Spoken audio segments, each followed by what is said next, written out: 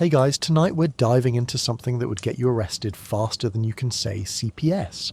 Spartan parenting. Not the soccer mom with a minivan kind of Spartan. I'm talking about ancient Sparta, where raising kids wasn't about participation trophies and gentle encouragement. It was about survival, brutality, and a society that looked at newborns and thought, is this one tough enough? Or should we just not? So before you get comfortable, take a moment to like the video and subscribe, but only if you genuinely enjoy what I do here. Drop a comment telling me where you're tuning in from and what time it is for you. It's always fascinating to see who's joining us from around the world. Now dim the lights, maybe turn on a fan for that soft background hum, and let's ease into tonight's journey together. But first, let's pause and ask some questions. Have you ever wondered what it would be like if your parents inspected you at birth like a used car? What if bedtime stories were replaced with combat drills? Could you survive childhood if your school curriculum was 90% violence and 10% not dying? What if your mum's idea of tough love was literally abandoning you on a mountain with a single knife? Would you make it through puberty if failure meant public humiliation and possibly starvation? And how exactly do you parent when the state owns your children more than you do? Congratulations. You've just been born in Sparta, around 500 BCE. You're about 3 seconds old, naked, screaming, and already being judged by a council of old men who will decide if you're even worth keeping. No pressure. Welcome to the most intense parenting system in human history. So you've just given birth in Sparta. Congratulations, sort of. Because in Sparta, having a baby isn't the end of the journey. It's the beginning of an audition. Within hours of delivery, your newborn is carried to the Gerousia, a council of elders who look like they've been chewing leather since the Bronze Age. They inspect your baby like a health inspector examining a sketchy restaurant. Too small? Weak cry? Slightly odd-shaped head? Your baby fails the vibe check and the council has a solution that would make modern CPS agents faint. Exposure. Let's set the scene properly. You're a Spartan woman, and you've just endured childbirth without epidurals, without pain medication, without so much as a sympathetic doula holding your hand and telling you to breathe through it. You're exhausted, bleeding, and probably wondering if you'll ever walk normally again. But there's no time for recovery, no skin-to-skin bonding moment, no taking 100 photos to post later. Because someone's already whisking your baby away to be judged by a panel of geriatric men who have absolutely zero medical training but plenty of opinions. The Gerousia, Sparta's council of elders, consisted of 28 men over the age of 60, plus the 2 kings. These weren't gentle grandfather types who'd slip your kid a candy when you weren't looking. These were hardened warriors who'd survived decades of combat, political intrigue, and presumably their own childhoods in this nightmare system. Their job wasn't to coo over your newborn, it was to decide whether your baby deserved to live. They'd examine the infant thoroughly. Was it robust? Did it have good muscle tone? Were its limbs properly formed? Did it cry with vigour, or did it sound weak and pathetic? They weren't looking for the next Einstein. They were looking for the next warrior. And if your baby didn't measure up, if it was too small, too sickly, too anything that suggested it might not grow into a perfect killing machine, the council would make their decision. Coldly, efficiently, without room for maternal pleading. Now, imagine this in modern terms. It's like bringing your newborn home from the hospital, and before you even get to put them in that expensive crib you assembled wrong, a committee of your neighbours shows up, inspects your baby and goes, no, this one's not going to work out. And you're just supposed to accept it. You're supposed to nod, agree that yes, clearly this baby isn't up to community standards, and hand it over. The whole system was designed around one principle. Sparta needed warriors, not civilians. Every single child represented a future investment in military power. A weak child would become a weak adult, consuming resources without contributing adequately to Sparta's defence. And since Sparta's entire society was essentially one big military cult, anything that didn't serve the war machine was considered expendable, including babies. What's particularly chilling is that this wasn't some barbaric practice carried out in secret. It was official state policy. It was legal, expected, normal. Spartan mothers knew this was coming. They'd grown up watching other babies fail inspection. They'd been trained their entire lives to value the state over personal attachment. Their job was to produce strong sons for Sparta, not to nurture individuals with unique personalities and potential. And here's the thing, Spartan women went along with it. Not because they were monsters, but because they'd been raised in a culture that told them this was necessary, honourable even. A Spartan mother's worth was measured by the quality of warriors she produced. Mourning a rejected infant was seen as weakness, as putting personal feelings above the collective good. You were expected to try again, to produce a better baby next time, to prove your value to the state. Compare this to the modern parenting experience, where we have entire Pinterest boards dedicated to nursery themes and argue passionately about organic cotton onesies. We have baby monitors that track breathing patterns and apps that log every feeding. We treat newborns like precious, irreplaceable miracles, because they are. Every parent today operates under the assumption that their baby is wanted, valued, and has an inherent right to life regardless of size, strength, or potential. In Sparta, none of that mattered. Your baby wasn't a miracle, it was a product, and products that didn't meet quality control standards were rejected, returned, disposed of. The inspection wasn't quick either.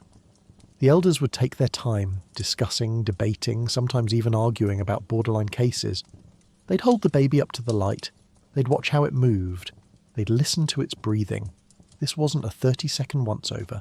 This was a thorough evaluation conducted with the seriousness of a military tribunal. Because in a way, that's exactly what it was. And the whole time, you, the mother, would be waiting. Bleeding, exhausted, breasts already filling with milk for a baby you might never get to feed. You'd be praying to whatever gods might listen that your child would pass. That the elders would nod approvingly. That you'd get to take your baby home and at least have 7 years with it before the state took it away for training. But if the verdict went the other way, if those old men shook their heads and muttered among themselves, you knew what was coming. You'd have to watch as your hours-old infant was carried away. You wouldn't be told exactly what would happen next, though everyone knew. You wouldn't be allowed to object or plead. You'd be expected to compose yourself, accept the decision with dignity, and prepare to try again.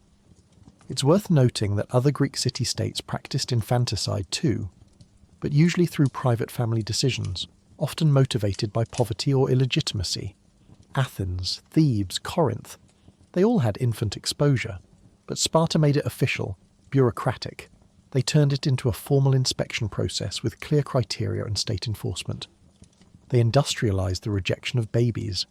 Modern parents lose their minds if someone criticizes their parenting choices. You're not holding the baby right. That's not the correct swaddle technique. Have you considered a different feeding schedule? These comments can start wars at family gatherings. Now imagine if those criticisms came with the legal authority to take your baby away permanently because it didn't meet government specifications. That's Sparta. That's the society that produced the warriors we lionize in movies. The 300 who stood at Thermopylae didn't appear out of nowhere. They were the ones who passed inspection. They were the babies who measured up. Every single Spartan soldier represented not just their own survival, but the implicit rejection of countless others who never got the chance. So when you hear about Spartan warriors and think, wow, impressive, remember it started here, with terrified new mothers and cold-eyed old men and babies being judged like livestock. Welcome to Sparta, where even being born is a competitive sport.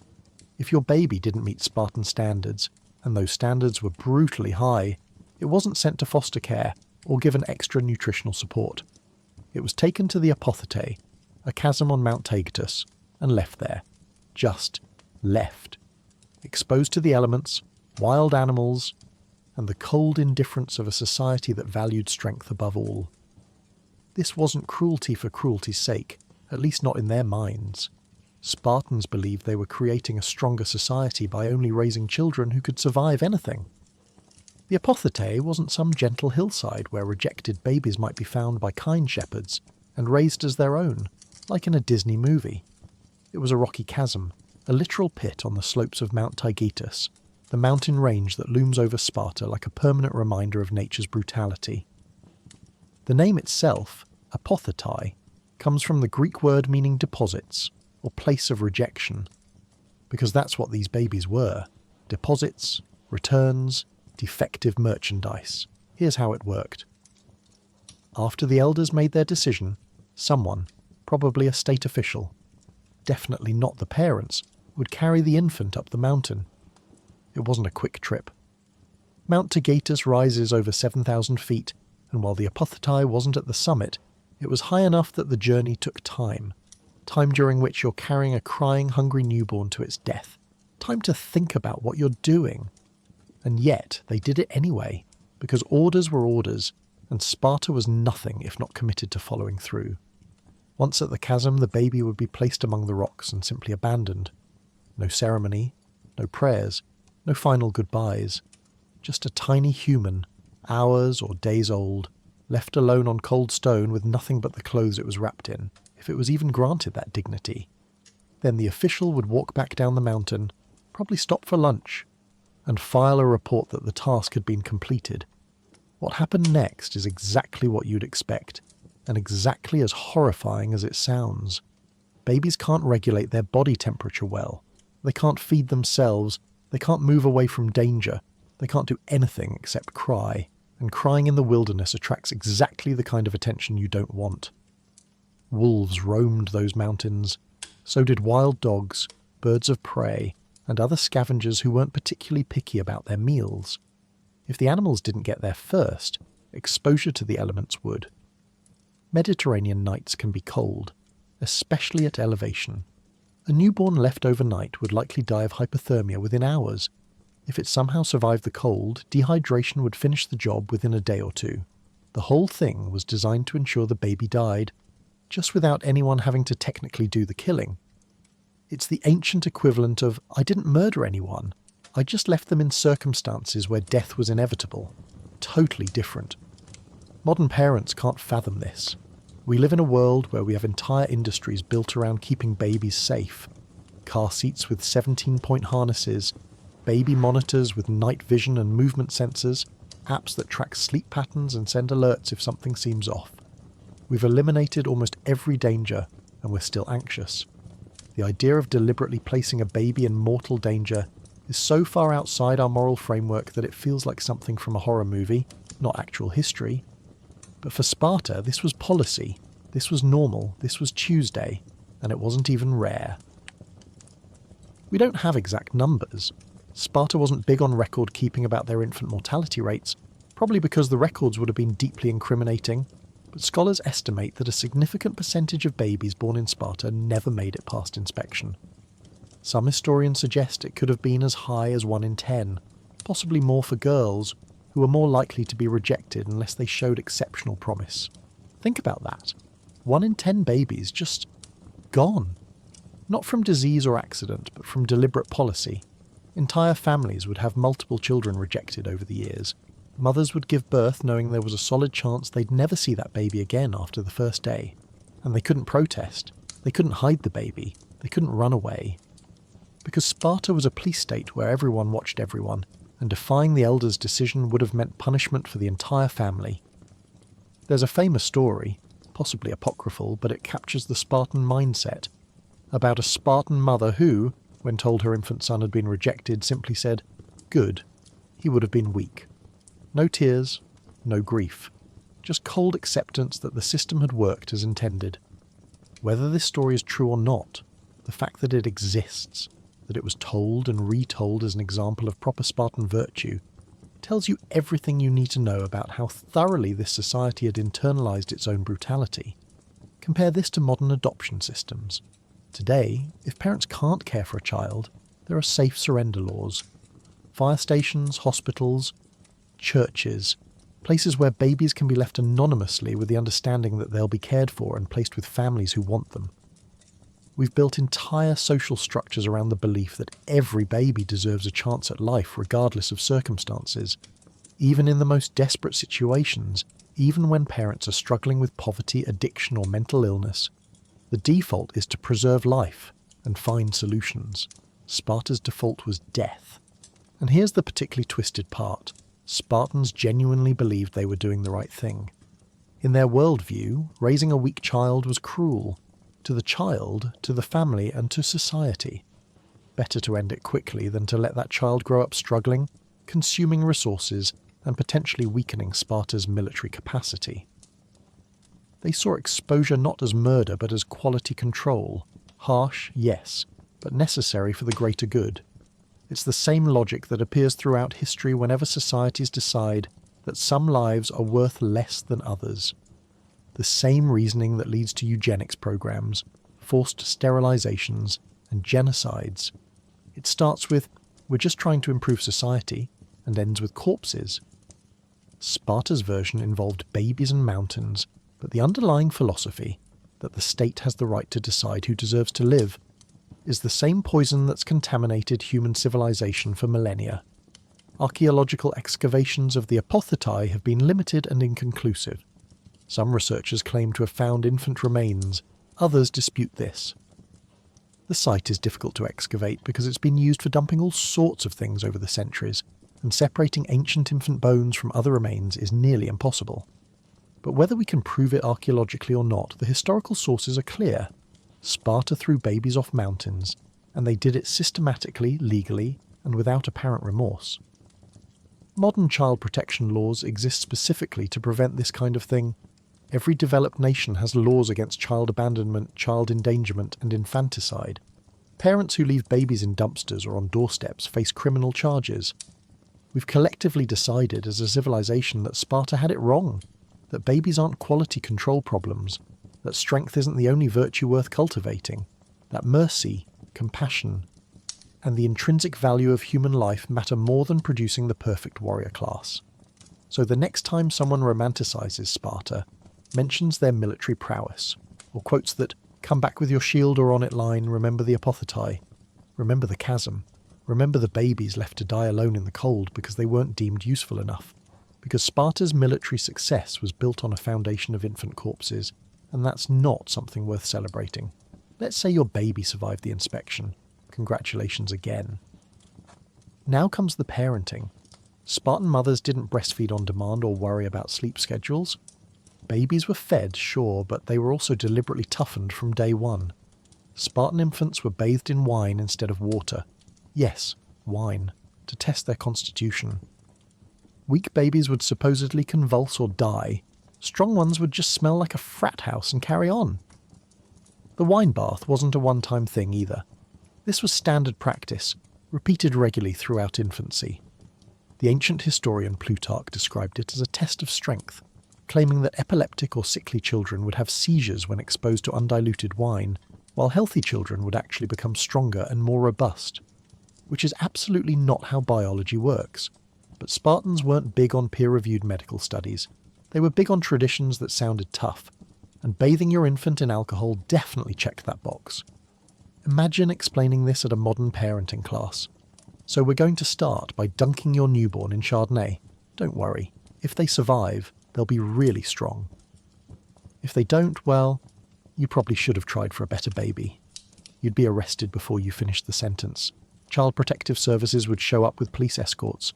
You'd be on the evening news as an example of what not to do. And yet in Sparta, this was considered responsible parenting. The reasoning, such as it was, came from Sparta's obsession with weeding out weakness at every opportunity. The inspection at birth was just the first filter. The wine bath was the second. If your baby had any underlying health issues, neurological problems, compromised immune system, any vulnerability whatsoever, the wine bath might trigger a crisis that would reveal it. And if that happened, well, at least you found out early before you'd invested too much time and emotional energy into a defective product. Modern parents obsess over bath temperature. We have floating thermometers shaped like ducks. We test the water with our elbows. We make sure everything is lukewarm and gentle because baby skin is delicate, and we don't want to cause discomfort, let alone harm. Spartans dunked their infants in fermented grape juice and called it quality assurance. But the wine baths were just the beginning of Sparta's no coddling approach to infant care. Spartan babies were deliberately kept uncomfortable to toughen them up. They weren't swaddled tightly the way other Greek babies were. They weren't rocked to sleep or sung lullabies. They weren't picked up every time they cried. The whole point was to teach them from birth that the world was harsh and they needed to adapt. Crying was seen as a weakness that needed to be trained out of infants as early as possible. Modern parents read books about whether to let babies cry it out or practice attachment parenting, and the debates get heated. Spartans didn't debate. Babies cried and adults ignored them. The goal was to produce children who didn't complain, didn't demand attention, and didn't expect comfort. Because comfortable warriors are dead warriors, apparently. Feeding schedules were similarly harsh. While other Greek mothers might nurse their babies whenever the babies seemed hungry, Spartan mothers fed on a strict schedule designed to prevent what they saw as weakness through dependency. The idea was that babies who learned to wait for food, who experienced hunger and discomfort regularly, would grow into adults who could endure deprivation during military campaigns. So your infant wasn't just a baby, they were a soldier in training who happened to still be digesting milk. There's also evidence that Spartan babies were sometimes deliberately underfed, not to the point of malnutrition, but enough to keep them lean and hungry. The same philosophy that would later govern the Agog, where boys were kept deliberately hungry to teach them resourcefulness, was applied to infants. Because nothing says good parenting like a strategic starvation plan for someone who weighs 8 pounds. Spartan nurses, who were apparently famous throughout Greece for their tough love approach, were sometimes hired by other Greek families who wanted their children raised the Spartan way. These nurses wouldn't tolerate fussiness, wouldn't indulge tantrums, and ran infant care like a military operation. They were the ancient equivalent of those extreme nanny shows, except there was no camera crew and no intervention from child welfare authorities. The sleeping arrangements were equally Spartan, lowercase s intended. Babies weren't given soft cradles or elaborate nurseries. They slept on hard surfaces, often without much padding, because Spartans believed that sleeping on soft bedding would make children weak and overly dependent on comfort. The crib you spent 3 months researching and $800 purchasing? Spartans would have considered it child abuse in reverse, ruining your baby by making them soft. They also believed that babies should be exposed to darkness without fear. Most cultures, then and now, use some form of light or comfort objects to help babies sleep. Spartans deliberately kept babies in the dark and didn't respond to their distress, training them from infancy to associate nighttime with isolation and self-reliance. It's like systematic sleep training designed by someone who thought baby books were too gentle. Temperature regulation was another area where Spartan parents refused to coddle. Babies weren't bundled up excessively. They were kept cool, sometimes cold, to build tolerance to discomfort. While other Greek mothers might wrap their infants in multiple layers of cloth, Spartan babies wore minimal clothing and were regularly exposed to cold air. The logic was always the same. Comfort creates weakness. Discomfort creates strength. Modern paediatricians would have a collective stroke reviewing these practices. We now know that infants need responsive caregiving for healthy psychological development, that ignoring a baby's cries can lead to attachment disorders, that proper nutrition is critical for brain development, that exposing infants to alcohol is neurotoxic and dangerous. Everything Spartans did to their babies violates contemporary understanding of child development. But here's the thing. Many of these babies did survive and grow into functional adults. Not because the methods were good, but because humans are remarkably resilient, even as infants. The babies who made it through the wine baths, the deliberate discomfort, the emotional neglect, weren't thriving because of Spartan methods. They were surviving despite them. And we'll never know how many didn't make it, how many babies who passed the initial inspection still died from infections, from exposure, from complications that could have been prevented with basic care and attention. There's also the question of what this early conditioning did to Spartan psychology. You don't spend your first 7 years being systematically hardened against comfort and connection without it affecting your personality. Spartan men were famous for being emotionally distant, for valuing discipline over feeling, for treating relationships as transactions. Maybe that wasn't just cultural. Maybe it was developmental, the inevitable result of infancy spent learning that your needs don't matter and no one's coming to help you. Compare this to modern attachment parenting, where the goal is to respond quickly to infant needs, to build secure attachments, to make babies feel safe and loved. We've learned that meeting an infant's needs doesn't create weakness, it creates confidence. Children who know they can rely on caregivers are actually better at independence later because they have a secure base to return to. Sparta did the opposite. They created insecure, hyper-independent infants who grew into adults who couldn't trust, couldn't connect, and couldn't imagine a world where vulnerability wasn't dangerous. They won battles, sure, but they lost something essential about what it means to be human. And it started here, with wine baths and ignored cries and a systematic rejection of the idea that babies deserve gentleness. So yes, your baby survived the inspection. But surviving wasn't the same as being safe. It just meant you were strong enough to endure what came next. And what came next was 7 years of this, followed by 13 years of something even worse. Welcome to Spartan infancy, where love is weakness and comfort is the enemy. Enjoy those first 7 years, because they're the only ones you'll spend at home. At age 7, Spartan boys were taken from their families and enrolled in the Agog, the state-run education and training program that was part military boot camp, part psychological endurance test, and part Lord of the Flies. Girls stayed home longer, but don't think they had it easy. Spartan girls trained too, running, wrestling, throwing javelins, because Sparta believed strong mothers made strong soldiers. Let's be clear about what taken from their families actually meant. This wasn't sending your kid to boarding school with a tearful goodbye and care packages every month. This was the state showing up at your door when your son turned 7 and essentially saying, he's ours now. No negotiation, no opting out, no, maybe next year when he's more mature. 7 years old, and suddenly you're not a child anymore. You're state property, and your childhood, whatever scraps of it you managed to have, just ended. The timing wasn't arbitrary. Spartans believed that 7 was the age when boys could be separated from feminine influence without permanent damage. Before 7, you were your mother's responsibility. After 7, you belonged to Sparta, and mothers were seen as a liability. Too soft, too emotional, too likely to teach you that comfort and love mattered. The Agog would beat all that nonsense out of you, literally if necessary. Imagine being a 7-year-old in any other context. In modern times, you're in 2nd grade. You still believe in the tooth fairy. Your biggest concerns are whether you'll get picked for kickball and what's for lunch. Your parents still cut your food and help you tie your shoes. You probably sleep with a stuffed animal. You cry when you skin your knee. Now imagine all of that being ripped away in a single day. You're taken from your home, from your mother, from everything familiar and safe. You're handed over to older boys and harsh instructors who immediately make it clear that crying is unacceptable. Weakness is punished and no one cares about your feelings.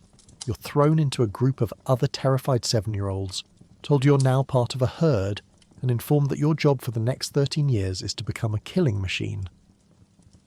The psychological trauma of this transition must have been devastating. Modern psychology recognises that 7-year-olds are still developing emotionally and cognitively. They need stability, attachment and support.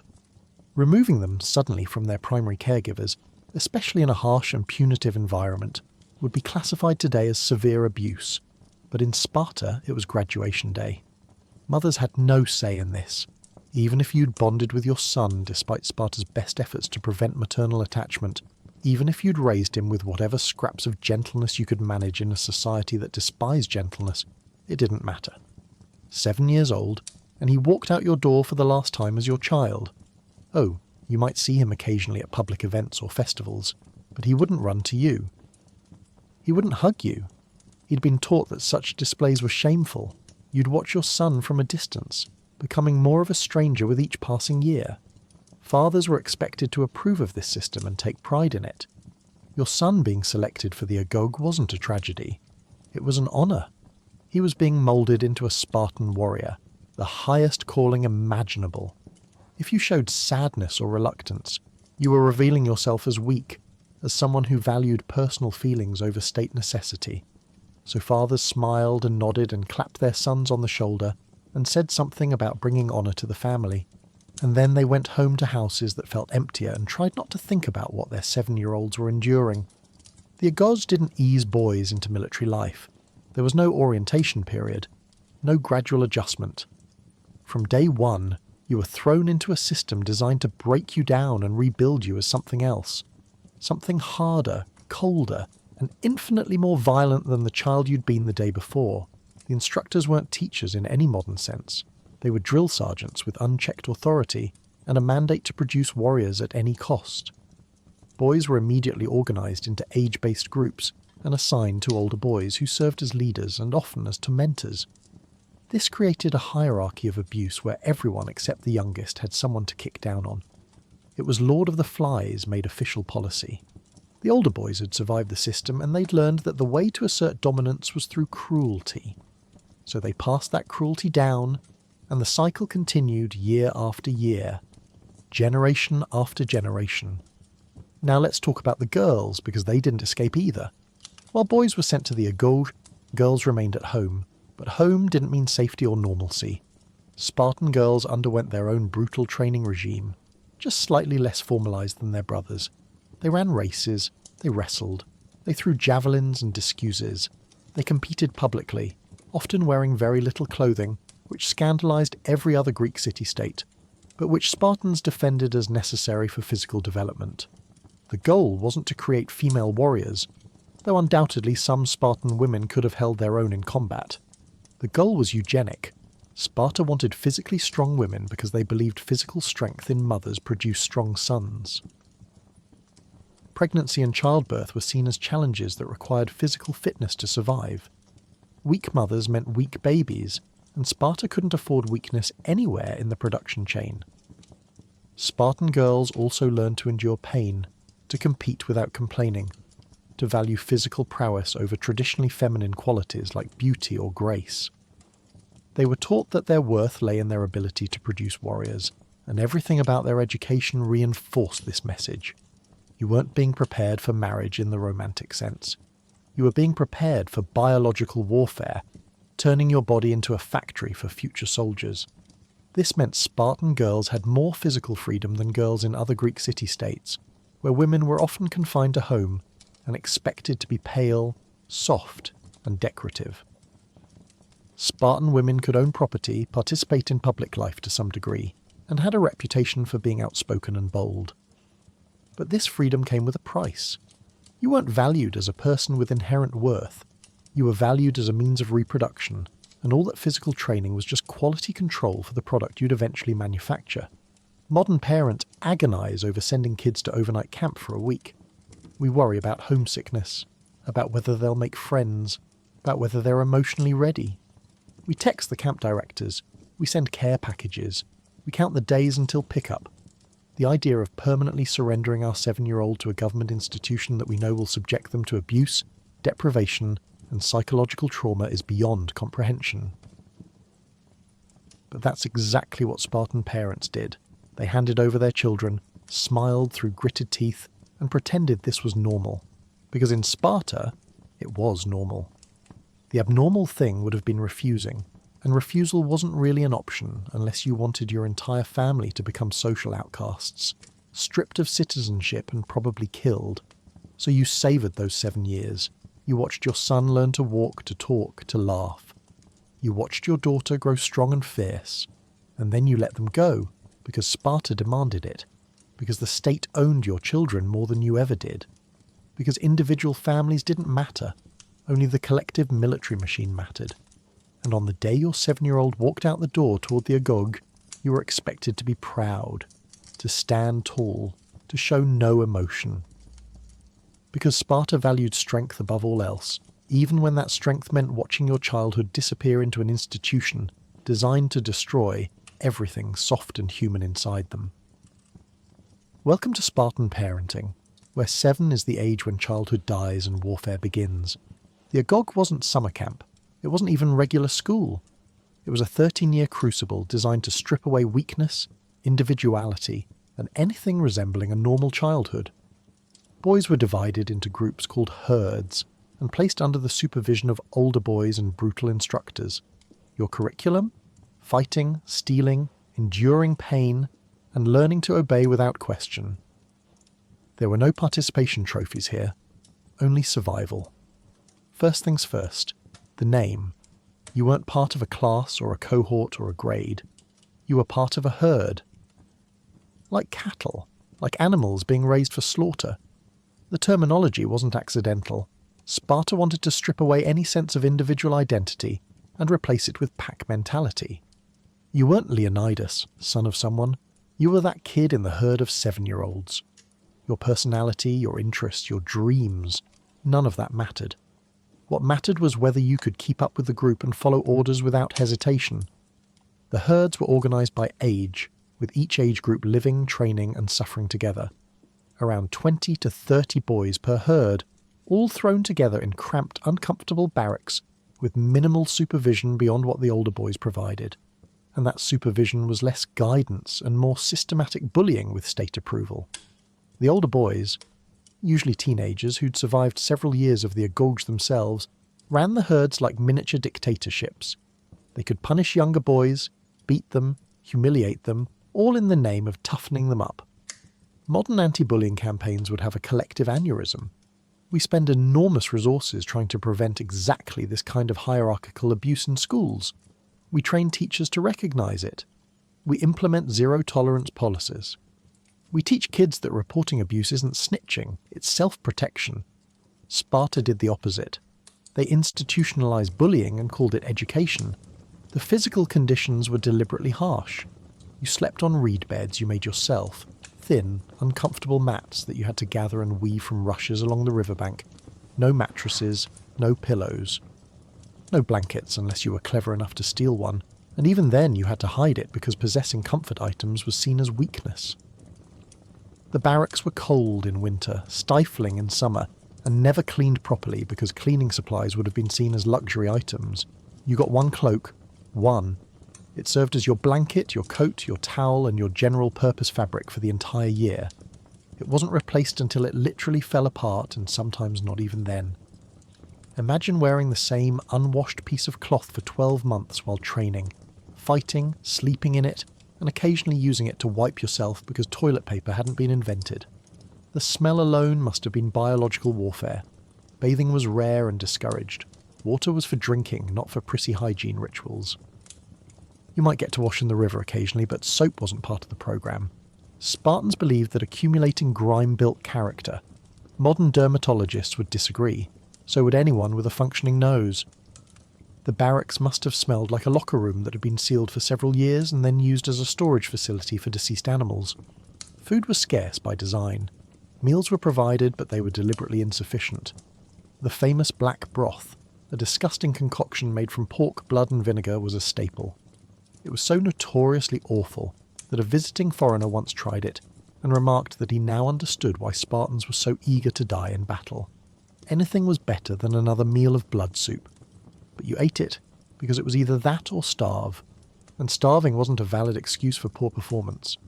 The daily schedule was punishing. You woke before dawn and immediately began physical training. Running, wrestling, boxing, weapon drills, all on an empty stomach. Then came lessons in basic literacy and mathematics, though lessons is generous.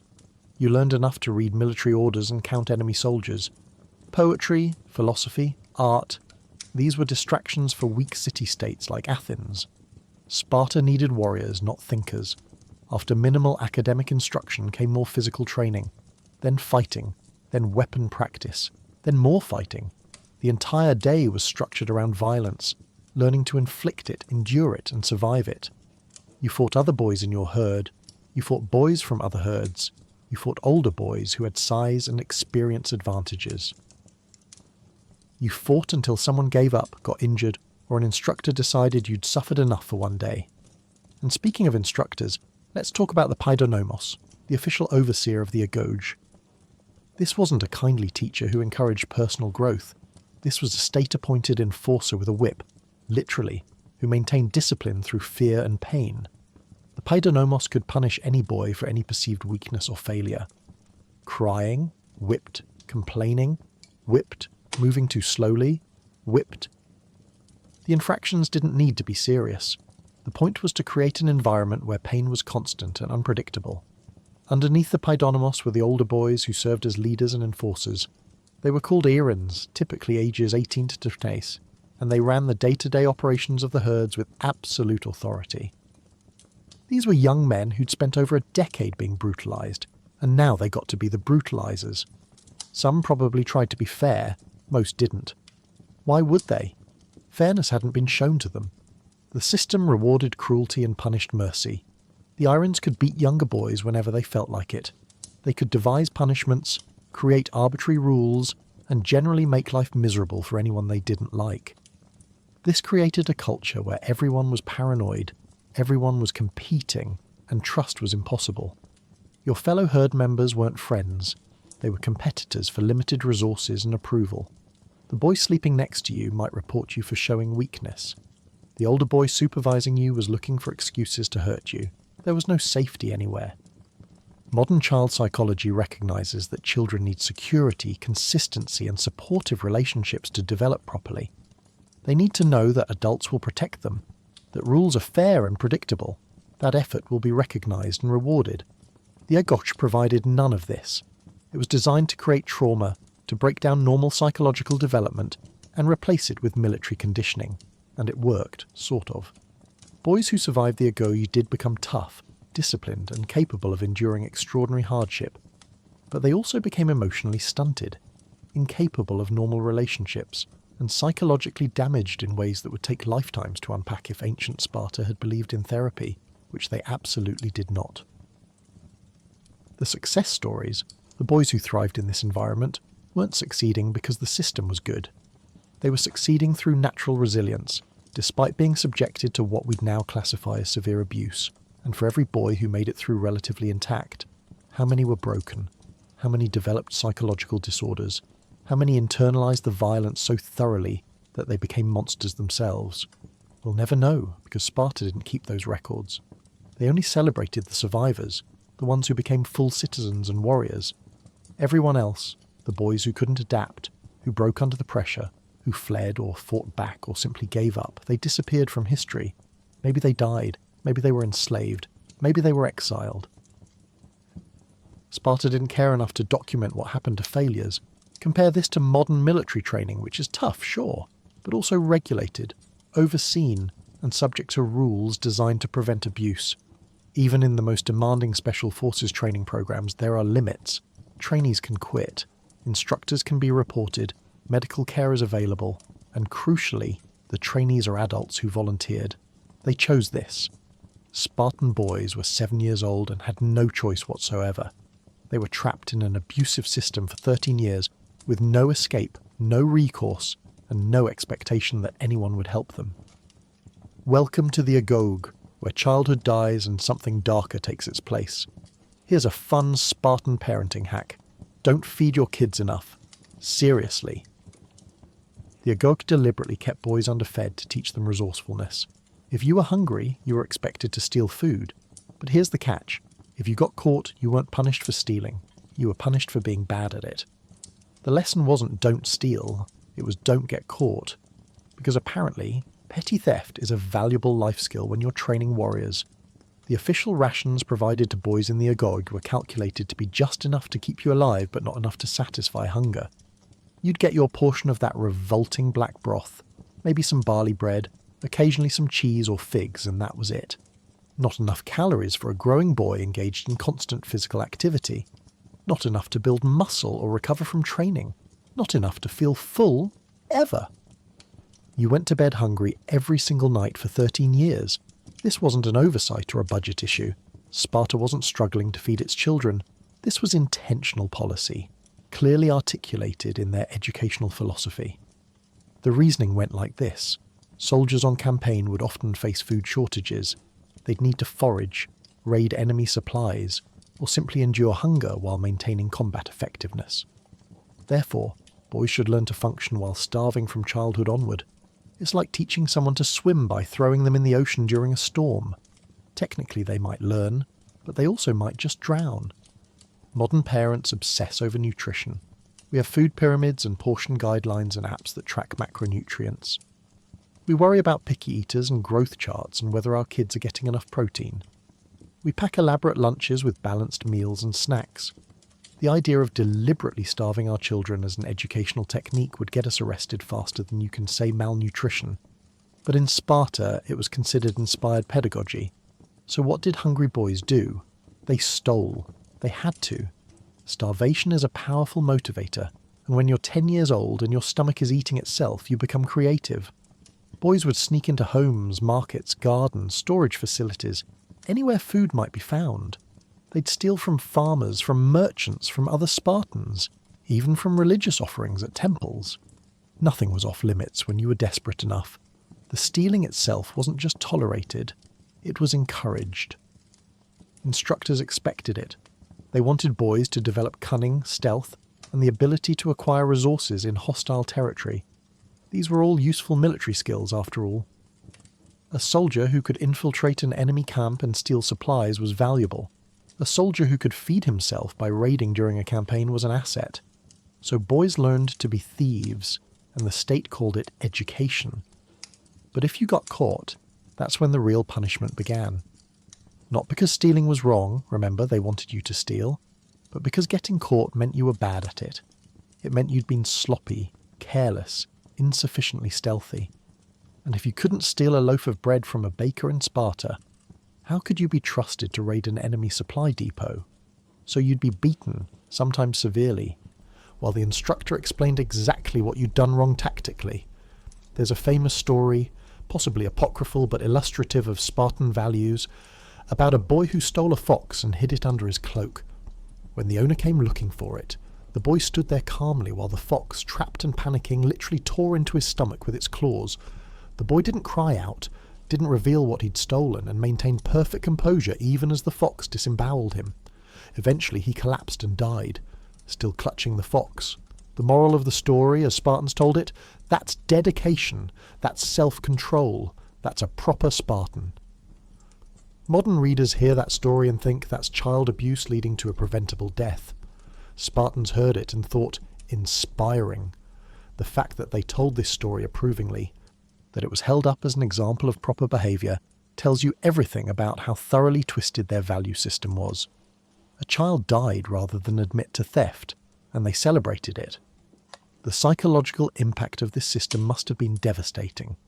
Imagine being in a constant state of hunger, knowing that relief requires breaking the law, knowing that failure means physical punishment.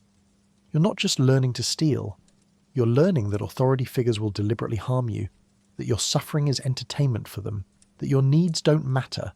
You're learning that survival requires violating social norms, but also that violation must be done perfectly or you'll be punished anyway. This created a generation of men who were paranoid, cunning, and deeply distrustful. Spartan warriors were famous for being laconic, speaking very little, but maybe that wasn't just cultural preference. Maybe it was learned behaviour from years of knowing that any word, any gesture, any moment of inattention could lead to discovery and punishment. When you've spent your childhood as both predator and prey, always hunting for food, and always watching for those who'd catch you, silence becomes survival. The stealing also taught boys to view the world transactionally. Nothing belonged to anyone, really. Property was just resources that hadn't been successfully defended. If you could take it without getting caught, it was yours. This mindset served them well in warfare, where looting enemy supplies was standard practice, but it made Spartan society internally dysfunctional. Trust was impossible when everyone was a potential thief and every meal was a heist. Modern military training includes calculated hardship, sure. Boot camps restrict sleep and food to build mental toughness. Survival training teaches soldiers to forage and endure deprivation. But these are time-limited exercises conducted on adults who volunteered, with medical oversight and clear boundaries. And crucially, the goal is to prepare soldiers for emergency situations, not to make starvation and theft their default state for over a decade of childhood. Sparta didn't prepare boys for emergencies. They made emergency conditions the norm. They took children, growing children who needed proper nutrition for physical and cognitive development, and deliberately starved them while simultaneously demanding peak athletic performance. It's a miracle any of them grew to normal adult height. Many probably didn't. Chronic childhood malnutrition causes stunted growth, weakened immune systems, and long-term health problems. But Sparta didn't care about long-term health. They cared about producing warriors, and if those warriors died young from accumulated damage, well, that's what the next generation was for. The theft training also had an interesting side effect. It made Spartan boys very, very good at stealing. So good that they became a nuisance to their own society. Spartans had to lock up food, guard their property, and constantly watch for young thieves in training. It's darkly funny that Sparta deliberately created a massive theft problem for itself and then complained about it. You taught them to steal. You incentivized theft. You punished them for not stealing well enough. What did you expect? There's also the question of what happened to boys who simply couldn't steal effectively. Not everyone has the temperament for theft. Some kids are naturally honest, naturally risk-averse, naturally bad at lying. In a normal society, these might be positive traits. In Sparta, they were death sentences. If you couldn't steal food, you stayed hungry. If you stayed hungry, you couldn't perform in training. If you couldn't perform, you were punished.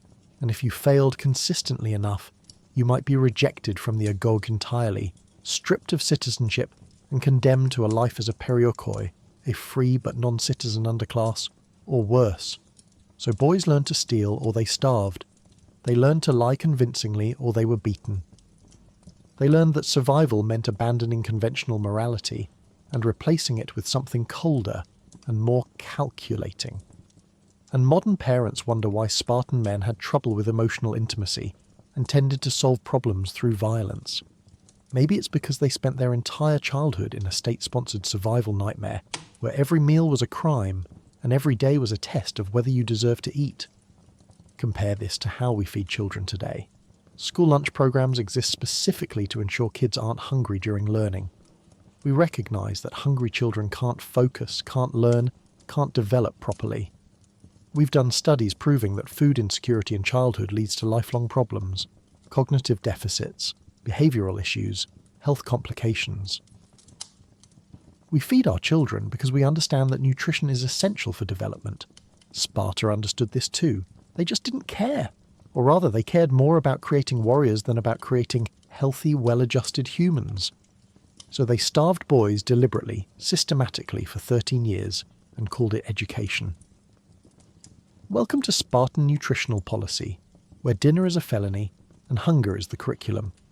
Once you hit your late teens in the Agoj, you might be selected for the Krypteia, a secret police force tasked with one job: hunting and killing helots, Sparta's enslaved population. This wasn't a metaphor or a training exercise. It was state-sanctioned murder designed to keep the helot population terrified and submissive while giving young Spartans a taste of real violence. If you thought teenage rebellion was bad, imagine your teenager being encouraged to commit homicide as homework. Let's establish who the helots were first, because understanding their status makes the Krypteia even more horrifying. Helots were essentially slaves, but with a twist. They belonged to the state rather than individual owners. They worked the land, produced all the food, did all the manual labour, and made it possible for Spartan citizens to spend their entire lives training for war. They outnumbered Spartans significantly, possibly by as much as 7-1. This demographic reality terrified Sparta's leadership. You can't oppress a majority population without keeping them in constant fear, and that's exactly what the Krypteia was designed to do. The Krypteia wasn't mandatory for all boys, it was selective, an honour bestowed on the most promising young men, typically around age 18 or 19. If you were chosen, it meant your instructors believed you had what it took to be truly dangerous. You'd proven yourself physically capable, mentally tough, and presumably emotionally detached enough to do what needed to be done. Congratulations, you've been selected for the serial killer program. Here's how it worked. Selected boys were sent out into the countryside, given minimal supplies, usually just a dagger and maybe a cloak, and told to survive on their own while hunting helots. Not capture them, not monitor them, hunt and kill them. You'd hide during the day, watching helot villages and work sites, studying their patterns. Then at night, you'd strike. Target selection was strategic. You were supposed to kill the strongest, most capable helots, the ones who might have the potential to lead a rebellion.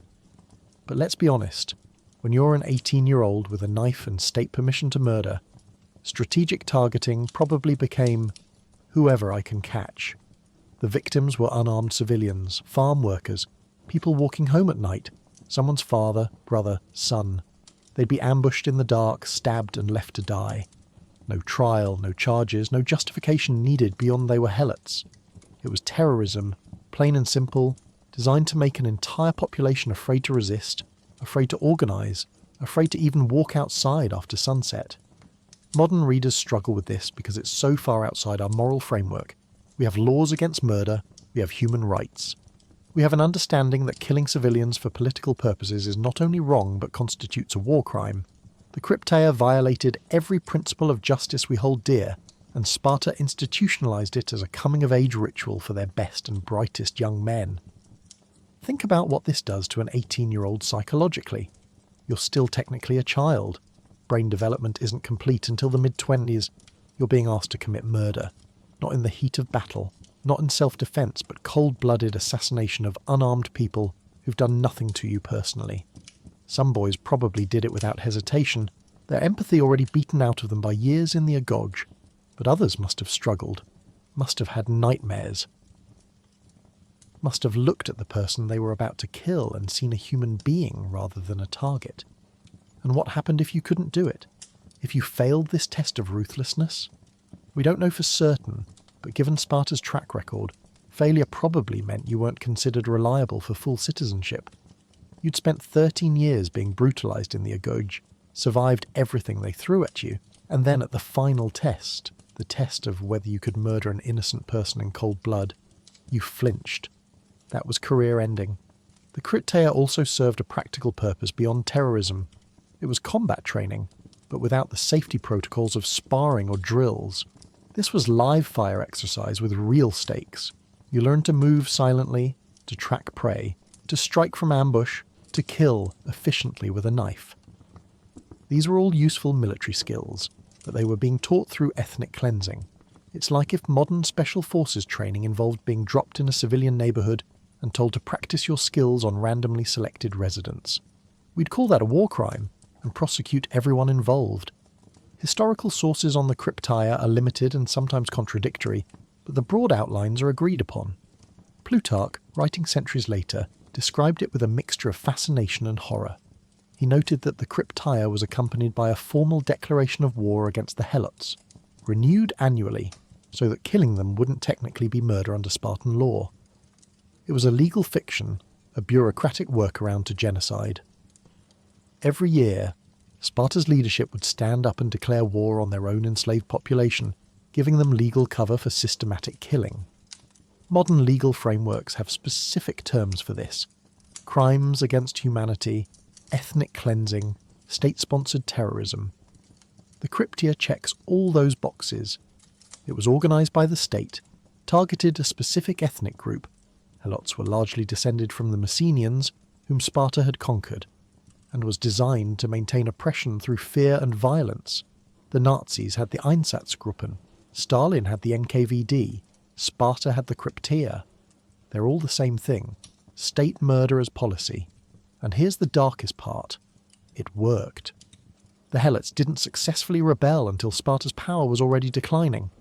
For centuries, the Krypteia and other forms of state terror kept them terrified enough to remain subjugated, despite vastly outnumbering their oppressors. The boys who participated in the Krypteia learned that violence works, that murder can solve political problems, and that human life has no inherent value beyond its utility to the state. Compare this to modern coming-of-age rituals: bar mitzvahs, quinceañeras, getting your driver's license, senior prom. These are ceremonies designed to welcome young people into adult society, to celebrate their growth, to mark their transition with joy rather than trauma. Even in cultures with harsh initiation rites, scarification, vision quests, endurance tests, there's usually a component of personal growth and community integration. The Krypteia was different. It was an initiation into systematic atrocity. Imagine explaining this at a PTA meeting. Yes, for senior year, we're implementing a program where your teens will spend several months hunting and murdering members of an underclass to learn valuable leadership skills. Don't worry, it's all very character building. You'd be in prison before the meeting adjourned. And yet Sparta not only did this, they considered it an essential part of elite education. The long-term psychological damage must have been severe. You don't spend months stalking and killing people without it changing you fundamentally. Some boys probably became sociopaths, discovering they enjoyed killing and carrying that enjoyment into their adult lives. Others probably developed what we'd now recognise as PTSD, nightmares, flashbacks, difficulty forming emotional connections. But Sparta didn't have therapists or trauma counselling. They had more training, more violence, and an expectation that you'd bury whatever feelings emerged and soldier on. The Krypteia also reveals the fundamental contradiction at Sparta's heart. They claim to value honour, discipline and martial virtue. But honour doesn't mean ambushing unarmed farmers in the dark. Discipline doesn't mean systematic murder of civilians. Martial virtue doesn't mean terrorising enslaved populations. These are the tactics of cowards and tyrants, not heroes. But Sparta couldn't exist without the helots, and couldn't control the helots without the crypteia, so they wrapped their atrocities in noble language and told themselves they were creating warriors rather than murderers. Modern military ethics explicitly prohibit targeting civilians. The Geneva Conventions, the laws of armed conflict, the entire framework of international humanitarian law exists specifically to prevent the kind of behaviour the crypteia engaged in. We've collectively decided as a civilization that some things are beyond the pale even in warfare. Murdering unarmed civilians is one of them. Using child soldiers is another. The crypteia violated both principles simultaneously. There's no way to romanticize this. No way to argue that it built character or taught valuable lessons. The crypteia was state-sponsored murder using teenage boys as the murder weapon, targeting an enslaved population that had no means of defence. It was evil, full stop, and it was a required component of Sparta's celebrated educational system. So the next time someone praises Spartan discipline and warrior culture, ask them about the crypteia. Ask them if they think murdering unarmed civilians should be part of education. Ask them if they'd want their teenager participating in ethnic cleansing as a graduation requirement. Because that's what Sparta was. Not a society of noble warriors, but a police state built on slavery and maintained through systematic terror, using their own children as instruments of oppression. Welcome to the crypteia, where your homework is homicide and your final exam is genocide. Spartan boys didn't just exercise, they were brutalized. Training included running barefoot over rough terrain, wrestling in the mud, fighting with minimal protection, and enduring beatings to build pain tolerance. One infamous ritual involved whipping boys at the altar of Artemis Orthia until they bled. Some died. The goal? To see who could endure the most without crying out. Spartan parenting tip: if your child screams in pain, you've failed. Let's start with the running. Modern coaches understand biomechanics, injury prevention, and the importance of proper footwear. They know that running on pavement requires cushioning, that trail running needs ankle support, that you gradually build up mileage to avoid stress fractures. Spartan instructors knew none of this and didn't care. Boys ran barefoot over rocky terrain, through thorns, across ground hot enough to blister skin in summer and frozen solid in winter. The rocks cut your feet.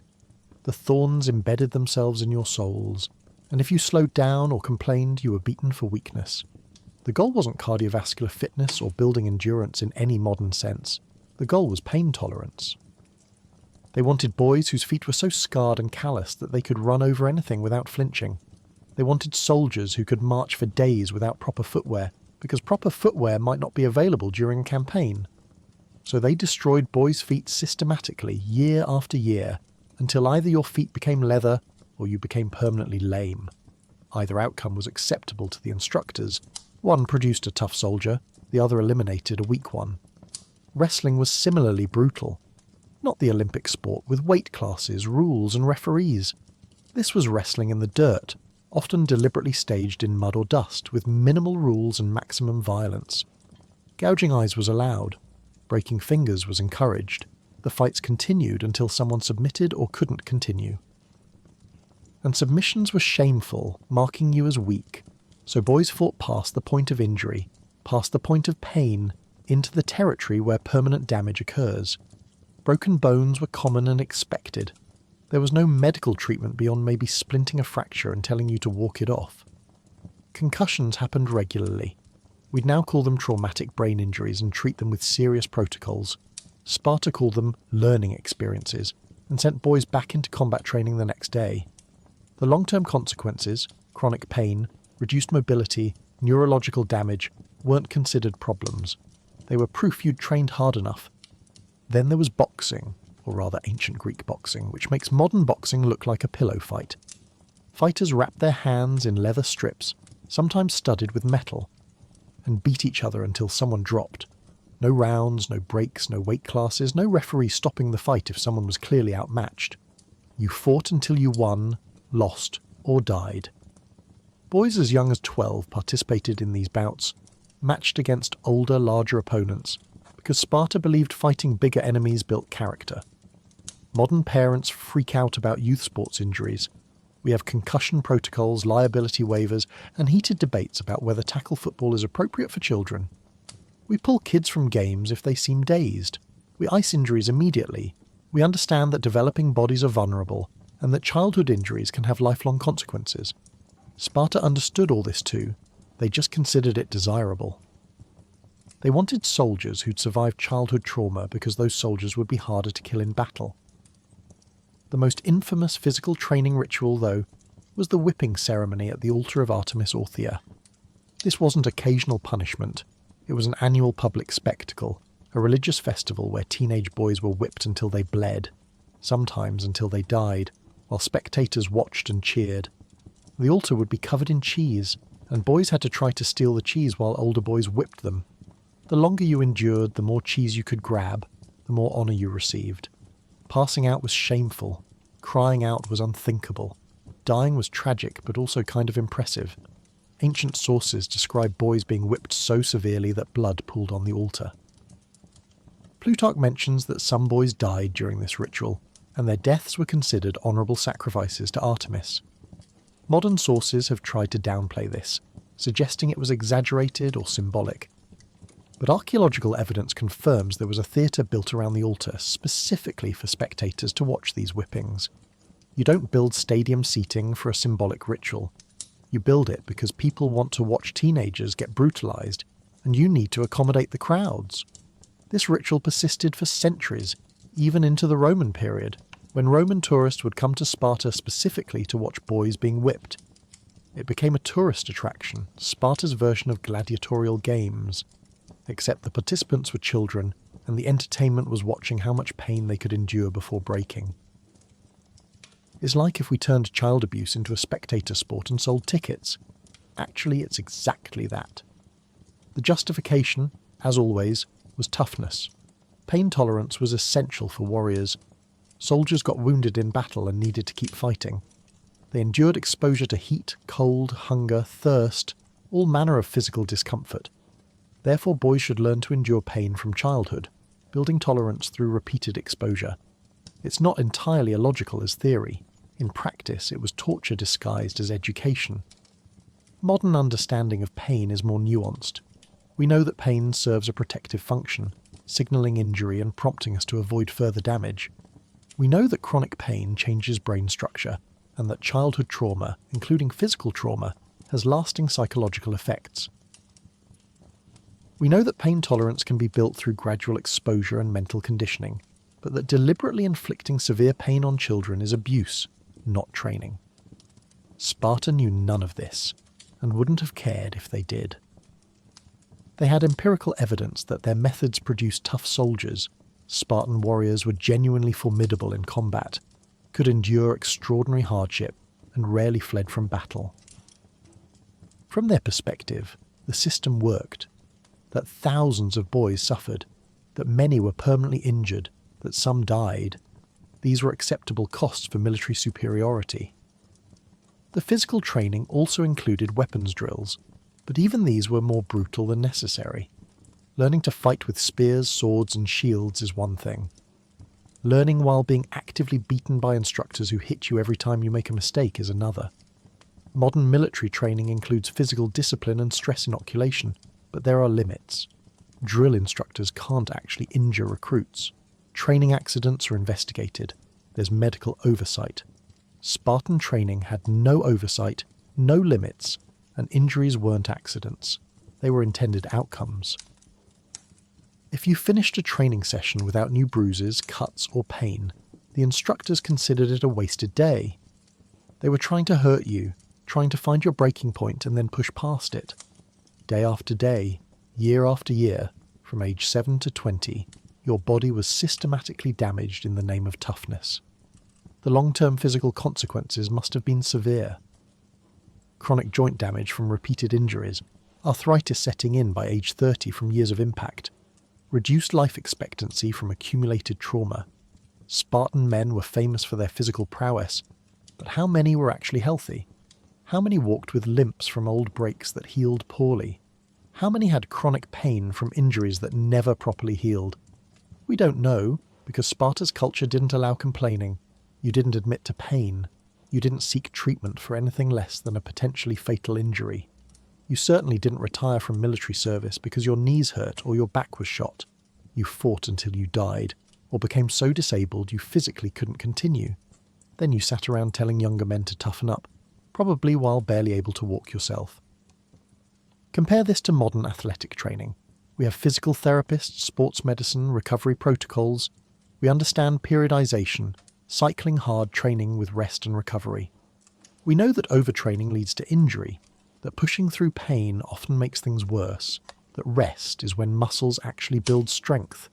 Elite athletes today are pampered compared to ancient warriors, and yet they're stronger, faster, and more capable than anyone in the ancient world because we've learned that smart training beats brutal training. Sparta never learned this lesson. They confused suffering with strength, mistook damage for development. They believed that breaking boys down physically would build them up into warriors. Sometimes it did, often it just broke them permanently. But Sparta measured success in battlefield victories, not in the health and happiness of its citizens, so the system continued generation after generation. The whipping ritual at Artemis Orthia continued until at least the 3rd century CE, nearly 1,000 years of institutional child abuse presented as religious devotion. That's how deeply embedded this brutality was in Spartan culture. It wasn't a phase or an aberration, it was central to their identity. They were the people who turned pain into virtue and suffering into spectacle. So when modern fitness instructors talk about no pain, no gain, remember they don't mean it literally. They mean mild discomfort during exercise leads to adaptation and growth. They don't mean we should whip children until they bleed. They don't mean we should deliberately injure people in training. Sparta, though? Sparta meant it literally. Pain wasn't a side effect of training, it was the entire point. Welcome to Spartan physical education, where permanent injury is the goal, and death is just proof you tried hard enough. Speaking of Artemis Orthia, there was also a ritual where boys had to steal cheese from her altar while older boys whipped them. It was like a demented game show where the prize was dairy, and the penalty was permanent scars. The point wasn't the cheese, it was teaching boys to endure pain and humiliation without flinching. Modern parents worry about their kids' self-esteem. Spartans worried their kids weren't being beaten enough. Let's set the scene properly. The altar of Artemis Orthia was a sacred site in Sparta, dedicated to a goddess associated with fertility, hunting, and, in the Spartan version, apparently sadism. The altar would be piled high with the rounds of cheese, valuable protein in a society that kept boys deliberately underfed. For hungry teenagers who'd been living on starvation rations and black broth, that cheese represented not just food, but luxury. It was right there, within reach, and all you had to do was take it, except for the whips. Older boys, typically the Irons we mentioned earlier, would stand around the altar armed with whips. Their job was to prevent younger boys from stealing the cheese by beating them. Not gentle discouragement, full-force whipping designed to cause pain, draw blood, and leave marks. The younger boys had to decide, how much pain was the cheese worth? How much could they endure? And crucially, could they endure it without showing weakness? The ritual had layers of meaning, none of them good. On the surface, it was about teaching boys to push through pain to achieve objectives, in military terms, completing your mission despite being wounded. Deeper down, it was about humiliation and dominance. The older boys got to brutalize the younger ones with impunity, reinforcing the hierarchy that defined a Goj life. And at the deepest level, it was about spectacle. This ritual was performed publicly, with adult Spartans watching, judging which boys showed proper toughness. Modern hazing in fraternities and sports teams gets people expelled and sometimes criminally charged. We recognise hazing as abusive, psychologically damaging, and serving no legitimate educational purpose. Colleges have entire offices dedicated to preventing it. We've seen enough hazing deaths and injuries to know it's not character building, it's trauma infliction disguised as tradition. Sparta turned hazing into a religious ceremony and invited the whole city to watch. The cheese itself was probably offerings brought to the temple by worshippers. In ancient Greek religion, offerings to gods were often food items: bread, meat, cheese, wine. These would be placed on altars and left for the deity, though in practice priests usually claimed them. At Artemis Orthia's altar, the offerings became props in a twisted competition. Taking food dedicated to a god would normally be sacrilege, but in this ritual it was required. You had to commit a religious transgression while being beaten for it. It's like Sparta looked at normal religious practice and thought, how can we make this traumatic? The boys who participated were typically ages 12 to 15, still in the earlier phases of the agoge, old enough to understand what was happening, young enough to be genuinely terrified. You'd stand at the edge of the altar area hungry, knowing you needed to get that cheese for the calories and the status it represented, knowing that the moment you stepped forward, the whips would start falling. Some boys would rush in, grab cheese and retreat as fast as possible, taking a few lashes and considering it worth the trade. These were the pragmatists. Others would try to dodge, weave, and outsmart the whip bearers, turning it into a game of speed and agility. These were the clever ones. And then there were the ones who simply walked slowly to the altar, endured sustained beating without flinching, grabbed their cheese and walked slowly back. These were the ones Sparta celebrated, the boys who turned pain into performance art. The audience played a crucial role. Parents would watch their sons participate. Elders would note which boys showed promise. Girls would observe, learning which boys might make suitable future husbands.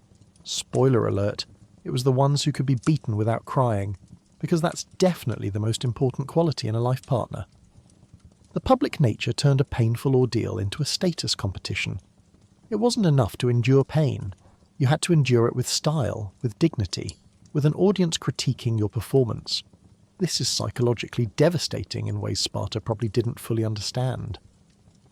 Modern research on shame and public humiliation shows they're among the most damaging experiences for developing minds. Being hurt is bad enough. Being hurt while people watch and judge you compounds the trauma exponentially. Boys who failed this ritual, who cried out, who fled without cheese, who showed too much fear, would carry that shame for years, possibly for life. The ritual also reinforced Sparta's obsession with appearance over reality. It didn't matter if you were actually in agonizing pain, as long as you didn't show it. The boy who silently endured brutal whipping while internally screaming was celebrated. The boy who made a sound, who showed his pain honestly, was despised.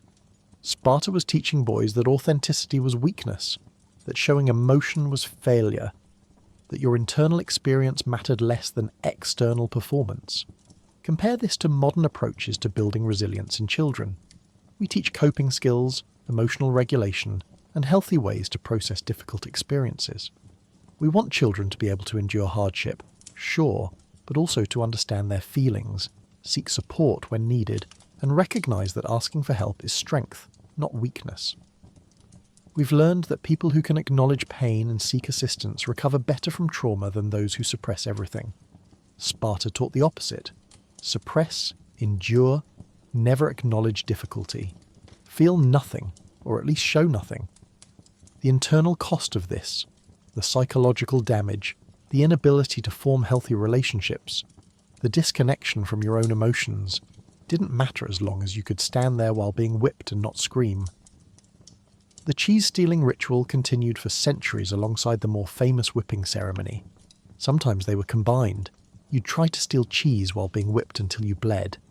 It became such a fixture of Spartan identity that even after Sparta's military power declined, even after they'd been conquered and absorbed into the Roman Empire, they kept performing these rituals. Roman tourists would come specifically to watch Spartan boys being beaten, the same way modern tourists visit historical reenactments, except this wasn't reenactment. It was actual child abuse performed for entertainment. By the Roman period, the ritual had become almost purely theatrical. Sparta was no longer a military power. The agoge no longer served a practical purpose, but they kept beating boys at the altar because it was tradition, because it's what made them Spartan. The whole thing had become a grotesque performance, ancient identity politics expressed through institutionalized violence against children. Romans found it fascinating in a horrified, can't-look-away sense. They'd write about how barbaric it was while attending as spectators, because apparently rubbernecking at human suffering is timeless. The ritual also reveals something about Spartan religion that often gets overlooked. Artemis was a goddess, yes, But Spartan religion wasn't really about divine relationships. It was about state power. The gods existed to legitimize whatever the state wanted to do. If the state wanted to beat children, they'd create a religious ritual around it and call it worship. The cheese, the altar, the goddess, these were props in a civic ritual designed to maintain Spartan culture, not genuine expressions of piety. Modern readers often romanticize ancient Greek religion as beautiful mythology, poetic and philosophical. But at ground level, it was often transactional and brutal. Spartans used religion the same way they used everything else, as a tool for creating warriors. Artemis Orthia wasn't worshipped because Spartans loved her or sought her blessing. She was worshipped because her cult provided a venue for systematic child abuse that happened to align with Sparta's military needs. There's no evidence any boys ever refused to participate. You couldn't opt out of Agog requirements, and this was a requirement. But imagine being 12 years old, standing at the edge of that altar, knowing what's coming. Your stomach's empty because you're always hungry. The cheese is right there. Your peers are watching. Your instructors are watching. Your parents might be watching. And the older boys with whips are waiting, probably eager, because they remember being in your position, and now they finally get to be the ones inflicting pain instead of receiving it. You step forward because you have no choice. The first lash hits your back and it's worse than you imagined. Fire and shock and the wet feeling of skin breaking. But you don't cry out because crying out means you're weak, means you failed, means you're not really Spartan. So you keep moving, reaching for the cheese while the whips keep falling, and somewhere in your mind, a part of you that might have grown into empathy or kindness or gentleness dies. Because it has to. Because Sparta doesn't allow those things to survive. That's the cheese-stealing ritual, not a quirky cultural tradition or a harmless coming-of-age ceremony, but deliberate brutalization disguised as religion, packaged as education, and performed as entertainment. Welcome to Spartan worship, where the gods demand blood and cheese, and the price of both is your childhood. Life in the Agog was deliberately uncomfortable. Boys slept on reed mats they made themselves, often without blankets. Bathing was rare. Privacy didn't exist. You lived, ate, fought, and slept in a group, constantly watched and judged. Complaining was weakness. Crying was failure. And if you showed fear, the other boys would make your life even more miserable. It was like a 13-year sleepover in hell. Let's start with the sleeping arrangements, because they perfectly encapsulate Spartan philosophy on comfort. You weren't given a bed. You were given permission to make one, sort of. Boys would go down to the Eurotas River and gather reeds, tall, stiff plants that grew along the banks. Then you'd weave these reeds into a mat, basically creating a thin layer between you and the hard ground. No frame, no mattress, no padding. Just reeds you'd braided together with your own hands, laid directly on the dirt or stone floor of the barracks. These mats were intentionally uncomfortable.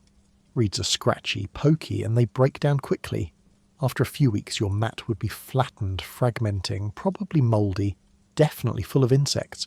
But you couldn't just make a new one whenever you wanted. Reed gathering was scheduled, controlled. You got what you got, and if your mat disintegrated into unusable scraps halfway through winter, well, that sounds like a personal problem. Sleep on the floor. Build character. Modern parents obsess over sleep quality for children. We buy specialised mattresses, blackout curtains, white noise machines. We understand that growing bodies need good sleep for development, that sleep deprivation impairs learning, that chronic poor sleep causes behavioural and health problems. We have entire industries built around helping children sleep well. Sparta had the opposite philosophy. If you're comfortable, you're getting soft. Blankets were essentially non-existent. You had your cloak, that one piece of fabric that served as your coat, blanket, towel, and general-purpose textile. It was wool, unwashed, and shared with approximately 10,000 fleas who considered it their primary residence. On cold nights, and Greece gets cold in winter, you'd wrap yourself in this cloak and try to generate enough body heat to survive until morning. Often boys would huddle together for warmth, packed like sardines on their reed mats, because hypothermia doesn't care about personal space. Speaking of personal space, you had none. 0. Not a square inch. You slept in a communal barracks with 20 to 30 other boys. You ate in groups. You trained in groups. You bathed, on the rare occasions bathing happened, in groups. You relieved yourself in communal latrines where you sat shoulder to shoulder with other boys, all of you doing your business while making eye contact because privacy was for the weak. Every moment of every day was spent surrounded by others who were watching, judging, and looking for any sign of weakness they could exploit. This constant surveillance created a paranoid atmosphere where trust was impossible. The boy sleeping next to you might report you to an instructor for crying in your sleep. The boy you trained with might tell others about a moment of fear you showed. Your friends, if you could call them that, were also your competitors for status, approval, and survival. Everyone was simultaneously ally and threat, and you could never fully relax because relaxation meant vulnerability. Modern psychology recognizes that humans need privacy for psychological health. We need time alone to process emotions, to relax our social masks, to simply exist without performance. Children especially need private spaces where they can feel safe, where they can be vulnerable without judgment. The Agog provided none of this. For 13 years you were on stage, performing toughness 24/7, with no backstage, no green room, no moment when you could stop pretending. Bathing was discouraged because, again, comfort was weakness. The Eurotas River was there, cold and available, but actual washing was rare and minimal. You might rinse off occasionally, but soap didn't exist, and spending too much time on hygiene was considered effeminate, so boys just stank. They accumulated layers of sweat, dirt, blood from training injuries, and general grime. Their unwashed cloaks smelled like a combination of wet dog, body odour, and biological warfare. The barracks must have been olfactory nightmares, especially in the summer when dozens of unwashed adolescent boys were packed into enclosed spaces. The smell wasn't just unpleasant, it was unhealthy. Skin infections were probably rampant. Lice, fleas, and other parasites thrived in these conditions. Diseases spread easily in crowded, unsanitary conditions, but Spartans viewed this as natural selection in action. Boys who got sick either recovered and became stronger, or they didn't recover and were removed from the gene pool, either way problem solved. Complaining was the ultimate sin. You could be beaten, starved, exhausted, injured, sick. None of that mattered. What mattered was that you didn't complain about it. Boys learned to suffer in silence, to normalize extraordinary discomfort, to pretend that everything was fine even when it manifestly wasn't.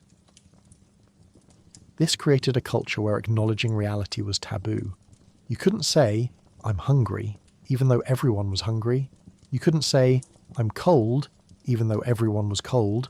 You couldn't say, "This is awful," even though it objectively was awful.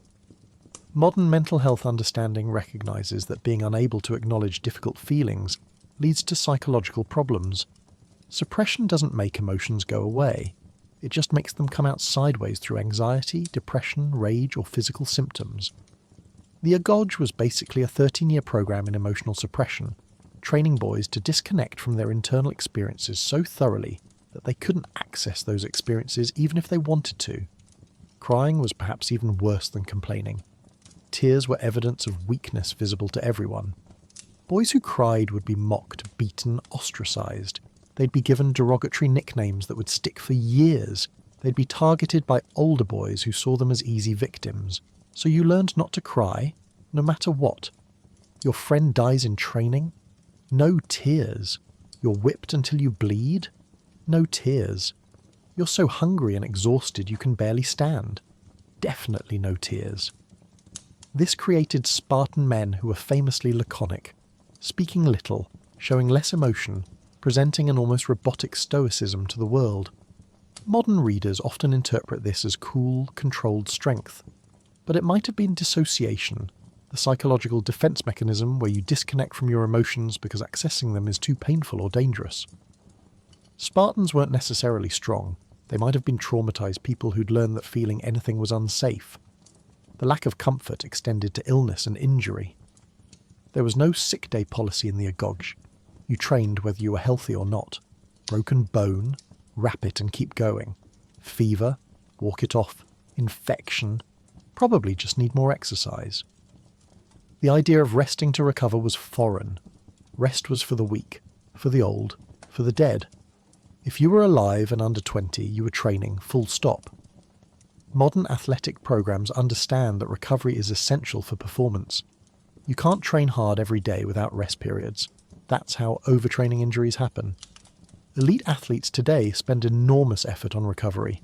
Ice baths, massage, sleep optimization, nutrition timing. They understand that adaptation happens during rest, not during training. Sparta never learned this. They just ground boys down day after day, year after year, and called the ones who survived strong. The group dynamics were particularly toxic. Because everyone was suffering, and because complaining wasn't allowed, boys couldn't bond over shared misery. Instead, they competed to see who could suffer most impressively. It was a race to the bottom disguised as a climb to the top. The boy who could sleep on broken reeds without complaint. The boy who could eat spoiled food without flinching. The boy who could train with an infected wound without acknowledging pain. These were the winners, and everyone else scrambled to match them. This created what psychologists now call a trauma bond, but not the supportive kind. The boys were bound together by shared suffering, but instead of fostering empathy, it fostered a kind of collective Stockholm syndrome. The system was abusive, but it was their system. They'd survived it, so it must be worth something. Criticizing it would mean admitting they'd suffered for nothing, so they defended it, praised it, and prepared to inflict it on the next generation. Compare this to modern boarding schools, which at their best create communities where students support each other, where house systems foster belonging, where students have private rooms or at least curtained beds. Even military boarding schools, which are stricter than civilian ones, provide basic comfort, privacy options, and complaint procedures. There are adults whose job is to ensure student welfare. There are counsellors. There are rules protecting students from each other. The Agog had none of this. The adults actively wanted boys to be uncomfortable. The older boys were encouraged to make younger boys miserable. There was no welfare office, no counselling, no complaint procedure. You endured or you failed, and failing meant losing your citizenship, your future, your place in Spartan society. So you endured. You slept on disintegrating reeds. You went weeks without bathing. You lived in a constant state of discomfort while pretending everything was fine. And the worst part, you internalized it. After years of this, you started to believe that comfort really was weakness, that suffering really was virtuous, that the ability to endure misery was more important than happiness, health, or humanity. You became the thing Sparta wanted, a person so disconnected from your own needs, so trained to ignore discomfort, so conditioned to suppress complaint, that you'd obey orders even if they meant your death. The sleeping arrangements, the lack of privacy, the prohibition on complaint, these weren't unfortunate side effects of a rigorous training program. They were the program. Sparta wasn't trying to build strong bodies. They were trying to break human spirits and rebuild them as instruments of state violence. And the barracks, cold and crowded and covered in the smell of unwashed boys, was where that breaking happened night after night for 13 years. Welcome to life in the Agog, where comfort is the enemy. Privacy is weakness, and the only acceptable response to suffering is silence. Spartans weren't big on academics. Reading and writing were taught, but only the basics. Philosophy, poetry, art. These were distractions. The focus was military training, obedience, and endurance. Spartans believed intellectualism made you soft, so if you dreamed of being a scholar, too bad. Your destiny was violence, and your textbook was pain. Let's be clear about what the basics meant in Sparta. You learned your letters, the Greek alphabet. You learned to read simple texts, probably military orders and religious inscriptions. You learned to write your name and maybe compose basic messages. That was it. No literature classes, no reading Homer's epics for pleasure, no studying the great playwrights. Literacy was a tool for practical communication, nothing more. It's like teaching someone to read road signs but never letting them open a book. Mathematics education was similarly stripped down. You learned to count to perform basic arithmetic necessary for military logistics, how many soldiers in a unit, how much food needed for a campaign, how to divide spoils of war. But geometry, advanced mathematics, theoretical thinking, unnecessary. Spartans could calculate well enough to function as soldiers, and anything beyond that was viewed with suspicion. Why would a warrior need to understand abstract mathematics? It's not like you'd use the Pythagorean theorem to stab someone more effectively. Compare this to Athens, Sparta's perpetual rival and philosophical opposite. Athenian boys learned reading, writing, mathematics, music, poetry, rhetoric and philosophy. They studied Homer and memorized long passages. They learned to play instruments. They attended theatrical performances and discussed their meaning. They were taught by philosophers who encouraged questioning, debate and independent thinking. Athens produced Socrates, Plato and Aristotle. Sparta produced really good stabbers. The anti-intellectual bias in Sparta wasn't accidental, it was ideological. Spartans genuinely believed that too much thinking made you weak. Philosophy encouraged questioning, and questioning was dangerous to a society built on unquestioning obedience. If you started asking, why do we live this way? Or, is there a better system? You might conclude that enslaving the majority of your population and brutalizing your children was actually bad. Can't have that. Better to keep everyone just educated enough to follow orders, but not educated enough to question them. This created a strange paradox. Spartans were Greek, participants in Greek culture, speakers of Greek, worshippers of Greek gods. But they were cut off from the intellectual explosion happening elsewhere in Greece. While Athenians were inventing democracy, philosophy, and theatre, Spartans were perfecting the art of being Spartan. They became culturally isolated even within their own civilization, like the weird cousins who show up at family gatherings and only want to talk about their one obsessive interest. Music education existed, but only in the most limited sense. Boys learned military songs and marching chants. These weren't artistic expressions, they were coordination tools. Singing in unison while marching helped units move together. Chanting before battle built group cohesion and intimidated enemies. Spartans were famous for their war songs, but these were functional, not beautiful. Poetry for them wasn't about expressing emotion or exploring human experience. It was about reinforcing martial values and praising military victory. The few examples we have of Spartan poetry are instructive. One famous fragment goes something like, "It is beautiful when a brave man falls and dies fighting in the front ranks for his homeland." That's it. That's the aesthetic contribution. Dying in battle is good. Imagine if that's the most profound artistic statement your entire society produced. Meanwhile, Athens was producing tragedies exploring the nature of justice, fate, and human suffering. Sparta was producing, "Hey, stabbing people for your country is great." Rhetoric, the art of persuasive speaking, was particularly despised. Spartans valued laconic speech, saying as little as possible. The word laconic literally comes from Laconia, the region around Sparta. They were famous for brevity to the point of rudeness. When Philip II of Macedon sent a message saying, "If I enter Laconia, I will raze Sparta to the ground," the Spartans supposedly replied with one word: if. That's clever, sure, but it's also a culture that had made a virtue of not engaging in complex communication. This made Spartans terrible at diplomacy. Ancient Greek politics required skilled orators who could build coalitions, negotiate treaties, and persuade allies. Spartans showed up to meetings, grunted a few words, refused to explain their reasoning, and wondered why other city-states didn't trust them. Their inability to articulate policy, to justify actions, to engage in persuasive argument was a genuine strategic weakness. But they couldn't admit that because doing so would mean acknowledging that talking, just talking, was an important skill. The educational philosophy extended to history. Spartans learned their own history, of course, the myths of Lycurgus, the great lawgiver, possibly fictional, who supposedly created their system. They learned about past military victories.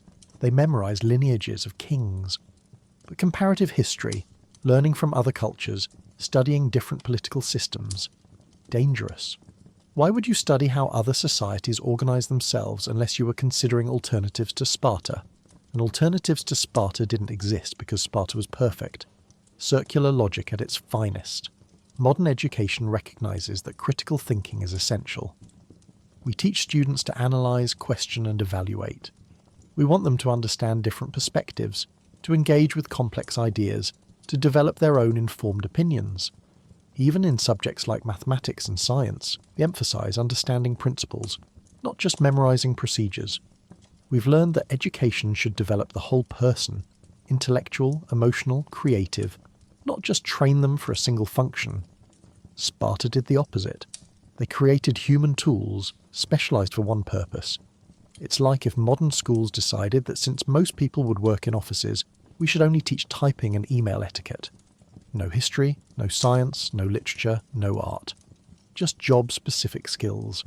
And then being surprised when those people couldn't adapt to changing circumstances or think their way through novel problems. The lack of education also made Spartans dependent on others. They needed perioikoi, free non-citizens, to handle trade, manufacturing and skilled crafts, because Spartans themselves had no training in these areas.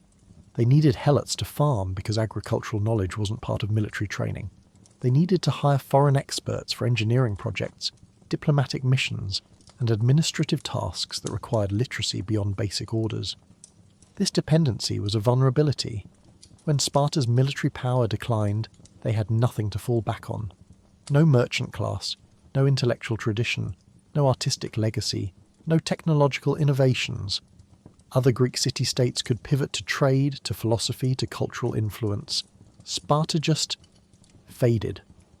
Because they'd built their entire civilization on one skill set, and when that skill set became less relevant, they had nothing else. The educational deprivation also affected Spartan contributions to human knowledge. Athens gave the world philosophy, drama, historical writing, advances in mathematics and science. What did Sparta give?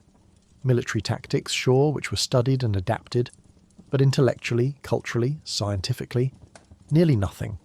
They lived in one of the most creative periods of human history, surrounded by brilliant thinkers and artists, and contributed almost nothing to that intellectual explosion, because they'd decided thinking was for weaklings. There's also the question of individual potential. How many Spartan boys might have been brilliant philosophers, mathematicians, poets, or inventors if they'd been given the chance? How much human potential was wasted because Sparta decided everyone had to be a soldier? You can't tell at age 7 whether someone's going to be the next Pythagoras or Sophocles. But Sparta never bothered to find out because intellectual achievement wasn't valued. The irony is that military effectiveness actually benefits from education. Modern military officers study history, strategy, logistics, foreign languages, and cultural studies. They need to understand politics, economics, and technology. The best generals throughout history have been intellectuals: Caesar, Napoleon, Wellington. People who could think strategically, adapt to circumstances, and understand complex systems. Sparta's anti-intellectualism probably made them worse soldiers in the long run, not better. But admitting this would have required the kind of critical self-reflection that Sparta's education system was designed to prevent. So they kept producing barely literate warriors who could follow orders brilliantly, but couldn't question whether the orders made sense.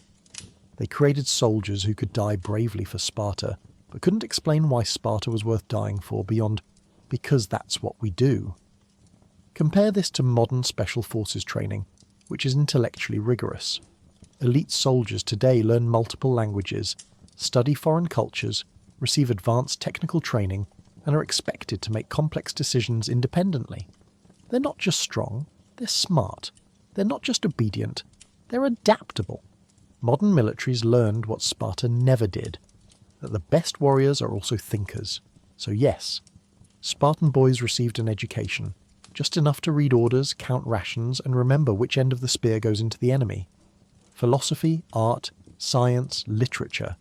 These were for soft people in soft cities who clearly didn't understand that the only knowledge worth having was how to kill efficiently and die obediently. Welcome to Spartan education, where the only book you need is the one titled Do What You're Told, and it's 1 page long. Spartan girls didn't attend the Agoj, but they didn't get off easy either. They trained publicly, running, wrestling, throwing javelins, often in minimal clothing, which scandalized other Greek city-states. The goal wasn't to make female warriors, though some Spartan women could probably throw down.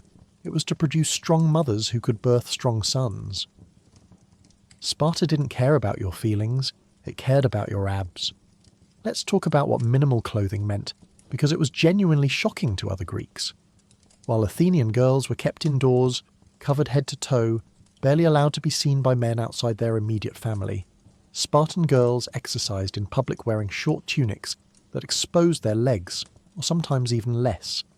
Ancient sources describe them working out essentially naked, or what Greeks called naked, which might mean wearing a simple athletic garment similar to what male athletes wore. Other Greek city-states were horrified. They called Spartan women thigh flashers as an insult, suggesting they were immodest, shameless, practically prostitutes. Athenian men would write scandalous descriptions of Spartan women exercising, clearly both offended and titillated. It was the ancient equivalent of pearl-clutching moral panic. Won't someone think of the children? These women are showing their knees in public. But Spartans didn't care about other cities' opinions. They had a practical goal: eugenics. They believed that physical fitness in women led to easier pregnancies, healthier babies, and stronger offspring. And they weren't entirely wrong. Physically fit, women do generally have fewer pregnancy complications. But the reasoning was less. Women's health matters, and more, better breeding stock produces better warriors. It's the same logic they applied to everything. How does this serve military objectives? So Spartan girls ran. Not gentle jogs around a garden, but actual athletic running. Sprints, long distance, racing against each other and sometimes against boys. They wrestled, full contact grappling that would leave them bruised and dirty. They threw javelins and discuses, building upper body strength. They did gymnastics and dance, though Spartan dance was less ballet and more rhythmic military drill. Every physical activity was designed to build strength, endurance, and coordination. The training started young. Probably around age 7, the same age boys entered the agoge. But unlike boys, girls weren't taken from their homes. They lived with their families and received training during the day before returning home at night. This meant they maintained family connections and weren't subjected to the same level of institutional brutality. But don't mistake this for gentleness. Spartan girls' training was still harsh by any reasonable standard. Competitions were public and encouraged. Festivals would feature athletic contests where girls competed in front of the entire community. Winning brought honour, not just to the girl but to her family. Losing brought shame. The pressure to perform was immense. You weren't just running for yourself. You were demonstrating your worth as a future mother of warriors. Every race was an audition for your genetic potential. Modern feminists have complicated feelings about Spartan women. On one hand, they had more physical freedom, public presence, and bodily autonomy than women in other Greek city-states. They could own property, speak their minds, and weren't confined to domestic spaces.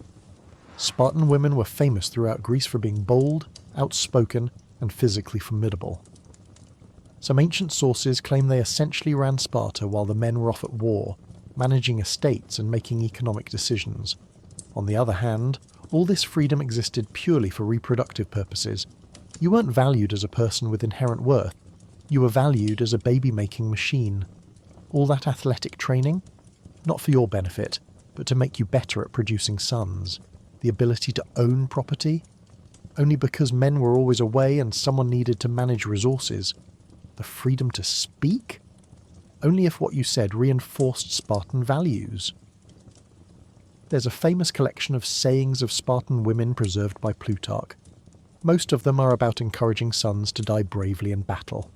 Come back with your shield or on it. Either with it or upon it. One mother, upon hearing her son had died bravely, reportedly said, "I bore him so that he might die for Sparta," and went about her day without mourning. These stories were told approvingly, as examples of proper Spartan womanhood. Your son's corpse? That's a good thing. That means you succeeded as a mother. We don't know if these stories are true or just propaganda, but the fact that they were told, that they were held up as ideals, shows what Sparta expected from women. Not grief, not love, not maternal protection, just cold evaluation of whether your child had served the state adequately before dying. It's emotionally devastating when you think about it. You carried a child for 9 months, birthed them in agony, watched them grow, and then you're expected to celebrate when they die as teenagers in some pointless border skirmish. The training also created interesting social dynamics. Spartan girls competed with each other but also developed athletic bonds. They formed relationships in these public training grounds, friendships, and possibly more.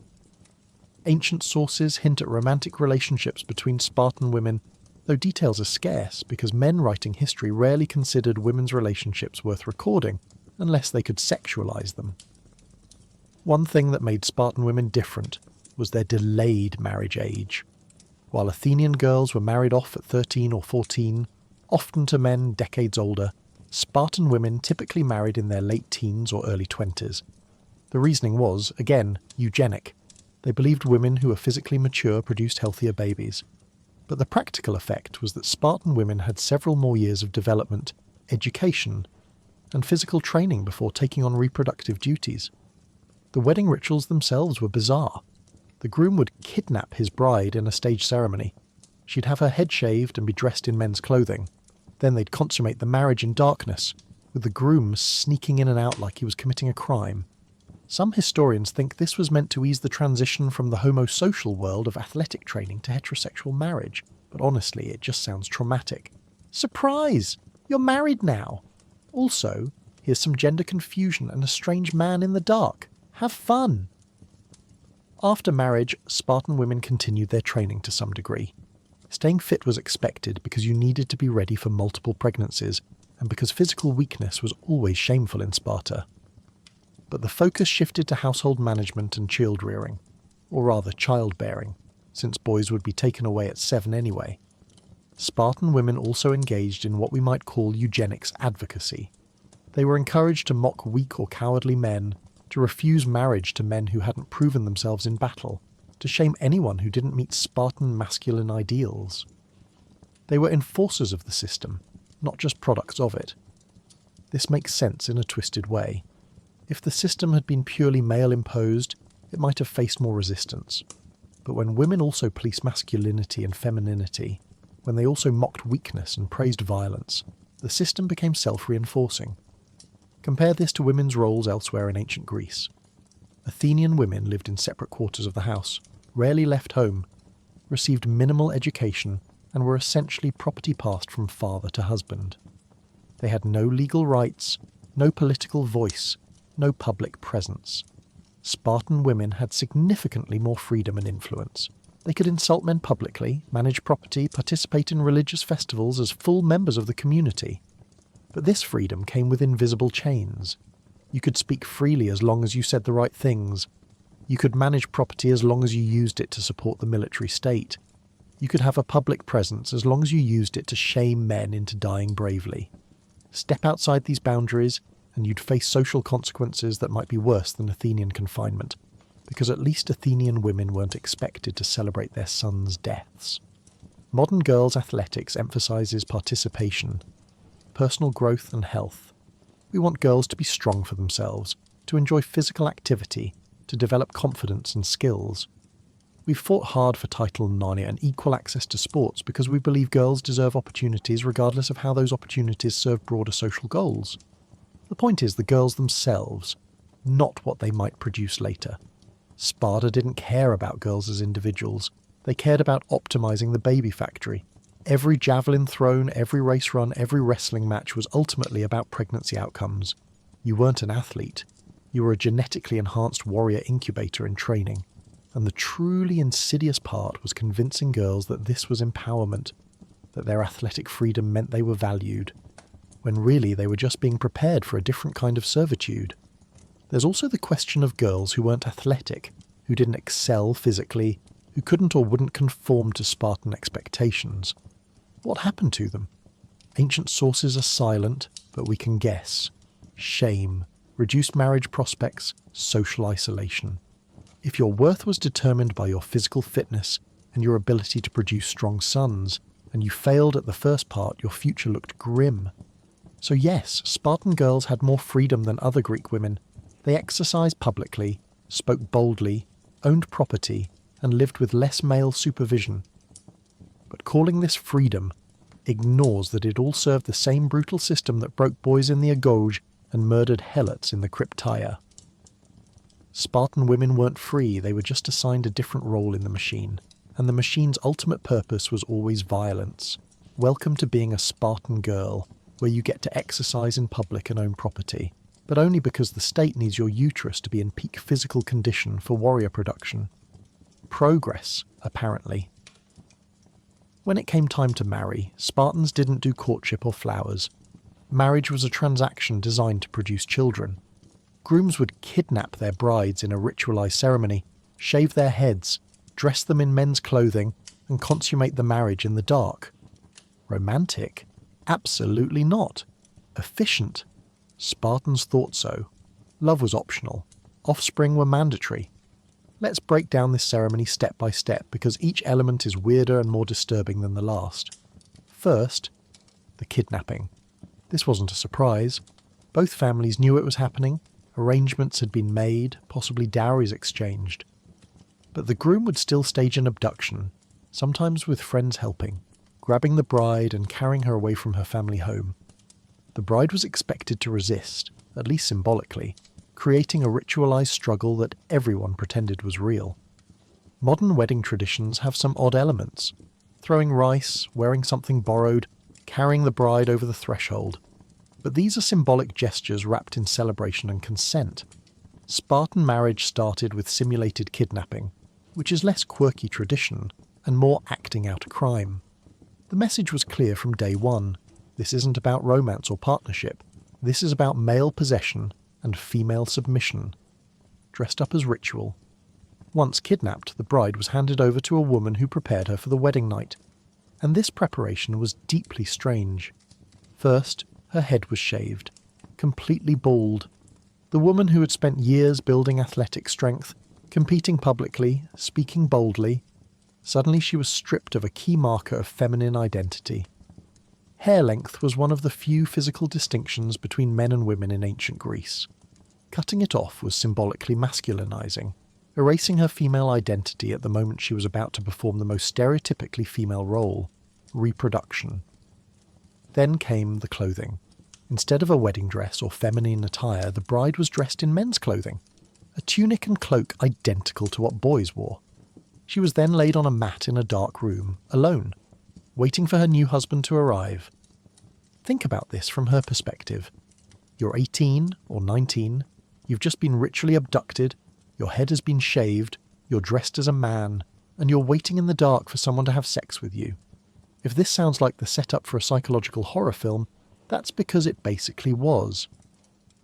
The groom would arrive after dark, having spent the evening at his communal mess hall with other men.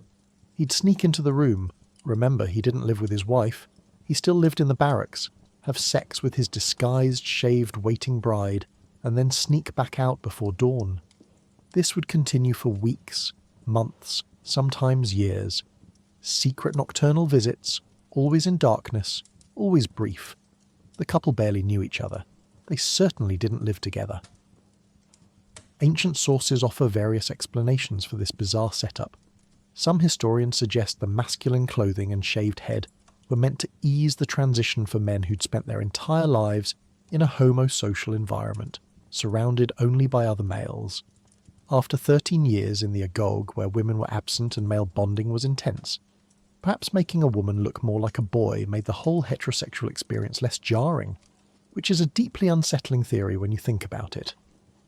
Others suggest it was about fertility magic, confusion and transgression of normal categories, male, female, public, private, day-night, were sometimes considered powerful in ancient religion. Maybe Spartans believed that violating gender norms during conception would produce stronger children. Or maybe they just had a really weird culture and nobody questioned it, because questioning things wasn't the Spartan way. The darkness served multiple purposes. Practically, it concealed the bride's shaved head, making the gender confusion slightly less obvious. Symbolically, it emphasized that this wasn't about desire or attraction, it was about biological function. You didn't need to see your spouse. You didn't need to know them. You just needed to produce offspring. Love, compatibility, mutual affection, these were irrelevant to the transaction. Modern weddings, even arranged ones, at least pretend to be about union and partnership. There are celebrations, witnesses, public acknowledgement of the relationship.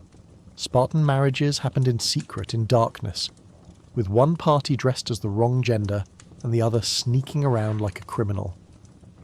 It's hard to imagine a ritual more explicitly designed to strip away any pretense of romance or emotional connection.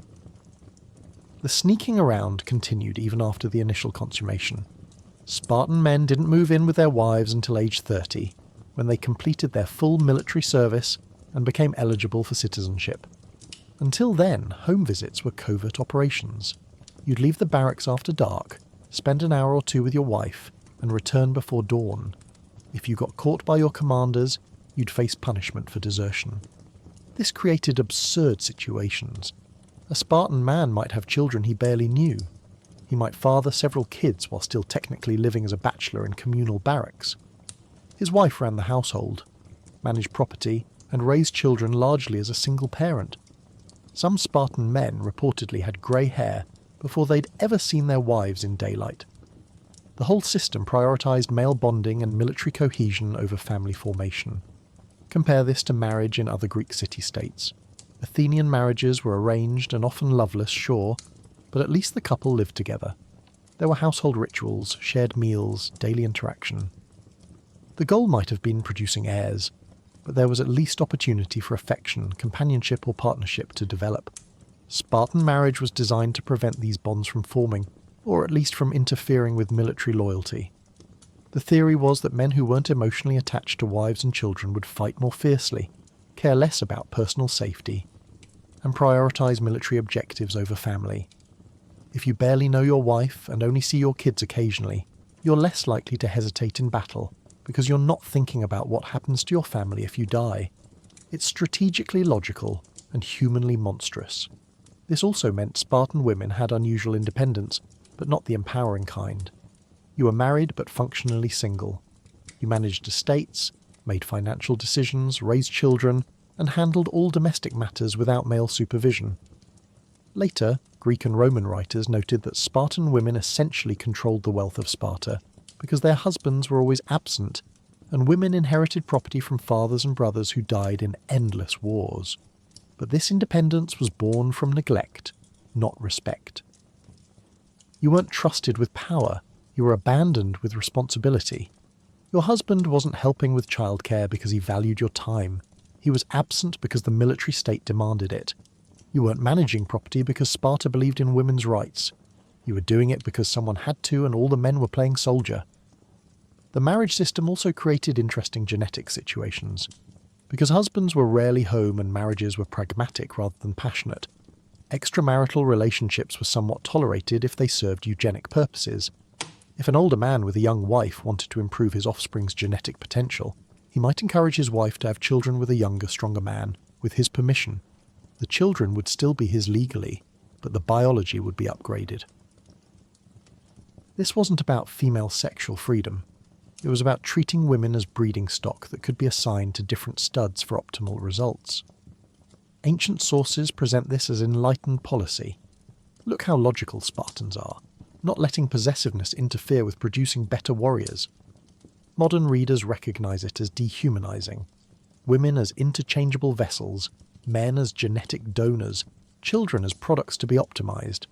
There's also the question of what happened in these marriages emotionally. Some couples probably did develop affection despite the system working against it. Secret meetings can be romantic when they're chosen, less so when they're the only option. Some Spartan women probably looked forward to their husbands' visits. Others probably dreaded them. Some men probably genuinely cared about their wives.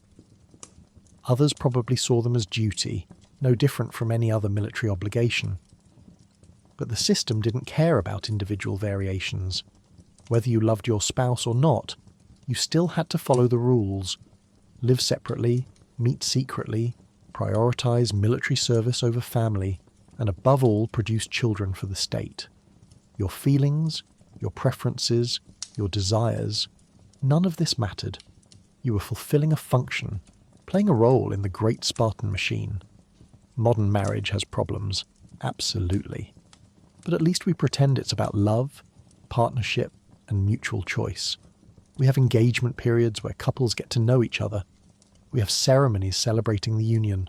We have legal frameworks treating spouses as partners. We've moved, however imperfectly, toward the idea that marriage should enhance both partners' lives, not serve state reproductive goals. Sparta had none of this. Marriage was a reproductive transaction, formalised through ritual kidnapping and gender confusion, consummated in darkness and secrecy, and maintained through covert visits and emotional distance. The wedding night wasn't the beginning of partnership. It was the beginning of a strange, disconnected arrangement where two people created children together while barely knowing each other.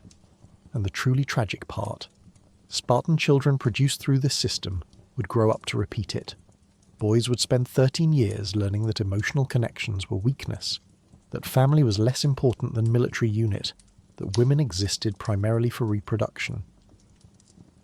Girls would spend their youth training to be strong mothers, knowing their future involved shaved heads, men's clothing, dark rooms, and absent husbands. The cycle perpetuated itself, generation after generation, because no one ever stopped to ask if maybe, just maybe, treating marriage like a military logistics problem was causing more damage than it prevented. Welcome to Spartan marriage, where love is optional, children are mandatory, and your wedding night involves cosplay, darkness, and the overwhelming sense that romance just died screaming. Even after marriage, Spartan men didn't live with their wives. They continued living in communal barracks until age 30.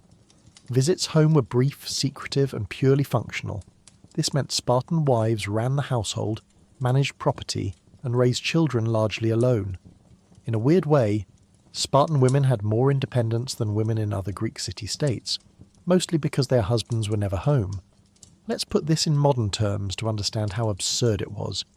Imagine getting married at age 20, but you're not allowed to live with your spouse for another decade. You have to sneak home for conjugal visits like you're having an affair with your own wife. You might father children you barely see.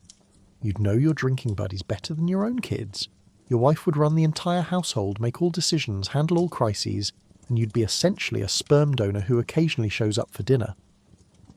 This was normal in Sparta for over 400 years.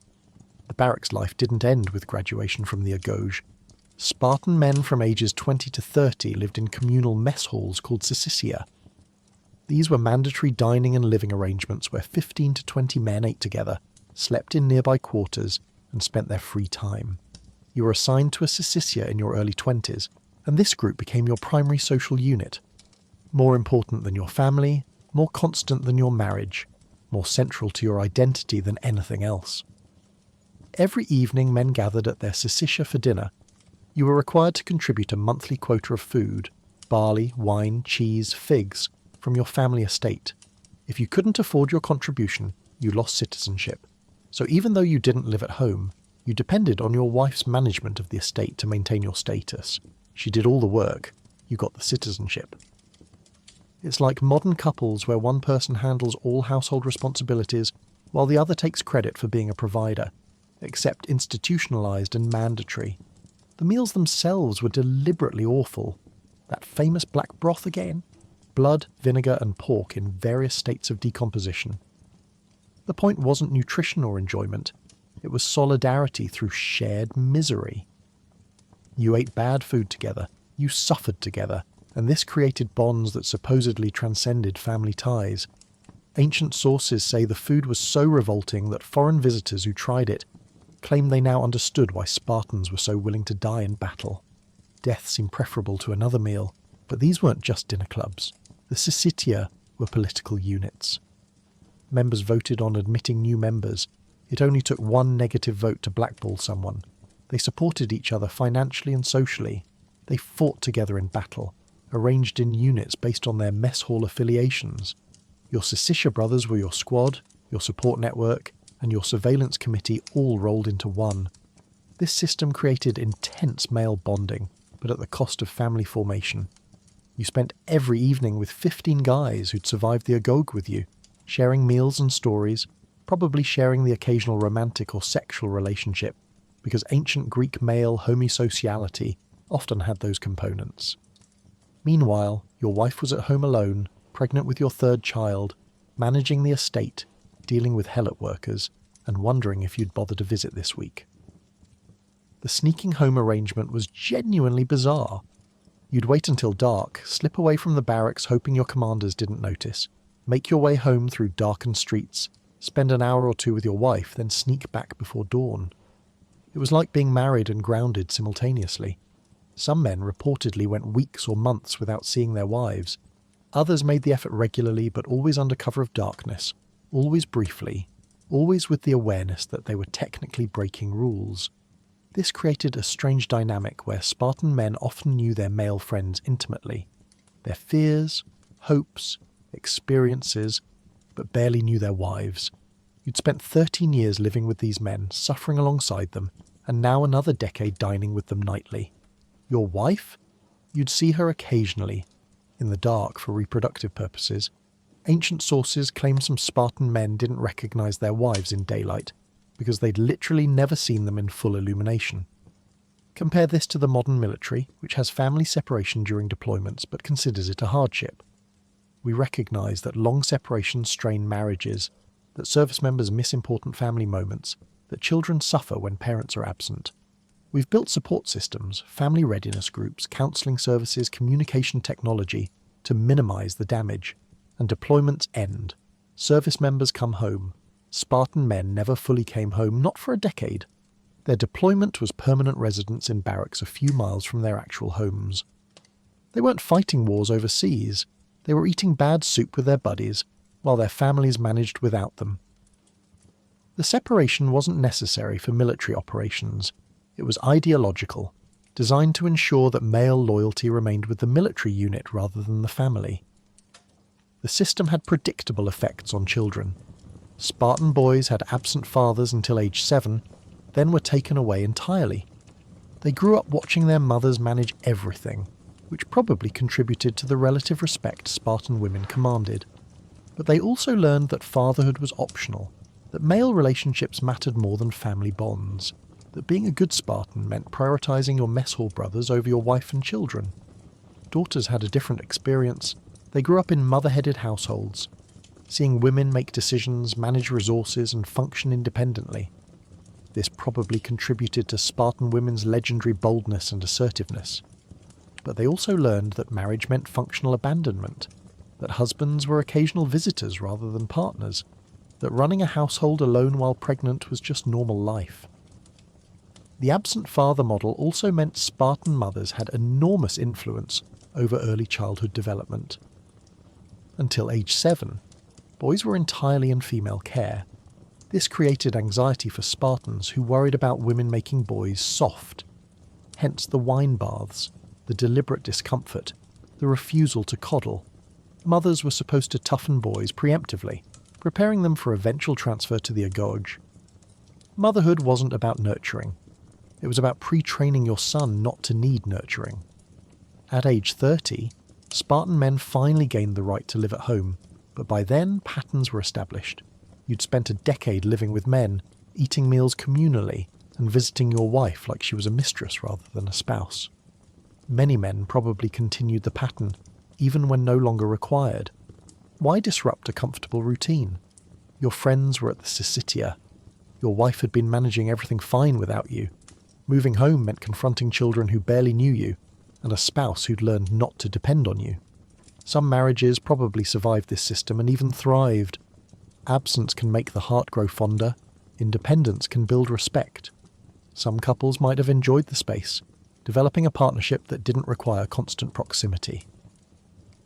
But these would be exceptions, successful despite the system rather than because of it.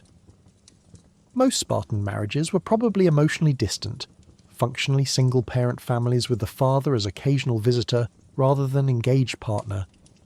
The system also reveals Sparta's deep fear of family bonds superseding military loyalty. Other Greek city-states understood that soldiers fight to protect homes and families. They saw family as motivation for military service. Sparta saw family as competition for loyalty. They worried that men with strong family ties might hesitate in battle, might prioritize survival over victory, might choose family over state, so they broke family formation systematically, separate men from wives, limit father-child interaction, make the military unit the primary social bond, treat family as necessary for reproduction but dangerous for morale. It's the logic of cults and totalitarian states. Isolation from external relationships creates dependence on the group and makes questioning the system psychologically impossible, because leaving means losing your entire social network. Modern understanding of family emphasizes engagement, presence, and active participation. We expect fathers to be involved in childcare, to participate in household management, to maintain emotional connections with spouses. We've learnt that children benefit from involved fathers, that marriages work better with shared responsibility, that gender roles limiting men to breadwinner and women to homemaker damage both partners. Sparta never learned this because Sparta didn't care about individual or family well-being. They cared about military effectiveness, and they decided, probably incorrectly, that military effectiveness required destroying family bonds. So they created a system where getting married meant almost nothing, except that you'd occasionally sneak home to have sex with someone you barely knew, who was raising children you rarely saw while managing property you owned but never supervised. The property management aspect is particularly ironic. Spartan women controlled significant wealth because men couldn't be bothered to manage it. By the classical period, Spartan women reportedly controlled 2/5 of all land in Sparta because they inherited from fathers, brothers and husbands who died in endless wars, and no man was home long enough to manage estates properly. This made Spartan women the wealthiest women in Greece, but wealthy through widowhood and abandonment, not empowerment. Ancient writers from other city-states criticised this arrangement, claiming Spartan women had too much freedom and power, that they'd become corrupt and luxury-loving, that their influence had weakened Sparta. But these criticisms came from societies where women were confined to domestic spaces and had no legal rights. The fact that Spartan women had more freedom, even if that freedom was born from male neglect, threatened patriarchal assumptions throughout Greece. The separation finally ended at 30, but by then the damage was done. You'd spent 23 years in military institutions, 13 in the agoj, and 10 in barracks. Your identity was Spartan warrior, not husband or father. Your closest relationships were with male comrades, not family. You'd probably seen more combat than you'd seen your children's birthdays, and now you were supposed to move home and play happy family. Most men probably had no idea how. Welcome to Spartan marriage, where "till death do us part" means "I'll see you occasionally in the dark for the next decade. Good luck managing everything alone, and by the way, you're pregnant again." Spartan mothers had one primary job: produce strong sons for the state. If your son died in battle, you were expected to celebrate his honour, not mourn his loss. The most famous Spartan mother line: "Come back with your shield, or on it." Translation: win or die. There was no middle ground. Motherhood wasn't about nurturing, it was about output. Let's unpack that famous phrase because it's more sinister than it sounds. Come back with your shield, or on it. A Spartan soldier carried his shield into battle. If he returned with his shield, it meant he'd fought honourably, maintaining formation, not abandoning his position. If he came back on his shield, it meant he'd died fighting and his comrades had carried his body home, the highest honour. What the phrase explicitly excludes is returning without your shield, which meant you'd thrown it away to run faster while fleeing. That was the ultimate disgrace. So when a Spartan mother said this to her son as he left for war, she was literally telling him, if you survive, it must be honourable. If you die, that's acceptable. What's not acceptable is coming home alive as a coward. It's not maternal advice. It's a death threat wrapped in supposed encouragement. Imagine your mother's last words before you leave for war being, "I'd rather you die than embarrass us." That's Spartan motherhood in a nutshell. The sayings of Spartan women preserved by ancient writers are consistently brutal. One mother, hearing that her son had died heroically facing the enemy, reportedly said, "He was worthy to be my son." Another, told that her son had died fleeing, said, "He was not mine," and refused to mourn him. A third woman, whose 5 sons all died in a single battle, didn't ask about her sons. She asked if Sparta had won. Upon hearing they had, she went to the temple to thank the gods. Not a tear, not a moment of grief. Just cold calculation about whether the state had benefited from her sons' deaths. Modern readers encounter these stories and think surely they're exaggerated. Propaganda designed to make Spartans seem tough. And maybe some are. But even if exaggerated, they reflect values Sparta held up as ideals. Whether these specific women existed or not, Sparta wanted mothers to aspire to this level of emotional detachment. They wanted women who valued state success over children's lives. They wanted motherhood purged of sentimentality, reduced to its military-industrial function. Compare this to literally any other society's ideals of motherhood. Across cultures and eras, mothers are celebrated for loving their children unconditionally, for sacrificing for them, for protecting them. The fierceness of maternal love is proverbial. Mother bears defending cubs, mother birds attacking predators. We understand instinctively that maternal bonds are among the strongest in nature. Sparta looked at this universal human experience and said, "That's weakness, get rid of it." The psychological damage this must have caused is incalculable. You carried a child for 9 months. You gave birth, in ancient conditions without pain relief, risking death from infection or hemorrhage. You nursed that child, toughened them according to Spartan standards, watched them grow. And then at age 7, if you had a son, the state took him away. You might see him occasionally at public events, but he wasn't yours anymore. He was Sparta's, and your job during those 7 years, prepare him for that separation. Don't bond too closely. Don't show too much affection.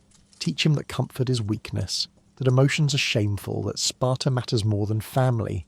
Actively work to ensure your child won't miss you when he's taken away. It's like being required to emotionally neglect your own child as proof of good citizenship. Then, after 13 years of brutal training you had no control over, your son would emerge as a warrior.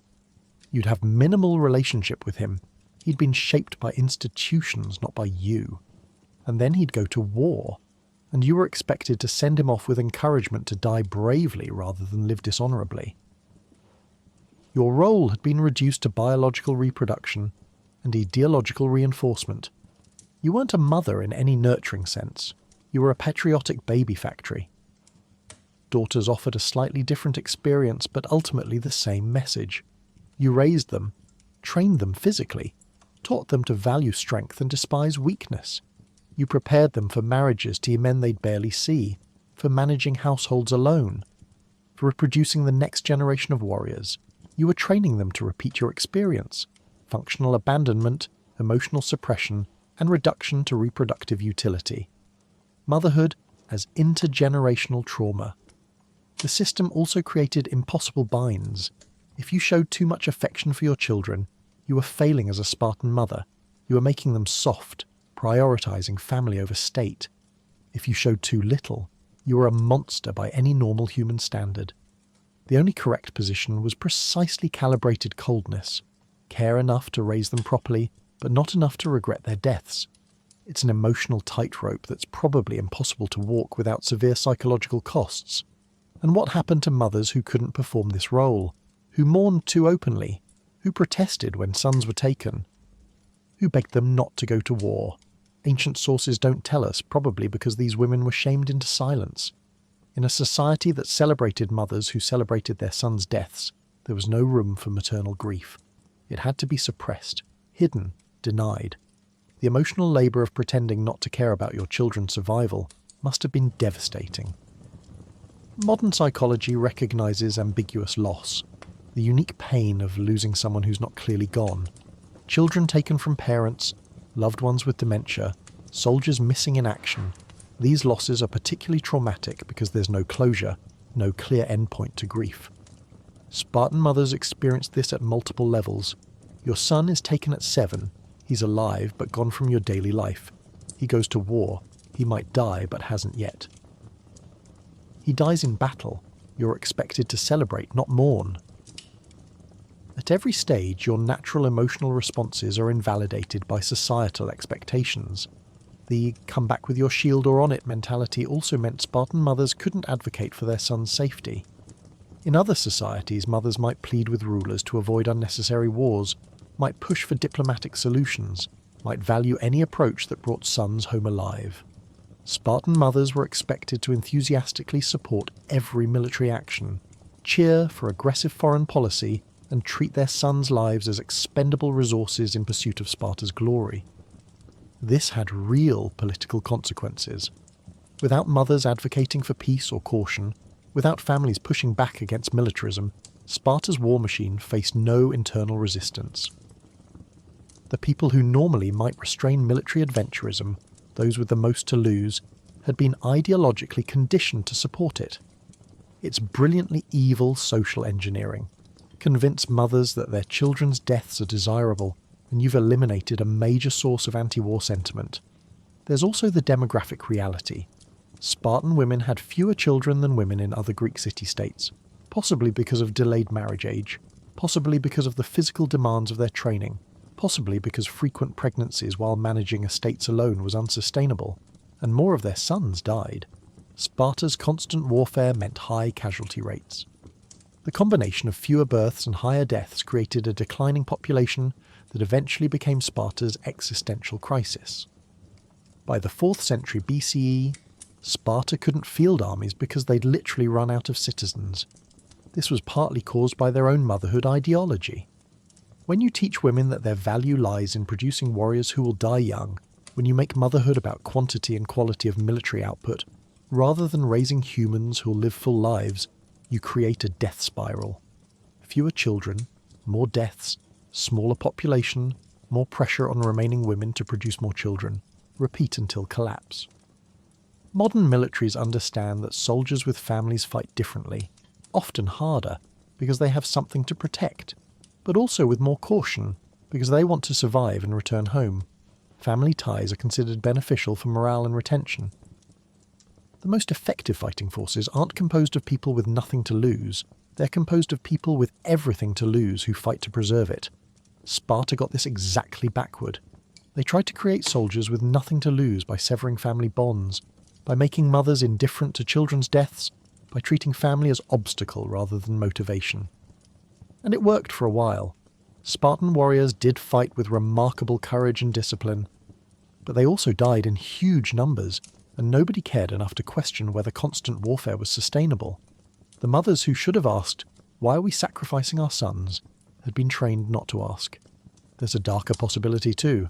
Maybe some Spartan mothers did grieve, did mourn, did suffer enormously when their children died. Maybe the stoic acceptance was performance, not genuine feeling. Maybe behind closed doors, women wept for sons they'd been forbidden to love properly. Maybe the public celebrations masked private devastation. If so, that's even worse. A society that forced women to perform joy at their own children's deaths, that made grief shameful and maternal love a crime against the state.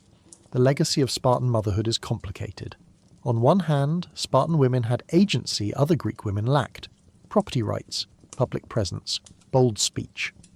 On the other hand, that agency existed only within a framework that reduced them to breeding machines for the military state. They could speak freely, but only if they spoke approvingly of their sons' deaths. They could own property, but only to support warrior production. They had power, but only power to serve Sparta's endless appetite for violence. Modern mothers would never accept this bargain. We advocate fiercely for our children's safety. We question military policies. We vote based partly on which leaders will bring our kids home alive. We celebrate when children survive, thrive, and live peaceful lives. We measure successful motherhood by children's happiness, health, and well-being, not by their battlefield deaths. We've collectively decided that Sparta had it exactly wrong, that valuing state over family is moral bankruptcy, that mothers should love their children more than they love their country. Welcome to Spartan motherhood, where successful parenting means producing children who die young for the state, where maternal love is weakness, and where the highest compliment is she raised sons worthy of dying for Sparta. It's not motherhood, it's militarized reproduction, with feelings removed. Spartan citizens could focus entirely on war because they enslaved an entire population to do everything else. Helots farmed, cooked, built, and served. They outnumbered Spartans significantly, which terrified Sparta's leaders. Hence the cryptire and constant brutality. Keeping Helots terrified was official policy. Spartan parenting was only possible because someone else was doing all the actual work. Let's start with the numbers, because they're staggering. Estimates vary, but most historians agree that Helots outnumbered Spartan citizens by at least 7 to 1, possibly more. Some sources suggest ratios as high as 10, or even 15 to 1. Imagine living in a society where you're surrounded by people you've enslaved, people who vastly outnumber you, people who have every reason to hate you and would happily kill you if they could. That was daily life for Spartans, and it shaped everything about their culture. Helots weren't slaves in the way we typically think of ancient slavery. They weren't bought and sold individually, weren't owned by specific families, weren't traded in markets. Instead, they were state-owned, assigned to work specific plots of land that belonged to Spartan citizens. You couldn't sell your helots, but you could use them, abuse them, and kill them with impunity. They had families, lived in communities, maintained some cultural identity, but all of it existed at Sparta's pleasure and could be destroyed at any moment. The origins of helot slavery were conquest. Spartans had invaded Laconia and later Messenia, subjugating the existing populations rather than displacing them. This meant helots weren't foreigners from distant lands. They were the original inhabitants enslaved in their own homeland. They remembered freedom. They remembered when these lands belonged to them. This made them far more dangerous than typical ancient slaves who'd been captured from distant wars and had no realistic hope of restoration. The economic arrangement was straightforward exploitation. Helots worked the land and gave half their produce to the Spartan citizen who owned that land. The citizen didn't work, didn't farm, didn't participate in food production at all. He was free to spend every day training for war because helots handled literally everything else. Food production, household maintenance, cooking, cleaning, construction, manufacturing. Helots did it all. Spartan citizens were essentially a permanent military caste, parasites living off helot labour. This created the demographic problem that haunted Sparta constantly. You have maybe 8,000, 9,000 full Spartan citizens at the height of Sparta's power. You have potentially 70,000 to 100,000 helots. Those helots are doing all the actual work that keeps society functioning. If they rebel, if they organise, if they decide collectively that they're done with this arrangement, Spartans are finished. The military training, the toughness, the entire agog system, all of it existed partly to maintain terror-based control over a vastly larger enslaved population. Modern apartheid states and slave societies face similar problems. How do you control a majority population you're oppressing? The answer is always the same: systematic violence, legal brutality, and constant psychological warfare. Sparta's version included the Krypteia, annual declarations of war against helots, making killing them technically legal, public beatings, humiliation rituals, and probably countless smaller acts of violence that never made it into historical records. Helots were forced to wear distinctive clothing, dogskin caps and animal hides, marking them as inferior. They were deliberately humiliated at public festivals.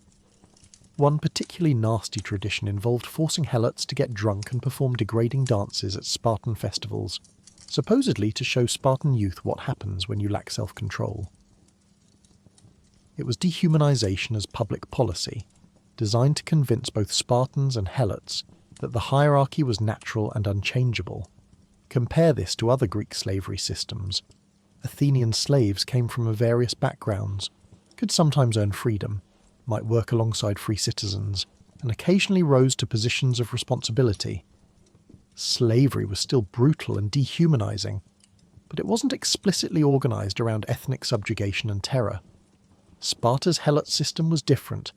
It was proto-genocide, systematic oppression of a specific ethnic group, Messenians primarily, based on conquest, maintained through institutionalized violence. The system created moral consequences for Spartan children. From birth, you grew up surrounded by enslaved people who served your family, worked your land, provided your food. You saw them humiliated publicly, beaten casually, killed occasionally. You learned that some humans were naturally inferior, that violence against them was acceptable, that their suffering didn't matter. The Agos then formalized this with the Krypteia, where murdering helots became a rite of passage. This is how you create a society of sociopaths.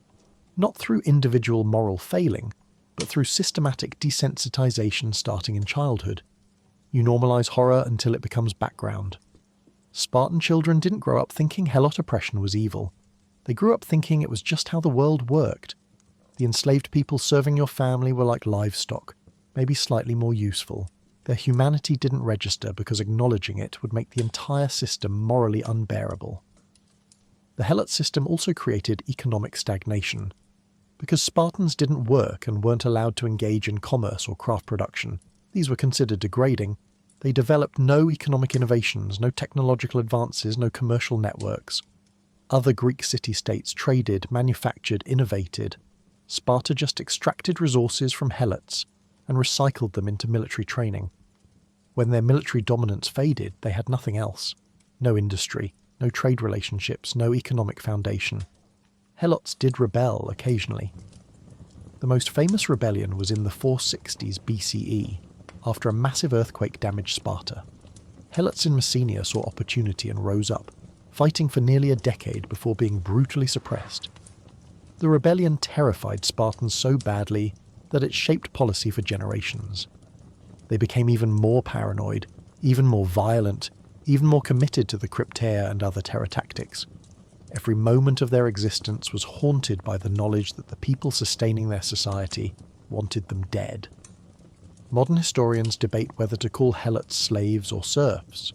Serfs, like medieval European peasants, were tied to land but had some legal protections and couldn't be killed arbitrarily. Slaves, in the Roman model, were property but might earn freedom or rise in household hierarchies. Helots were neither and both, permanently enslaved to the state, tied to specific lands, with no path to freedom and no legal protections. They existed in a category of exploitation that was uniquely brutal even by ancient standards. The psychological impact on helots themselves is almost impossible to recover from historical sources, because helots didn't write history. We have no helot memoirs, no helot poetry, no helot perspective on what it felt like to live under Sparta's thumb. We only have Spartan and other Greek sources describing helots from the outside, usually dehumanizing them in the process. The internal experience, the rage, the fear, the grief, the suppressed dreams of freedom, is lost to us. But we can imagine. You're born into slavery in your own ancestral homeland. You work land your grandparents once owned. You see the ruins of cities your people built before conquest. You give half your produce to people who do nothing but train to kill. You watch your children grow up enslaved, knowing they'll face the same future. And occasionally, teenage Spartans hunt your people in the night for practice. How does that not create intergenerational trauma? How does that not build rage that burns across generations? The Spartan parenting system only functioned because of this foundation of exploitation. Mothers could focus on producing warriors because helots handled childcare assistance, cooking, and household maintenance. The Agoj could take boys at 7 because helots ensured estates continued functioning without male supervision. Men could live in barracks until 30 because helots managed the property they owned but never worked. Every aspect of Sparta's famous military culture was subsidized by enslaved labor. This is the part that gets left out of heroic retellings of Sparta. The 300 at Thermopylae were supported by thousands of helots who carried supplies, set up camps, and maintained logistics. Every Spartan warrior had helot attendants who handled everything from food preparation to equipment maintenance. The famous Spartan military machine wasn't just 8,000 citizens. It was a massive logistical operation powered by enslaved labour, with the glamorous fighting part performed by people who'd never done a day's real work in their lives. Modern military forces understand that logistics win wars. Amateurs study tactics. Professionals study logistics. The ratio of support personnel to combat troops in modern militaries can be 10.1 or higher. Sparta had this figured out thousands of years ago, except their support personnel were enslaved, terrorized, and received no credit for enabling Spartan military success. Instead, they were portrayed as naturally inferior beings whose subjugation was justified by Spartan superiority. The helot system also reveals the fundamental lie at Sparta's heart. Spartans claimed to value austerity, discipline, and self-sufficiency. They mocked other Greeks for being soft, luxury-loving, and decadent. But Spartan austerity was only possible because enslaved people handled all actual production. Spartans didn't farm because helots farmed. They didn't cook because helots cooked. They didn't build because helots built. Their entire lifestyle of military focus was the ultimate luxury, complete freedom from economic necessity, purchased through brutal exploitation. Compare this to modern special forces who actually do train with extreme intensity. But they also maintain their own equipment, handle their own logistics when necessary, and understand that combat effectiveness requires practical skills beyond just fighting. The most elite soldiers can operate independently because they're competent across multiple domains. Spartan citizens were specialists who'd collapse without their support system, hardly the self-sufficient warriors they claimed to be. The Helot system eventually contributed to Sparta's decline.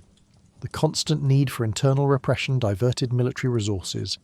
The fear of Helot rebellion limited strategic options. Spartans couldn't commit full armies to distant campaigns because they needed troops at home for population control. And as Spartan citizen numbers declined through constant warfare, the ratio became even more dangerous. By the Hellenistic period, there were so few Spartans left that controlling Helots became nearly impossible. Messenia eventually won independence in the 4th century BCE, liberated by Theban military intervention. Suddenly, Sparta lost half its Helot population and the economic foundation that supported its entire society. Spartan power collapsed almost overnight because it turned out that a society based entirely on military training, with no economic production and no ability to adapt, couldn't survive without enslaved labour. Who could have seen that coming? Everyone apparently except Spartans. The Helot system is the uncomfortable truth that makes all of Sparta's achievements hollow. Every military victory was built on oppression. Every example of Spartan toughness was enabled by enslaved people who received only brutality in return. The famous Spartan education system, the agoge that produced warriors, was a luxury afforded by forcing others to handle all actual productive labour. Sparta didn't prove that their system was superior. They proved that if you enslave enough people, you can force a small elite to focus entirely on one specialised function. It's not impressive. It's just exploitation with better PR.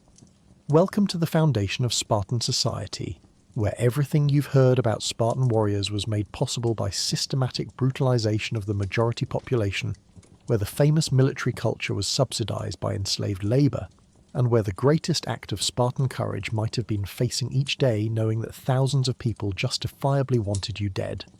Spartan men ate together in communal mess halls called syssitia. Food was intentionally bland and unappetizing. Think black broth made from pork, blood and vinegar.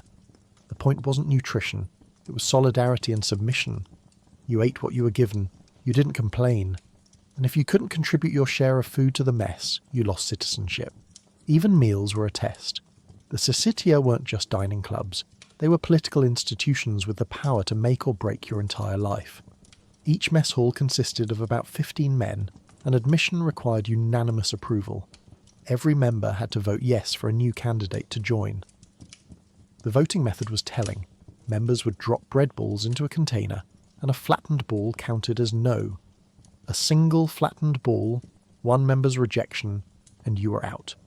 No explanation required, no appeal process, just social death. If you couldn't get into a syssition, you couldn't be a full citizen. You'd lose all political rights, couldn't vote in assemblies, couldn't hold office, and essentially became a second-class resident in your own city. Your entire future hinged on 15 guys deciding whether they liked you enough to eat dinner with you for the next several decades. It's like if your career, legal rights and social status all depended on getting into the right fraternity, except instead of college, it's your entire adult life. Once admitted, you had obligations. Every member contributed a monthly quota of food, barley meal, wine, cheese, figs, and a small amount of money for meat and other provisions. The quantities were specified and non-negotiable. If you failed to contribute, if your estate didn't produce enough, if your helots rebelled, if any circumstance prevented you from meeting the quota, you were expelled from the syssitia and lost citizenship. Spartan equality was maintained by requiring everyone to contribute the same amount, which sounds fair until you realise it meant economic hardship could instantly destroy your status. This created perverse incentives. You needed helots to produce enough to meet your contributions, so you had to exploit them hard enough to generate surplus but not so hard they rebelled. You had to maintain your estate even while living in barracks and rarely going home. If your wife mismanaged things, if crops failed, if helots fled, any of these could end your citizenship through no direct fault of your own. The syssitia system turned every Spartan into a nervous agricultural manager terrified of economic shocks. Now let's talk about the food, because it was famously, deliberately awful. The centrepiece was black broth, melos zomos, a concoction made from pork meat, pork blood, vinegar, and salt. Ancient sources describe it as revolting. One story tells of a foreign king who visited Sparta, tried the black broth, and immediately understood why Spartans were so willing to die in battle. Death looked preferable to another meal. This wasn't exaggeration. Multiple ancient writers independently confirm that Spartan food was legendarily bad. The broth was intentionally unappetizing. Spartans believed that good food made you soft, that enjoying meals was weakness. They wanted food to be pure function, calories to maintain your body, nothing more. No pleasure, no variety, no culinary art, just nutrients delivered with maximum efficiency and minimum enjoyment. It's like if modern meal replacement shakes were designed by someone who actively hated human happiness. Other foods in the Syssitia were similarly austere: hard barley bread, basic cheese, maybe some figs or olives. Occasionally meat beyond what was in the broth, but nothing prepared with any skill or spice. Certainly no imported delicacies or refined dishes. While other Greek city-states were developing sophisticated cuisines, Spartans were proudly eating slop and calling it virtue. The Athenian love of good food and wine was considered decadent. Spartans ate to live. Living to eat was for weaklings. The communal eating enforced conformity. Everyone ate the same food at the same time. You couldn't opt out, couldn't bring your own meal, couldn't skip dinner to eat at home. You showed up, you ate what was served, and you participated in the group. This created constant surveillance.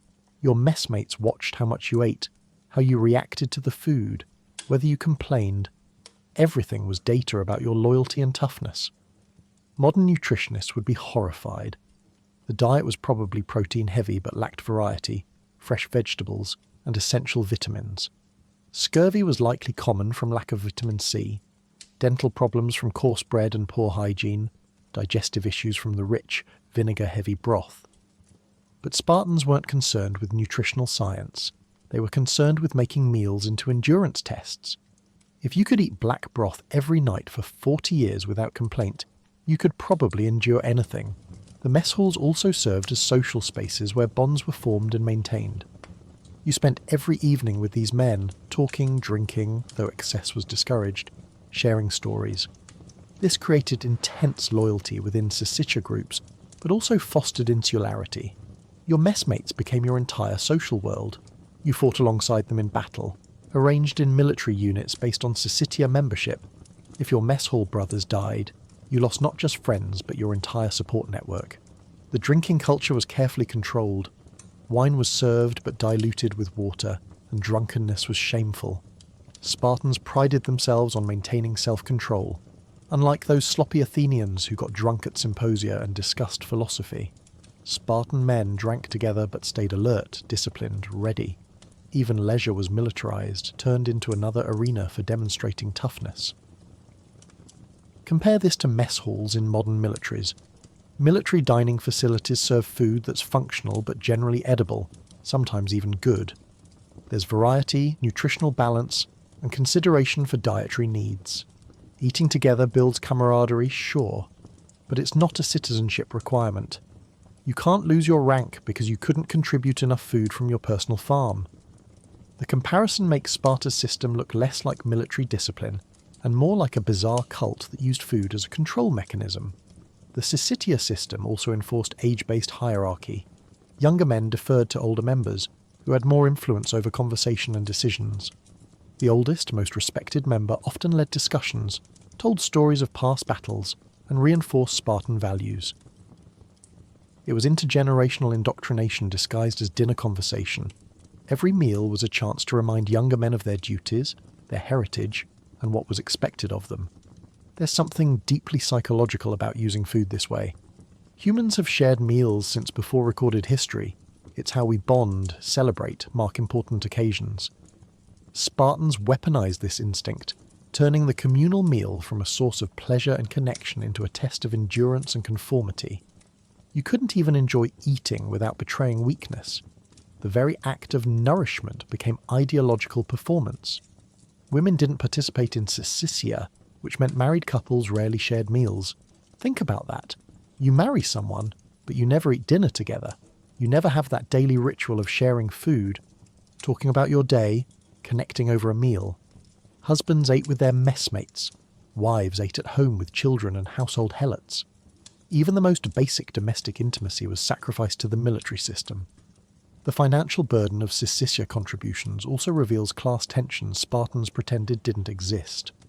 Spartan society claimed to be egalitarian, all citizens equal, no class distinctions. But estate sizes varied. Some families had more productive land, more helots, more resources. A wealthy Spartan could easily meet his contributions. A poorer one might struggle, especially during bad harvest years.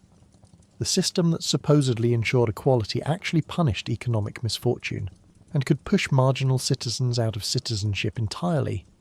This created a declining citizen population. As some families failed to maintain contributions and lost citizenship, the number of full Spartans decreased. By the 4th century BCE, there were only about 1,000 full Spartan citizens left, down from perhaps 8,000, 9,000 at Sparta's height. The Syssitia system, meant to maintain equality and solidarity, instead contributed to a death spiral where economic pressures steadily eroded the citizen body. Ancient sources mention that some Spartans tried to hide their poverty, borrowing food from relatives or friends to meet contributions while secretly struggling. The shame of losing citizenship was so great that men would impoverish themselves trying to maintain appearances. It's a familiar dynamic, keeping up with the Joneses, but the price of failure is complete social annihilation. Some Spartans probably spent decades stressed about making contributions, eating terrible food with people they might not even like, all to maintain a status that could evaporate at any moment. The most perverse aspect is that this was sold as privilege. You weren't being forced to eat bad food in uncomfortable social situations while constantly worried about economic contributions. No, you were honoured to participate in this ancient institution, to dine with fellow citizens, to maintain the traditions that made Sparta great. The suffering was reframed as belonging. The test was reframed as honour. And if you couldn't see it that way, if you dared to suggest that maybe daily meals of blood soup in mandatory social settings was actually kind of awful, you were revealing yourself as unworthy of citizenship. Modern cults use similar techniques: control what members eat, when they eat, and with whom. Enforce conformity through shared hardship. Make leaving psychologically impossible by tying every aspect of life to group membership. Reframe suffering as virtue. The Syssitia system had all these elements, just formalised into civic structure and maintained for centuries. The tragedy is that communal dining could have been beautiful. Shared meals can build genuine community, create space for conversation and connection, celebrate cultural traditions. Many societies throughout history used communal eating as a way to strengthen social bonds, while also enjoying good food and hospitality. Spartans took this human universal and corrupted it, turning meals into loyalty tests and food into punishment. They created a system where something that should bring joy instead brought stress, where daily eating became another arena for conformity enforcement. Welcome to the Spartan mess hall, where dinner is disgusting, conversation is surveillance, and your membership, and therefore your entire legal existence, depends on unanimous approval from people eating blood soup while pretending this is normal and good. Bon appétit. The agorge also involved close bonds between older and younger males. These relationships, often sexual, were seen as part of mentorship and military cohesion. An older warrior, Erastes, would take a younger boy, Eromenos, under his wing, teaching him and fighting alongside him. It wasn't framed as romantic love, it was pragmatic and institutional. Sparta didn't care who you loved, it cared that you fought. Let's be clear about what we're discussing here, because modern readers often romanticize ancient Greek same-sex relationships, or, conversely, refuse to acknowledge their existence. The reality was complicated, problematic by modern standards, and deeply embedded in Spartan military culture. These weren't equal partnerships between consenting adults. They were structured, age-gapped relationships between adult men and adolescent boys, formalised within the educational system and seen as essential to military effectiveness. The typical pattern involved an older male warrior, usually in his 20s or early 30s, selecting a younger boy, typically ages 12 to 17, as his protégé. The older man was called the Erastes, or lover. The younger was the Eromenos, or beloved. The relationship was expected to include an educational component. The Erastes taught military skills, provided guidance, and served as a role model. But it also typically included a sexual component, which ancient Greeks didn't see as contradictory to the mentorship role. In fact, they saw them as interconnected. This is deeply uncomfortable for modern readers, and it should be. By contemporary standards, these were adult men having sexual relationships with children. The age of the eromenos, often as young as 12, makes this statutory rape in modern legal frameworks. We recognise that children cannot meaningfully consent to sexual relationships with adults, that power imbalances make such relationships inherently exploitative. Ancient Spartans didn't see it this way, but ancient Spartans were wrong about many things, including this. However, we need to understand it in context to understand Spartan society, not to excuse it. These relationships served multiple functions within the agog system. They created additional bonds beyond peer groups, tying younger boys to older warriors who could advocate for them, protect them from excessive bullying, and provide guidance through the brutal training. They reinforced hierarchies. You learned to submit to older males, to accept their authority, to see obedience as natural, and they created combat partnerships that would persist into adulthood. The military logic was straightforward. Soldiers who loved each other fought harder. If your partner was beside you in battle, you'd fight to protect him, refuse to flee and abandon him, and avenge him if he fell. Ancient military theorists from multiple cultures noted that units of lovers were particularly fierce. The famous Sacred Band of Thebes, composed entirely of male couples, was one of the most effective military units in ancient Greece. Sparta applied similar logic but institutionalized it within their education system. Ancient sources suggest Spartans were actually somewhat more restrained about the sexual component than other Greek city-states. Plutarch claims that while emotional bonds were encouraged, explicit sexual acts were condemned, at least officially. The relationship was supposed to be about virtue, not physical pleasure. But given how Spartans treated literally everything else in the Agul, with brutality and minimal oversight, it's hard to believe these relationships remained chaste. More likely, official disapproval of explicit sexuality existed alongside widespread private practice. The relationships also had rules. The Erastes was supposed to be a positive influence, improving the eromenos morally and militarily. If the younger boy misbehaved or showed cowardice, the Erastes could be punished for failing in his mentorship duties. This created a system where older males had vested interest in their younger partner's success. You weren't just training a soldier, you were staking your reputation on his performance. Compare this to modern mentorship programs, which carefully regulate adult-child interactions to prevent abuse. Background checks, supervision, boundaries about physical contact, training on appropriate relationships, all designed to protect children from exploitation. Ancient Sparta had none of this. Adult men had nearly unlimited access to boys in their care. Relationships included sexual components that we'd now classify as abuse, and the system was designed to prevent anyone from questioning these arrangements. The relationships also complicated the already confusing sexual and emotional landscape of the Agoge. You were living in an all-male environment from age 7 to 20. You were deliberately isolated from women and family. Your emotional bonds were entirely with other males, peers your age and older males who mentored you. This created intense homosocial spaces where sexual and romantic feelings between males were probably inevitable, possibly encouraged, and definitely complicated. What happened when the eromenos aged out of the relationship?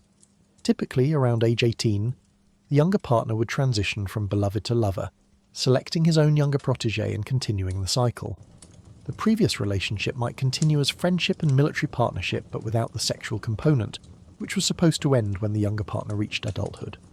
This created layers of male bonding across age groups, all interconnected through these structured relationships. Modern readers often ask whether Sparta was more accepting of homosexuality than contemporary societies. The answer is complicated. Sparta didn't have concepts of sexual orientation as identity categories. You weren't gay or straight. You were a man who had sexual relationships with appropriate partners at appropriate times. Sex with younger males during certain life stages was normal. Sex with your wife for reproductive purposes was expected. The categories weren't mutually exclusive, and neither defined your identity the way sexual orientation does now. But this wasn't freedom or acceptance in any modern sense. These relationships were rigidly structured by age, status, and purpose. A relationship between two adult men of equal status would have been seen as shameful. Someone had to be the penetrator, active, masculine role, and someone the penetrated, passive, feminine role. The younger partner was expected to eventually transition to the active role, never remaining in the passive position into adulthood. The whole system reinforced hierarchies and gender roles rather than challenging them. The relationships also excluded women entirely, contributing to Sparta's strange gender dynamics. Boys grew up forming their deepest emotional and physical bonds with other males. Their wives were people they barely knew, saw rarely, and married for reproductive duty rather than companionship. Is it surprising that Spartan men seemed more emotionally connected to their male companions than their wives? The system was designed to create exactly this outcome. There's also the question of boys who didn't want these relationships. What happened to boys who resisted the attention of older men? Were they pressured into relationships they didn't want? Were they seen as strange or defiant for rejecting what was culturally expected? Ancient sources don't tell us about boys who said no, probably because saying no wasn't really an option. In a system where older boys already dominated younger ones through violence and intimidation, adding sexual relationships to that power dynamic created additional layers of potential exploitation. Modern understanding of healthy sexuality emphasizes consent, equality, and age-appropriate relationships. We recognize that children need protection from adult sexual attention, that power imbalances corrupt consent, that mentorship and sexual relationships should be kept separate. The Spartan system violated all these principles. It sexualized mentorship, created relationships between adults and children, and embedded these relationships within a violent, coercive institutional context. Some ancient sources praised these relationships in lofty terms. They spoke of older men inspiring younger ones to virtue, of bonds that made men braver in battle, of love ennobling both partners. But this is the same pattern we see in modern abuse situations where perpetrators frame exploitation as education, where power imbalances are romanticized as mentorship, where victims are told they're privileged to receive attention from authority figures. The Spartan system also reveals how institutions can normalize abuse by making it official policy. When everyone participates in a practice, when it's embedded in formal education, when refusing means social isolation, resistance becomes almost impossible. Boys who might have objected to these relationships had no one to object to. Parents had no oversight. The entire structure was designed to prevent questioning. There's a further complication. Some of these relationships probably were genuinely caring, protective, and valued by both participants. Human emotions are complex, and not every relationship that violates modern ethical standards was experienced as purely exploitative by those involved. Ancient sources mention some of these partnerships with genuine affection. Men who died defending their younger partners, relationships that lasted lifetimes. But individual positive experiences don't justify the system. They just show that humans can form bonds even in abusive contexts. The military effectiveness argument, that lovers fight harder, also doesn't justify sexualizing mentorship of children. Modern militaries create unit cohesion through shared training, clear missions, and mutual respect without requiring sexual relationships. The most effective fighting forces today are built on professionalism, not romance. Spartans used sexual relationships because that's what their culture made available, not because it was the only or best way to create military bonds. The homosexuality in the agoge also intersected with Sparta's brutal class system. These relationships existed only among citizen boys. Helots weren't included, couldn't form these bonds, weren't considered worthy of such partnerships. It was another privilege of citizenship, another marker of belonging to the elite. Even the right to have your child sexually exploited in a mentorship relationship was framed as honor reserved for citizens. As boys matured into men and eventually married, they were expected to shift focus to reproduction, but might maintain close friendships with former lovers. The Syssitia dining halls, where married men spent evenings away from wives, were spaces where these male bonds continued to dominate. You might see your wife a few times a week in darkness.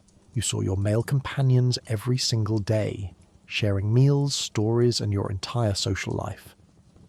This created a society where emotional intimacy existed almost entirely between men, where the deepest relationships were homosocial, where marriage was biological necessity rather than romantic partnership. Spartan men probably understood their male companions better than they ever understood their wives.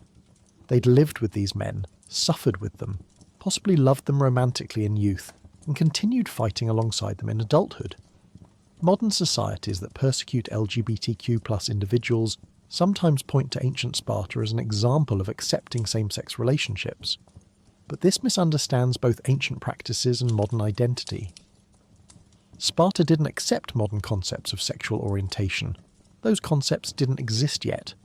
Instead, they had rigidly structured age-gapped relationships that served military and educational purposes, relationships that would violate modern laws against child sexual abuse. It's not a model to celebrate. It's a historical reality to understand in all its complexity and problems. Welcome to Sexuality in the Agorge, where mentorship includes sexual exploitation, where military effectiveness justifies relationships between adults and children, and where the most intense emotional bonds of your life will be with other males, in a system designed to make you an efficient killer rather than a whole human being. If you developed a disability or showed weakness after surviving infancy, life didn't get easier. Sparta had no social safety nets. You either adapted or you were discarded. The elderly were respected only if they'd proven themselves in youth. Compassion was a liability. The state didn't invest in anyone who couldn't contribute to its war machine. Let's start with what happened if you were injured during the Agorge. Training accidents were common.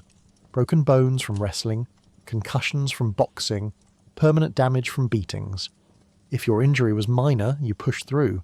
If it was severe enough to prevent continued training, you faced a choice that wasn't really a choice.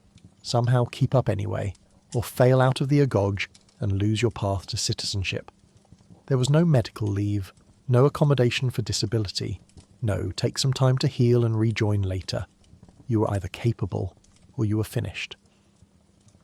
Boys who couldn't complete the Agorge due to injury or illness became known as hypermaians, inferiors. They retained some legal status above helots, but below full citizens.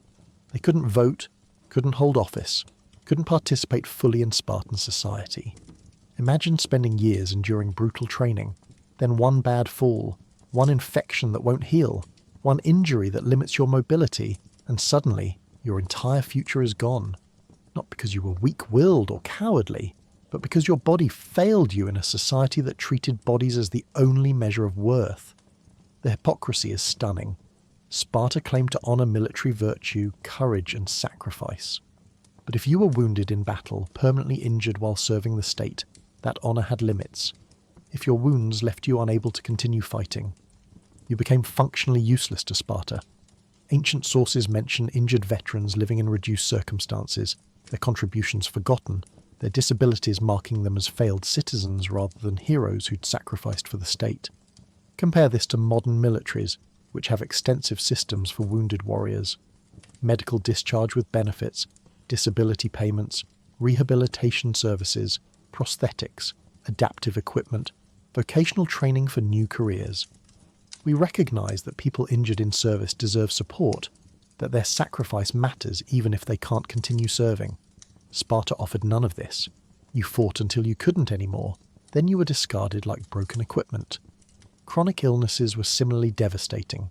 If you developed an ongoing health condition, epilepsy, severe allergies, respiratory problems, anything that limited physical performance, you became a liability. The Agorge had no accommodations. The military had no alternative roles for people who couldn't fight in the phalanx. You were either combat ready or you were nothing. Modern armed forces have non-combat roles, support positions, administrative jobs. Sparta's entire citizen class was combat-focused, so inability to fight meant total exclusion. Mental health problems? Forget about it. Sparta didn't recognize PTSD, depression, anxiety disorders, or any psychological condition as real. If you struggled mentally, if the constant violence, deprivation, and trauma broke you psychologically rather than physically, you were weak. That's it. Just weak. Modern understanding recognizes that trauma causes real neurological changes, that psychological injuries are as valid as physical ones, that mental health requires treatment and support. Spartans thought you should just try harder, stop being soft, push through. Which, unsurprisingly, didn't work. The elderly had conditional respect. If you'd proven yourself as a warrior in youth, if you'd served honourably, if you maintained physical capability into old age, then you were respected, given positions of authority like the Gerousia. But if you hadn't distinguished yourself, if you'd been average or worse, if you'd shown any weakness, old age brought no special consideration. You might be maintained by family obligation, but society owed you nothing. This is radically different from many cultures that venerate the elderly simply for surviving, for accumulating wisdom, for their role in family and community. Sparta respected age only when it came with military credentials. You weren't honoured for being old, you were honoured for having been young and dangerous once. The elderly who couldn't contribute anything useful anymore were tolerated but not valued. No one was asking Grandpa for advice unless Grandpa had killed a lot of people successfully. There's also the question of developmental disabilities. Children born with or developing cognitive impairments, learning disabilities, autism, or other conditions that would make them function differently. Sparta had no concept of neurodiversity or learning accommodations. If you couldn't keep up intellectually, if you struggled with the rigid social expectations, if your brain worked differently than the narrow Spartan norm, you failed. The system had exactly one template for acceptable human development, and deviation meant rejection. Women with disabilities faced compounded challenges. You were already valued primarily for reproduction. If a disability made pregnancy dangerous or impossible, your worth in Spartan society dropped to nearly nothing. You couldn't fulfill your designated role, couldn't produce warriors for the state. Unlike men who might still contribute through non-combat means in other societies, Spartan women with disabilities had no alternative paths to value. You were essentially written off. The lack of compassion wasn't accidental, it was ideological. Sparta deliberately cultivated hardness, viewing compassion as weakness that made you vulnerable, caring about someone's suffering, accommodating their limitations, showing mercy. These were liabilities. A truly tough society had no room for people who couldn't contribute to military power. It's social Darwinism before Darwin, eugenics before that term existed. The fittest survive and thrive, everyone else is disposable. Modern disability rights movements have fought for exactly the opposite principle, that human worth isn't measured by productivity, that accommodation is justice not charity, that disability is part of human diversity rather than failure. We've learned to build ramps, provide assistive technology, create flexible work arrangements, and recognise that including people with disabilities enriches society. Sparta learned none of this because Sparta never saw disabled people as fully human. The psychological impact on everyone else must have been devastating too. If you watched friends and peers who developed disabilities get discarded, you lived in constant fear of injury. Every training exercise carried the risk not just of pain but of social death. You couldn't admit when you were hurt, couldn't seek help for injuries, couldn't rest when you needed to. This probably led to worse outcomes, minor injuries becoming major because they weren't treated, temporary problems becoming permanent because you kept training through them. There's also the survivor's guilt and moral injury. If you remained healthy while friends were cast aside due to injury or illness, you learned that loyalty and compassion were conditional, that people you'd lived with for years could become non-persons overnight, that the system you served had no mercy even for those who'd given everything trying to meet its demands. This creates a society where everyone is paranoid, where trust is impossible, where genuine care for others becomes dangerous attachment. Ancient sources occasionally mention Spartans showing kindness to injured comrades, carrying them from battle, supporting disabled friends through personal relationships. But these were individual acts contradicting official policy, not systemic support. You might have friends who helped you, but the state would not. Your citizenship, legal rights and social status all depended on continued ability to meet physical standards, one major injury away from losing everything, every single day of your life. The irony is that this system made Sparta weaker, not stronger.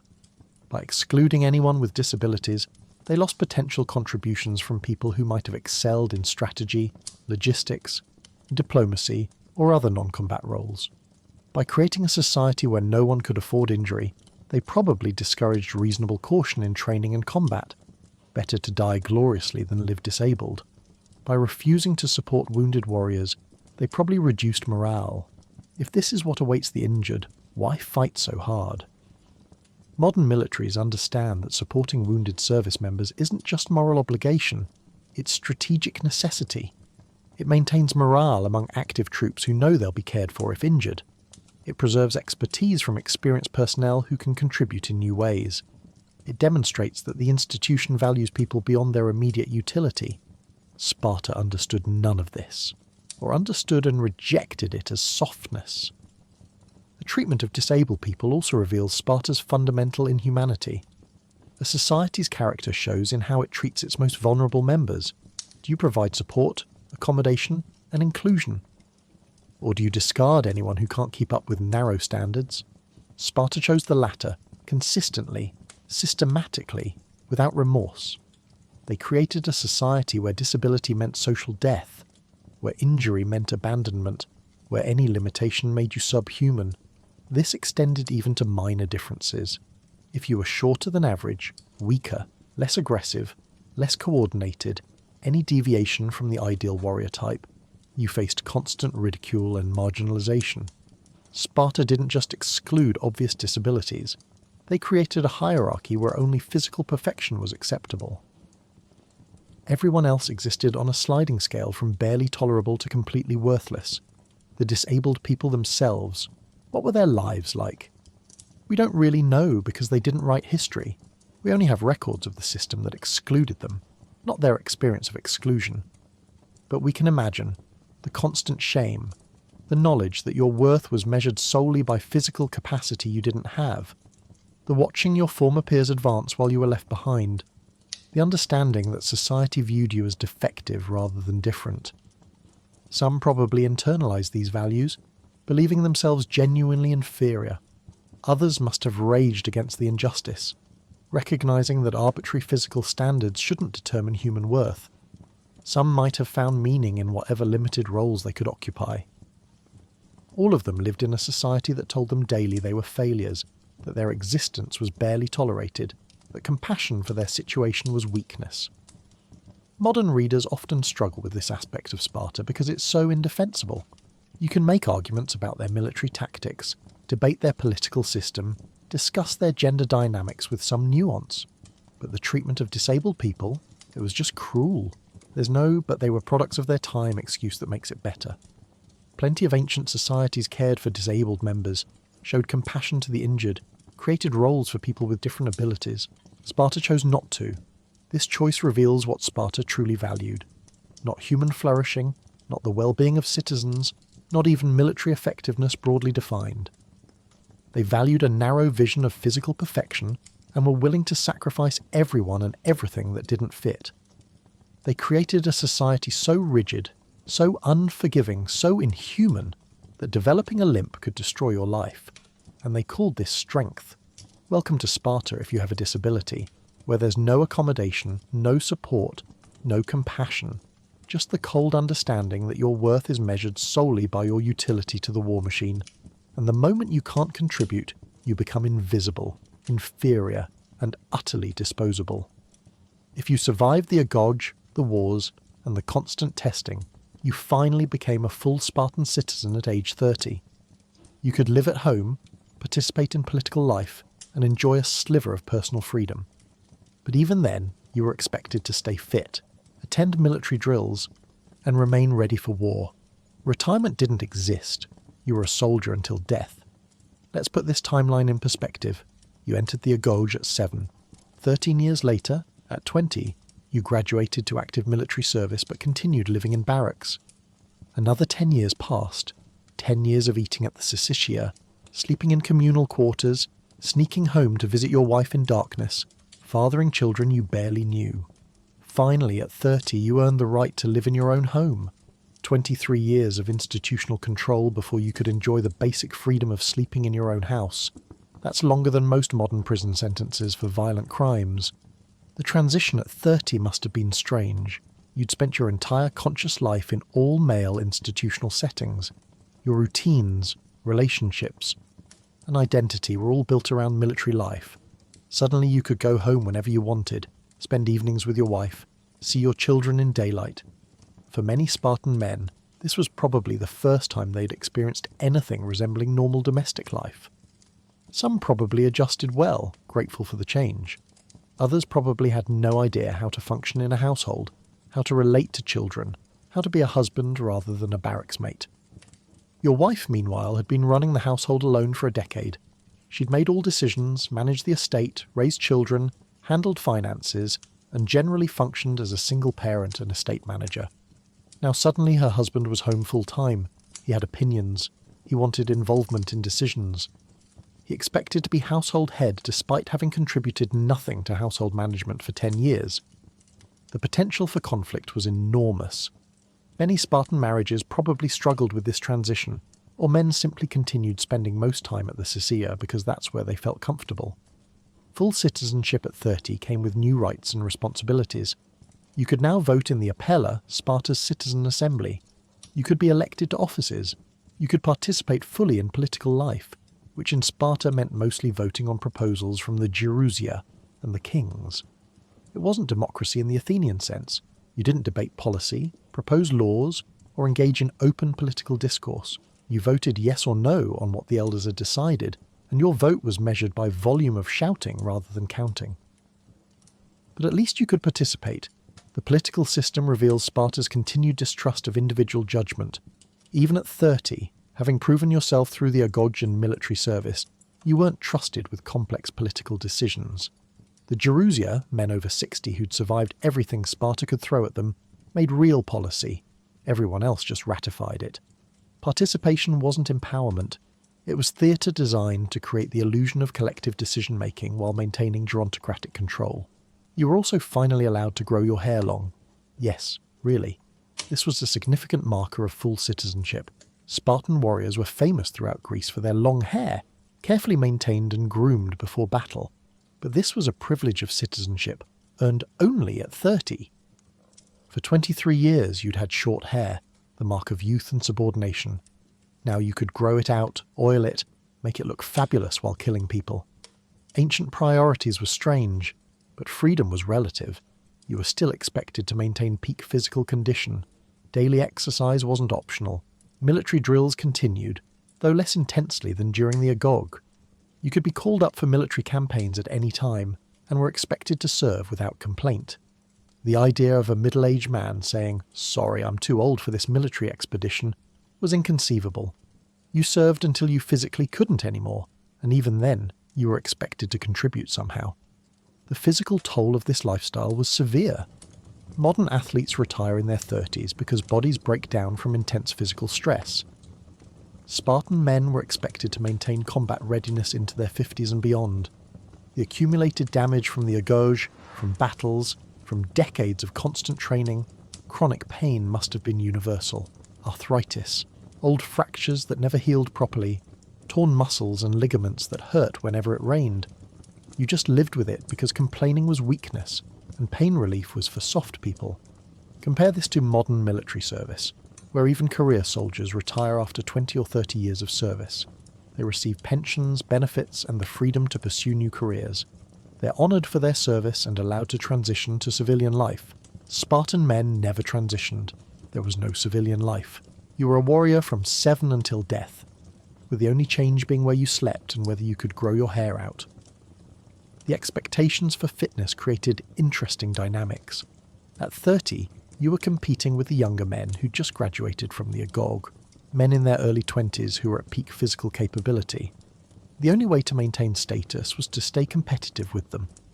This meant older Spartan men had to work harder to maintain what younger men achieved easily. More training, stricter diet, constant vigilance against any sign of declining capability.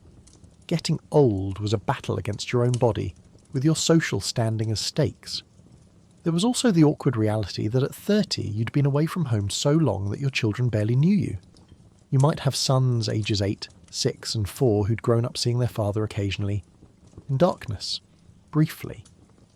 Suddenly you were home full-time trying to establish authority over children who'd been raised entirely by their mother, and had no particular reason to view you as important. Some fathers probably built relationships successfully. Others probably remained strangers in their own homes. Daughters presented different challenges. Spartan girls trained physically, but weren't sent away at 7. They'd lived at home their entire lives, developing close relationships with mothers who raised them. Suddenly their father was present, this man they barely knew who'd been living in barracks while they grew up.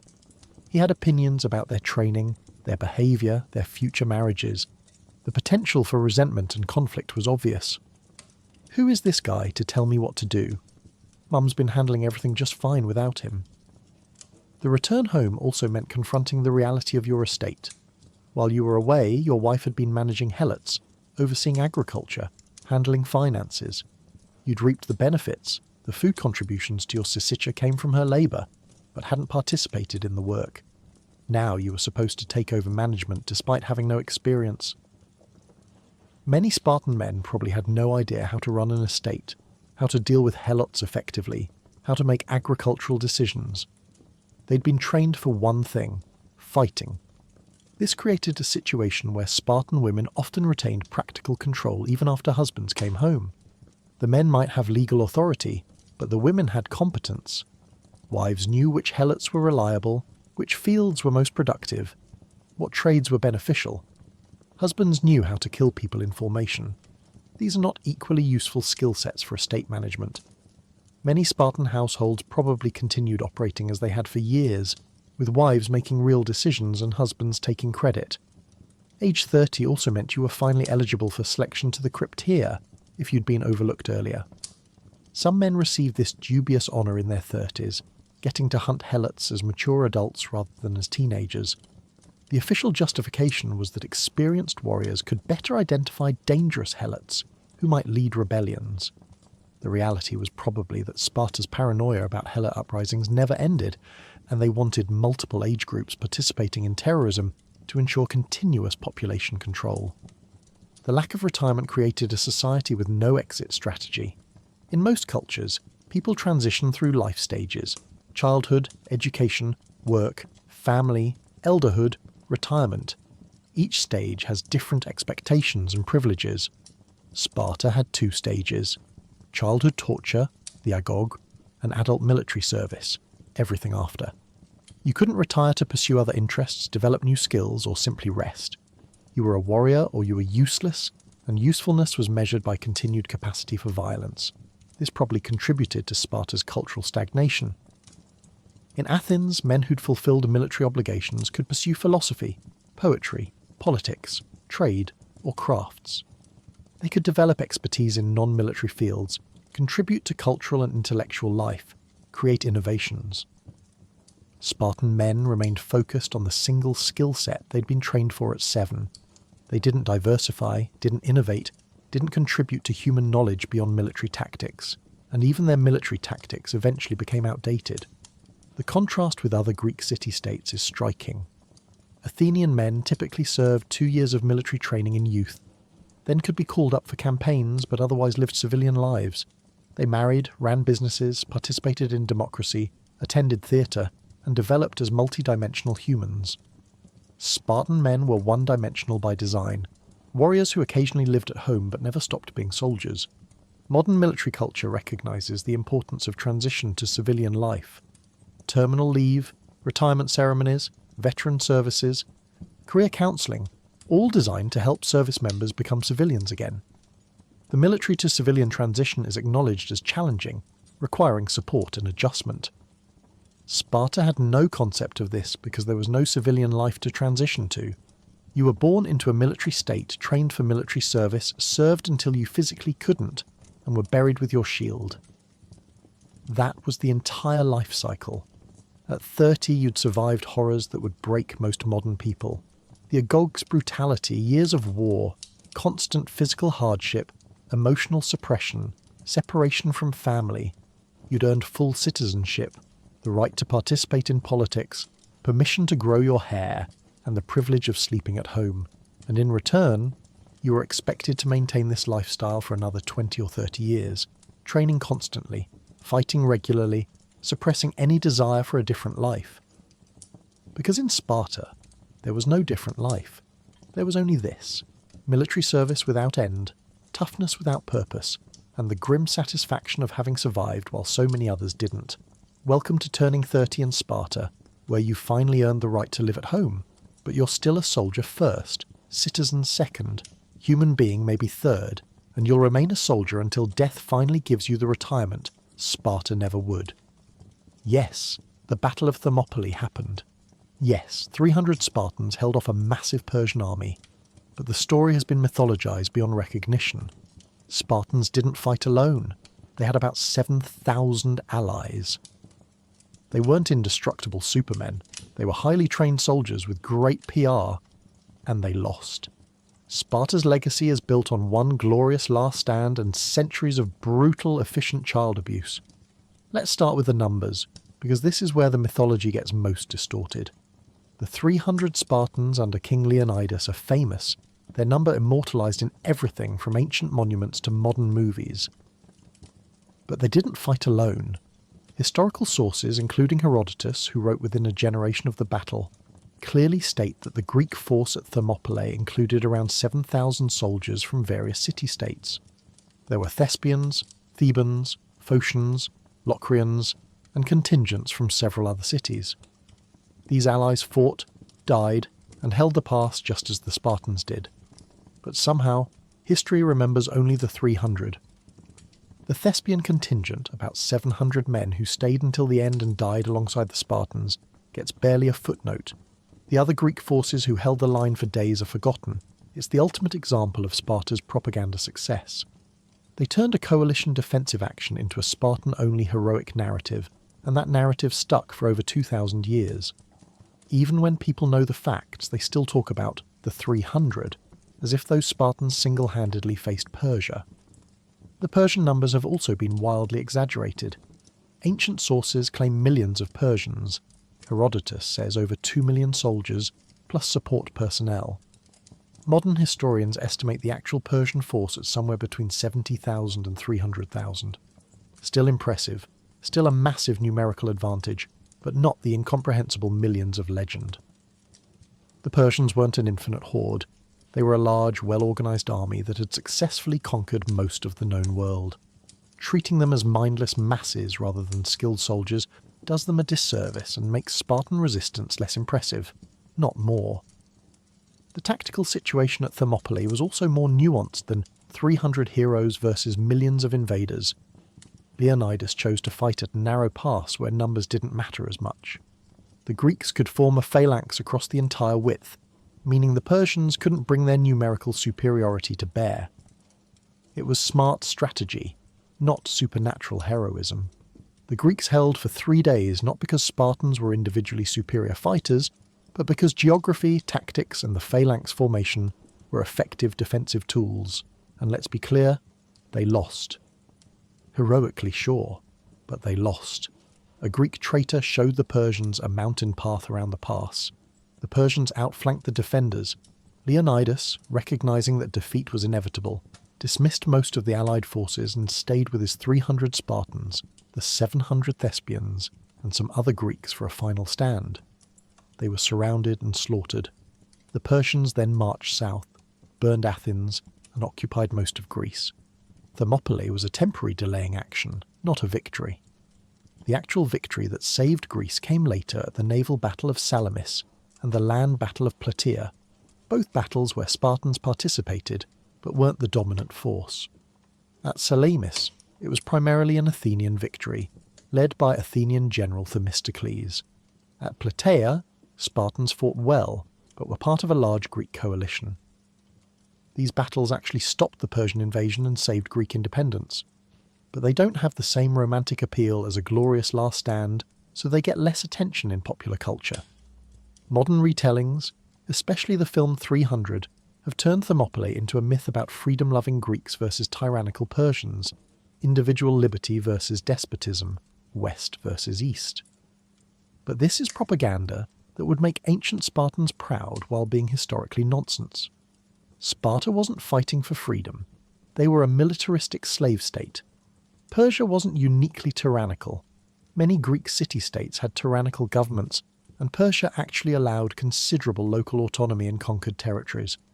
The battle was about geopolitics and self-defense, not ideology. The film 300 specifically deserves examination because it shaped modern perceptions of Sparta more than any historical text. The movie shows Spartans as perfect physical specimens fighting for freedom against deformed, monstrous Persians. It portrays Sparta as a society of warriors who value honour and liberty. It's visually stunning, dramatically compelling, and almost completely wrong about everything. The Spartans in the film are depicted as individualistic heroes, but real Spartans despised individualism. The film shows them rejecting outside help, but historically they were part of a coalition. The movie portrays Sparta as fighting for freedom, ignoring that Sparta's society was built on enslaving helots. The film's Persians are shown as inhuman monsters, while real Persians had a sophisticated culture, advanced administration, and in some ways more enlightened policies than the Greeks. The movie even invents a subplot about Leonidas defying corrupt Spartan politicians, when historically the Spartans were fully committed to the mission. But here's the thing. The mythologized version serves a purpose. Thermopylae has been invoked throughout history by people facing overwhelming odds. It's a story about courage, sacrifice, and standing firm against seemingly impossible challenges. That's powerful, emotionally resonant, and useful for morale. When British soldiers at Dunkirk were told about Thermopylae, when American soldiers heard about it during World War II, it wasn't about historical accuracy. It was about inspiration. The myth serves functions that history alone can't. The problem is when the myth replaces history entirely.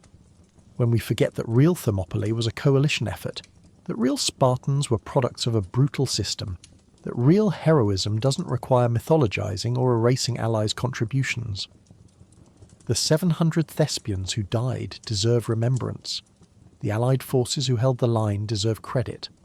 The Persian soldiers who fought bravely for their empire deserve recognition as skilled warriors, not as disposable movie monsters. Sparta's greatest achievement might be their propaganda. They lost battles but won the narrative war. They convinced not just their contemporaries but millennia of future generations that they were the ultimate warriors, the gold standard of military excellence, the society every tough culture should emulate. This despite having a mixed military record, despite losing their war with Thebes, despite being conquered by Macedon, despite declining into irrelevance.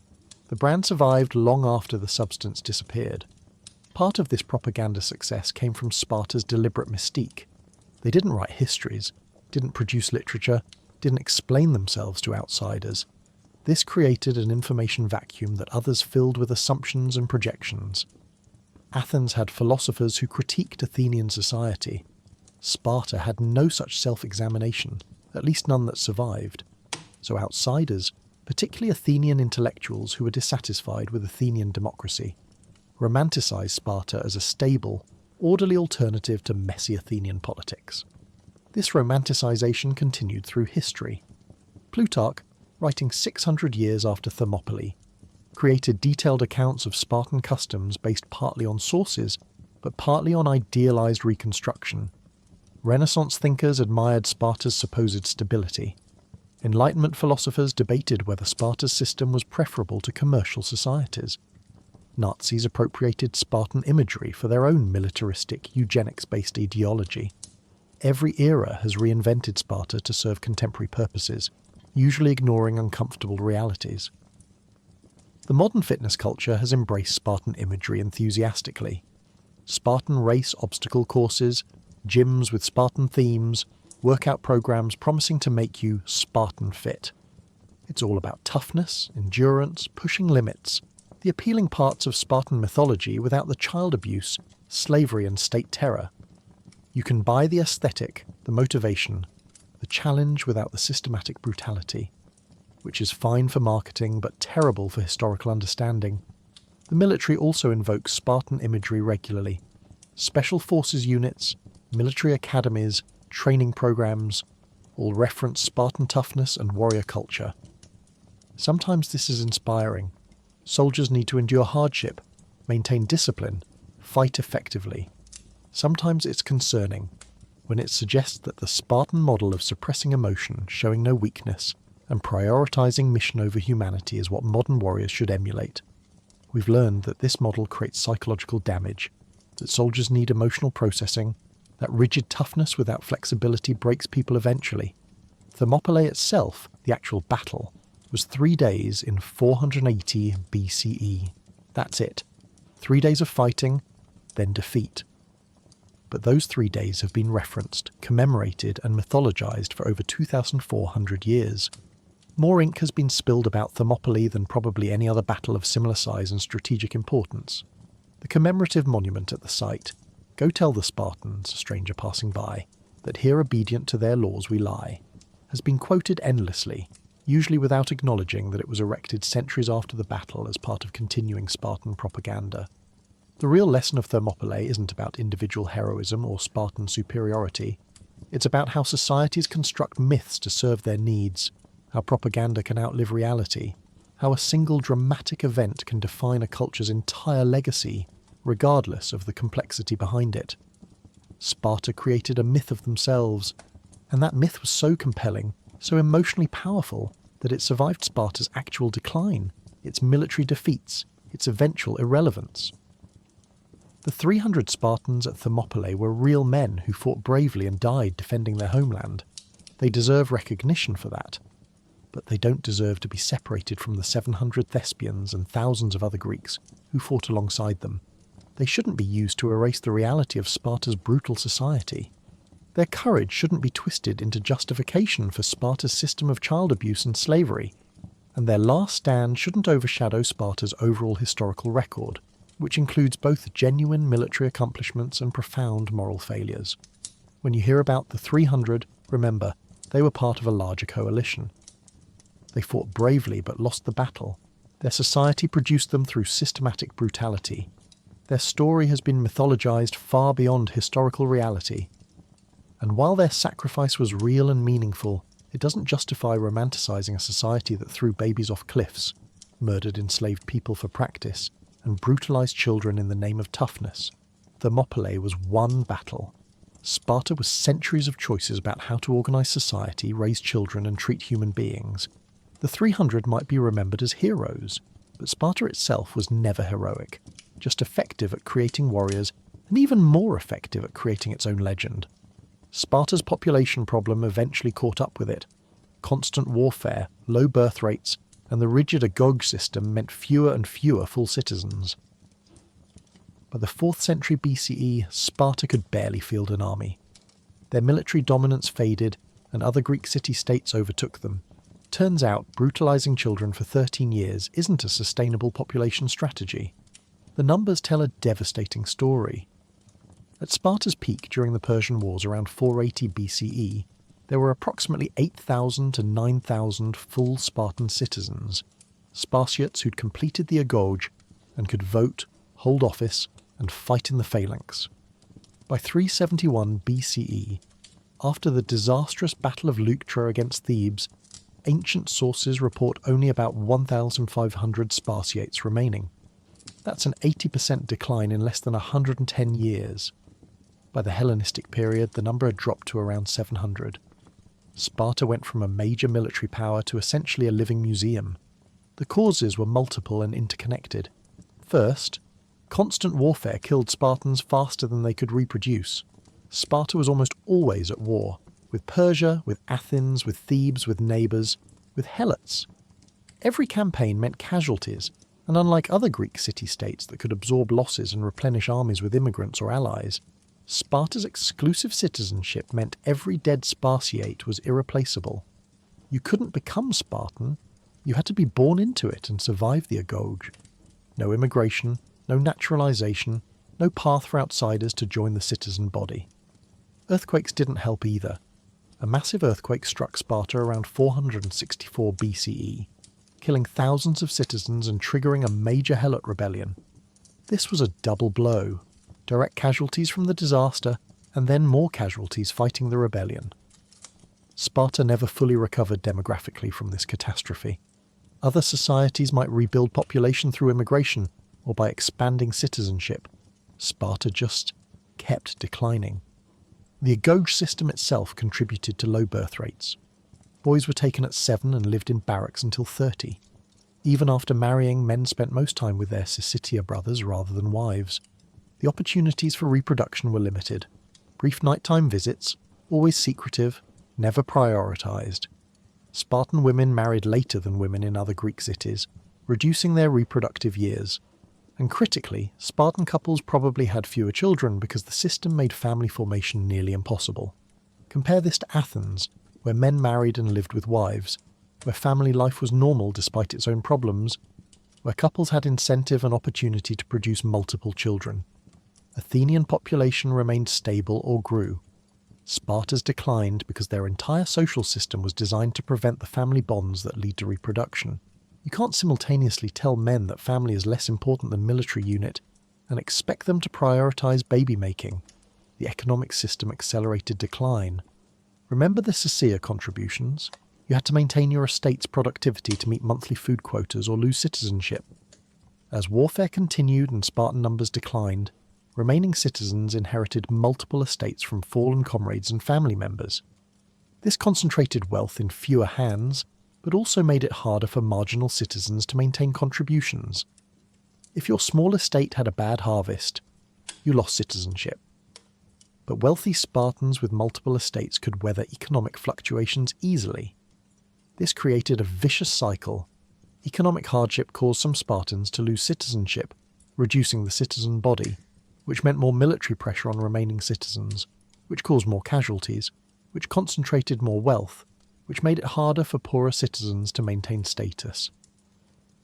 By the 4th century BCE, Sparta was stratifying into a small wealthy elite, and everyone else was gradually being pushed out of citizenship entirely.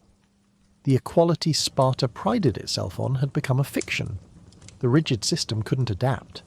Other Greek city-states responded to population pressures by expanding citizenship, allowing immigrants, or creating new categories of participation. Sparta refused all of this. Citizenship required birth into a Spartiate family and completion of the agoge. No exceptions, no flexibility, no adaptation to changing circumstances. When reality conflicted with tradition, Sparta chose tradition, and reality eventually destroyed them. Military defeats compounded everything. In 371 BCE, at the Battle of Leuctra, the Thebans decisively defeated Sparta's supposedly invincible army. The Theban general Epaminondas used innovative tactics to break the Spartan phalanx, killing about 400 Spartans, including their king. For a society with only 500 full citizens, losing 400 in a single battle was catastrophic. But worse was the psychological blow. Sparta's reputation for military invincibility shattered. If Spartans could be beaten, what was the point of their entire brutal system? Thebes followed up by liberating Messenia, freeing the Helots who'd provided half of Sparta's economic foundation. Suddenly, Sparta lost not just military prestige, but also the enslaved labour force that supported their citizen lifestyle. Without Messenian Helots farming the land, Spartan citizens couldn't maintain their estates, couldn't meet Syssitia contributions, couldn't focus exclusively on military training. The entire system collapsed because it turned out that a society built on exploiting an enslaved majority becomes non-functional when that majority escapes. Sparta tried various reforms to address declining population. Kings attempted to cancel debts, redistribute land, and expand citizenship to perioikoi, free non-citizens who'd previously been excluded. But these reforms faced fierce resistance from the conservative elite, who'd rather watch Sparta die than change their precious traditions. Some reforms passed briefly, then were reversed when conservatives regained power. Sparta couldn't agree on how to save itself because any meaningful solution required abandoning the principles that made them Spartan. By the time Rome conquered Greece in the 2nd century BCE, Sparta was a tourist attraction rather than a power. Romans visited to watch the ritual whipping at Artemis Orthia's altar, ancient child abuse as entertainment for imperial tourists. Sparta had become a theme park, performing a sanitized version of its own brutal past for foreigners who found it fascinating precisely because they didn't have to actually live it.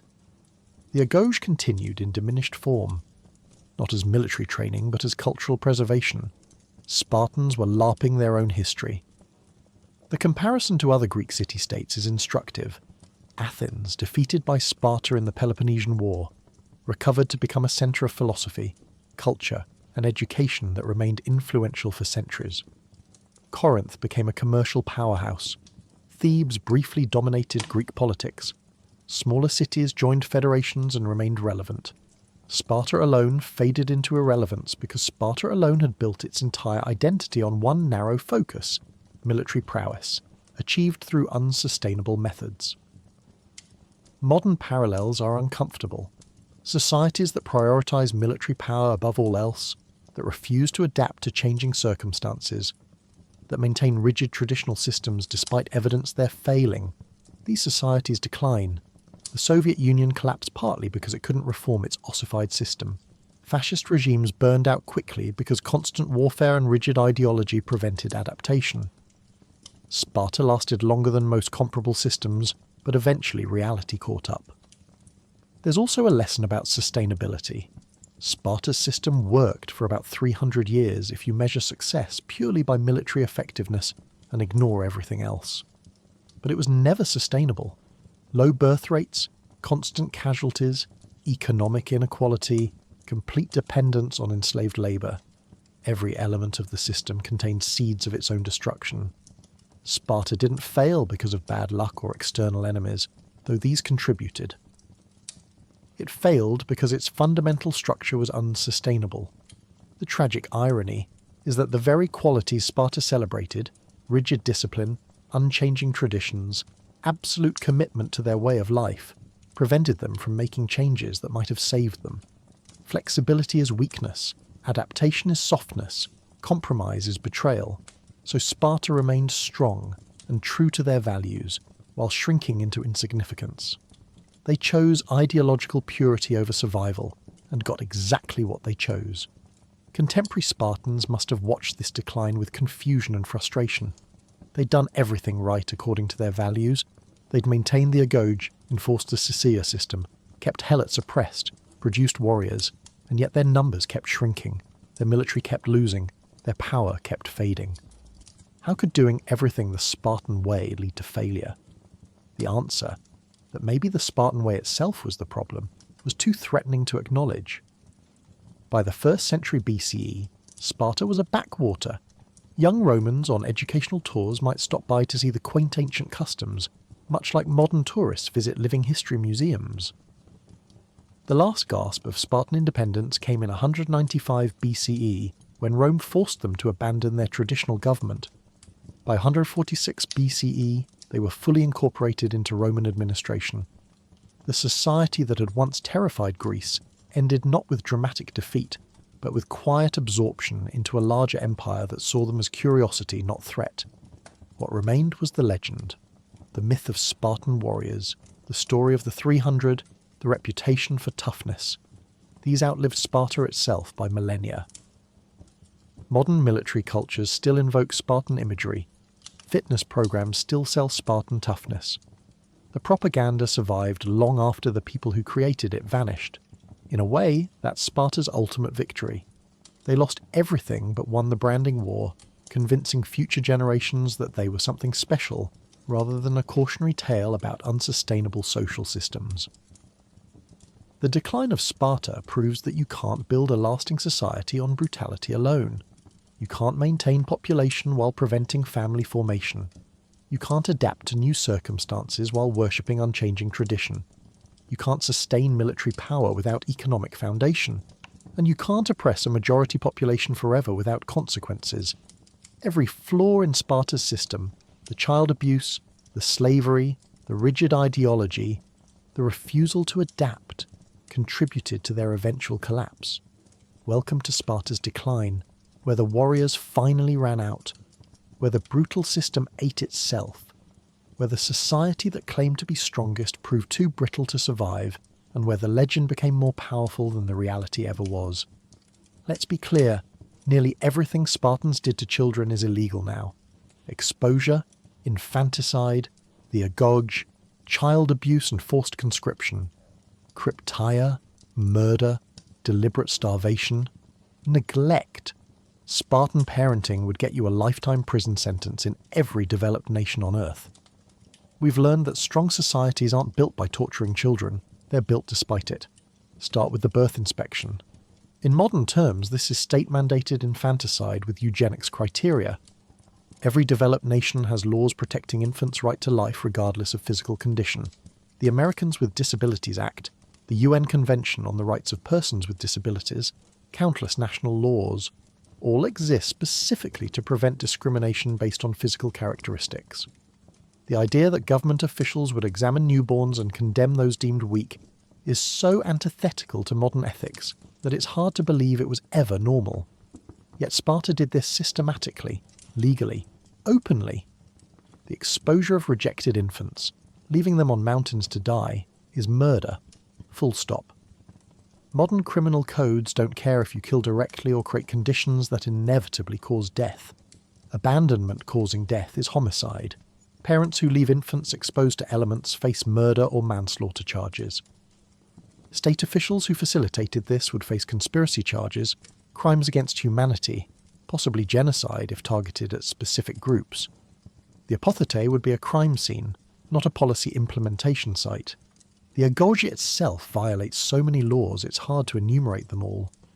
Start with forced conscription of 7-year-olds.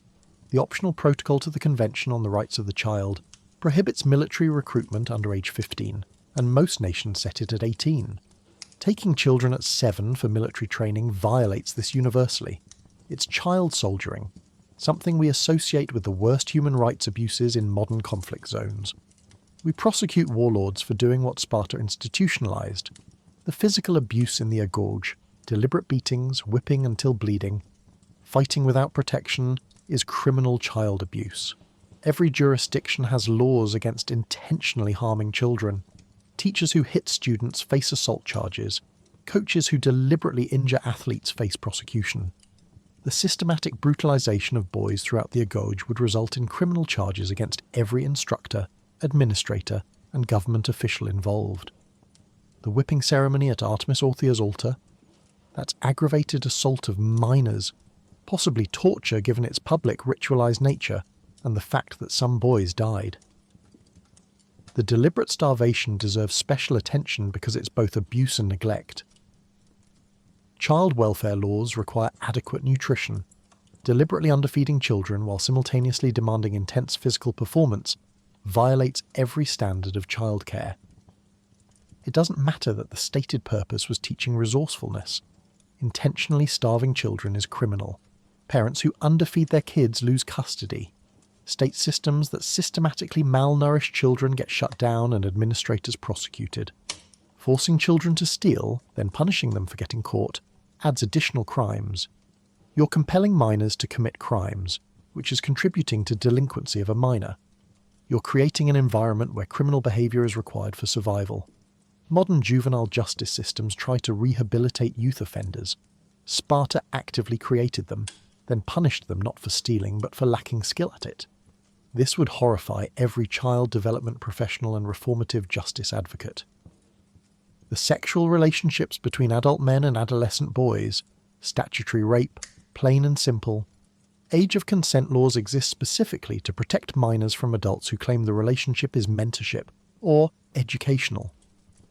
The power imbalance between adult warriors and teenage boys makes meaningful consent impossible. These relationships, regardless of ancient cultural context, are crimes under modern law. The Erastes Eromenos system would result in sex offender registries, prosecution and imprisonment for every adult participant. The Krypteia is perhaps the clearest crime. Premeditated murder, ethnic cleansing, terrorism, possibly genocide depending on how you classify the systematic killing of helots. Modern criminal law recognises no justification for hunting and killing unarmed civilians. The legal fiction of declaring war on helots annually wouldn't provide legal cover. You can't declare war on your own civilian population to avoid murder charges. This is what war crimes tribunals exist to prosecute. Spartans would face charges similar to those levelled at perpetrators of ethnic cleansing in Bosnia, Rwanda or Myanmar. The enslavement of helots violates every modern human rights framework. The Universal Declaration of Human Rights, the Slavery Convention, countless national constitutions, all prohibit slavery explicitly. The helot system wasn't just slavery. It was particularly brutal slavery based on ethnic conquest. maintained through terror, with no path to freedom. Modern international law has specific provisions against enslavement as a crime against humanity. Sparta's entire economic system was a crime against humanity, ongoing for centuries. The lack of education, deliberately limiting boys' intellectual development to focus solely on military training, violates the right to education enshrined in international law and most national constitutions. Children have the right to comprehensive education that develops their full potential. Limiting education to basic literacy and military skills is educational neglect. Schools that failed to provide adequate education would be closed. State systems that deliberately restricted children's learning would face lawsuits and reform mandates. The denial of medical care, the refusal to accommodate disabilities, the expulsion of boys who couldn't keep up due to injury or illness, all violations of disability rights law and medical neglect statutes. Children have the right to necessary medical treatment. Refusing care, forcing children to continue dangerous activities while injured, and punishing physical limitations all constitute abuse. Modern athletic programs that push injured children to continue playing face lawsuits.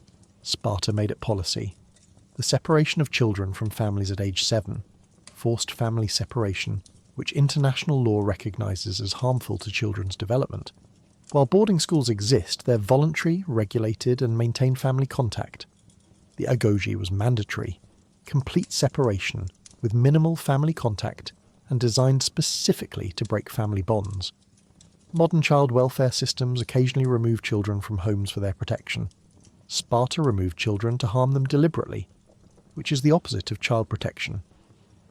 The marriage system, forced marriage, often to partners who were functionally strangers, with brides subjected to ritualized abduction, head shaving and cross-dressing, violates laws against forced marriage, assault, the staged kidnapping, and possibly sexual assault given that consummation occurred in a coercive context. Modern law recognizes that meaningful consent requires freedom from coercion. The Spartan marriage system was inherently coercive. The psychological abuse deserves recognition too.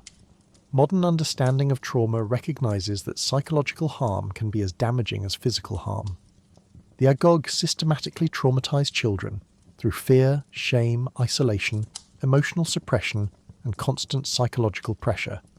This is recognized today as severe emotional abuse. Therapeutic programs that use similar tough love approaches have been shut down, their operators prosecuted, after causing psychological damage to youth. Even the Sysitia system has problematic elements.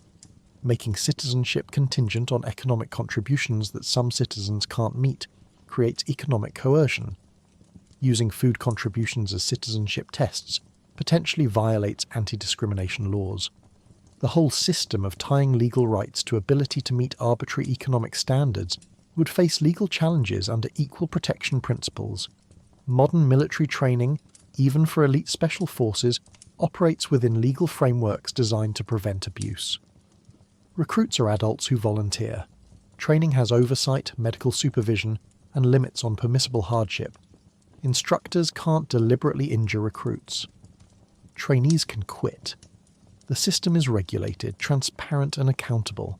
Sparta's Agog violated every principle of ethical military training because it wasn't training. It was systematic brutalization of children who couldn't consent and couldn't escape. International humanitarian law, developed after World War II partly in response to Nazi atrocities, includes provisions specifically designed to prevent state systems like Sparta's. The prohibition on crimes against humanity includes systematic persecution, enslavement, and inhuman acts. The prohibition on genocide includes acts intended to destroy ethnic groups.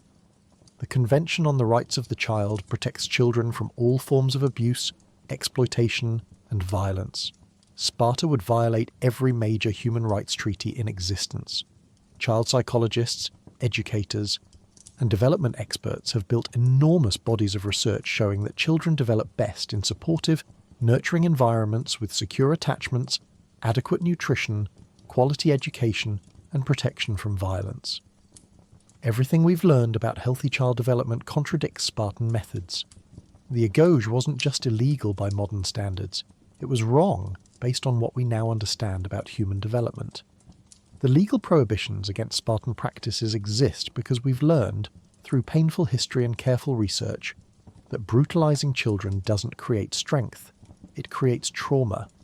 That enslaving populations doesn't create stability, it creates oppression that eventually collapses. That rigid military societies don't create lasting power, they create brittle systems that can't adapt. Every law that would prohibit Spartan practices exists because we've learned these methods don't work and cause enormous harm. So when someone praises Spartan toughness, or suggests we should be more like Sparta, remember that being more like Sparta would require abandoning every child protection law, every human rights principle, and every lesson we've learned about building healthy societies. It would require legalizing infanticide, child abuse, slavery, murder, and systematic trauma. We've collectively decided these things are crimes, not virtues, and that decision represents human progress, not weakness. The fact that nearly every aspect of Spartan parenting is now illegal isn't political correctness or modern softness. It's recognition that treating people, especially children, as disposable resources for state purposes is evil. We've built legal frameworks to prevent Sparta from happening again, to protect the vulnerable, to ensure that state power has limits. Those laws represent hard-won wisdom, written often in the blood of those who suffered under systems like Sparta's. Welcome to why Sparta would be illegal today, where every element of their celebrated system violates fundamental human rights, where their parenting methods are recognized as criminal abuse, and where we've collectively decided that the price of Spartan strength, dead infants, traumatized children, enslaved populations, and psychologically damaged adults is far too high to pay. Sparta's legacy isn't all bad. They valued physical fitness, discipline, and resilience.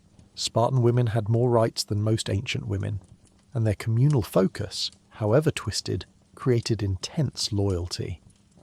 Modern parents can appreciate the value of toughness and self-reliance without, throwing babies off cliffs. The lesson isn't to copy Sparta, it's to remember that strength doesn't require cruelty.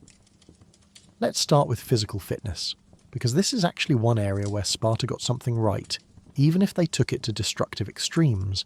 They understood that physical capability matters, that bodies need training and maintenance, that fitness contributes to confidence and competence. Modern research confirms all of this. Regular exercise improves physical health, mental health, cognitive function, and longevity. The childhood obesity epidemic, sedentary lifestyles, and chronic health problems we face today suggest we could benefit from prioritizing physical activity more. But, and this is crucial, you can value fitness without brutalization. Modern youth sports, PE programs, and fitness education teach children that movement is enjoyable, that physical challenges are rewarding, that bodies are capable of amazing things. You don't need to run barefoot over rocks until your feet bleed.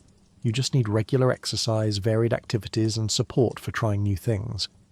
Sparta proved that extreme physical training produces capable bodies, but modern science has proven that sustainable, enjoyable fitness produces better long-term results without the trauma. Discipline and structure are also valuable, though again, Sparta took them to pathological extremes. Children benefit from clear expectations, consistent routines, and understanding that actions have consequences. Modern research on parenting shows that authoritative parenting, high expectations combined with high support, produces better outcomes than either permissive parenting or authoritarian parenting. Structure isn't oppression. It's scaffolding that helps children develop self-regulation and executive function. The key difference is that healthy discipline is about teaching, not punishing. It's about helping children develop internal motivation and self-control, not forcing external compliance through fear. Sparta used discipline as control mechanism. Modern best practices use it as developmental tool. You can teach children to delay gratification, persist through challenges, and regulate emotions without beating them, starving them, or traumatizing them. In fact, you get better results without those things. Resilience, the ability to cope with adversity, recover from setbacks, and persist through difficulties, is genuinely important. Sparta was right that resilience is developed through experience with challenge. Modern psychology confirms this. Children who never face difficulties don't develop coping skills, but there's a huge difference between appropriate challenge and overwhelming trauma. Resilience comes from facing difficulties with support, not from being systematically broken down without help. The research on resilience is clear. Children develop it best when they have secure attachments, face age-appropriate challenges, receive support during difficulties, and learn that struggle is temporary and manageable. Sparta provided overwhelming challenges with no support, and taught that showing vulnerability was fatal. That doesn't build resilience. It builds hypervigilance, emotional numbing, and trauma responses that look like toughness, but are actually psychological damage. Spartan women's relative freedom is interesting and worth examining. They owned property, exercised publicly, spoke boldly, and had more agency than women in other Greek city-states. This demonstrates that gender roles aren't fixed, that women's capabilities are far beyond what restrictive societies allow, and that female strength and leadership are assets. Modern feminism has fought for many of the same freedoms Spartan women had: bodily autonomy, economic independence, public presence, voice in society. But we can't romanticize this either. Spartan women's freedom existed within a system that still reduced them to reproductive function, that valued them for producing warriors rather than as full humans, that gave them agency only because men couldn't be bothered to be present. Real gender equality means valuing women as complete people with inherent worth, not just as physically capable baby makers. Still, the existence of Spartan women proves that ancient societies could imagine women as strong, capable and worthy of some rights. Other Greeks just chose not to. The communal focus, the idea that individual success depends on group success, that you're responsible to and for your community, has value when not twisted into totalitarian control. Modern research shows that strong communities improve mental health, provide safety nets during crises, and create meaning and belonging. Humans are social creatures who thrive in connected communities. Sparta understood this. They just weaponized it into cult-like conformity rather than healthy interdependence. The lesson here is about balance. Healthy communities support individual development while providing connection and shared purpose. They allow both individuality and belonging.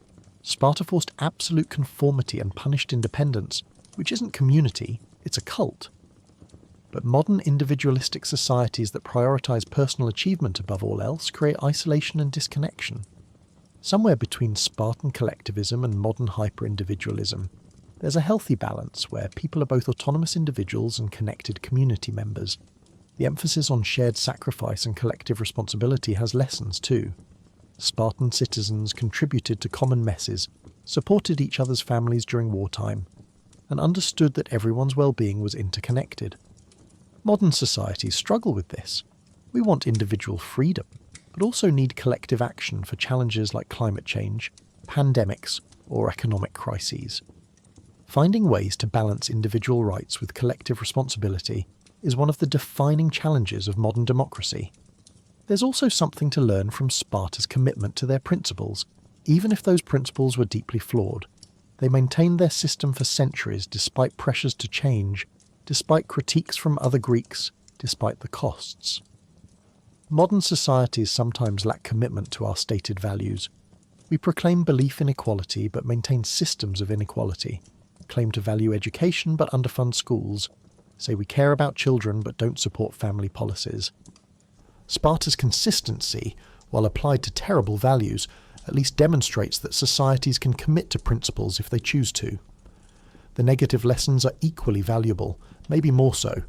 Sparta demonstrates that you can't build lasting society on brutality, that strength without flexibility is brittleness, that refusing to adapt is choosing death, that social systems need sustainability, not just short-term effectiveness. These are crucial lessons that apply to everything from parenting to politics to institutional design. Sparta also teaches us that propaganda outlives reality, that myths are powerful even when false, that the stories societies tell about themselves matter.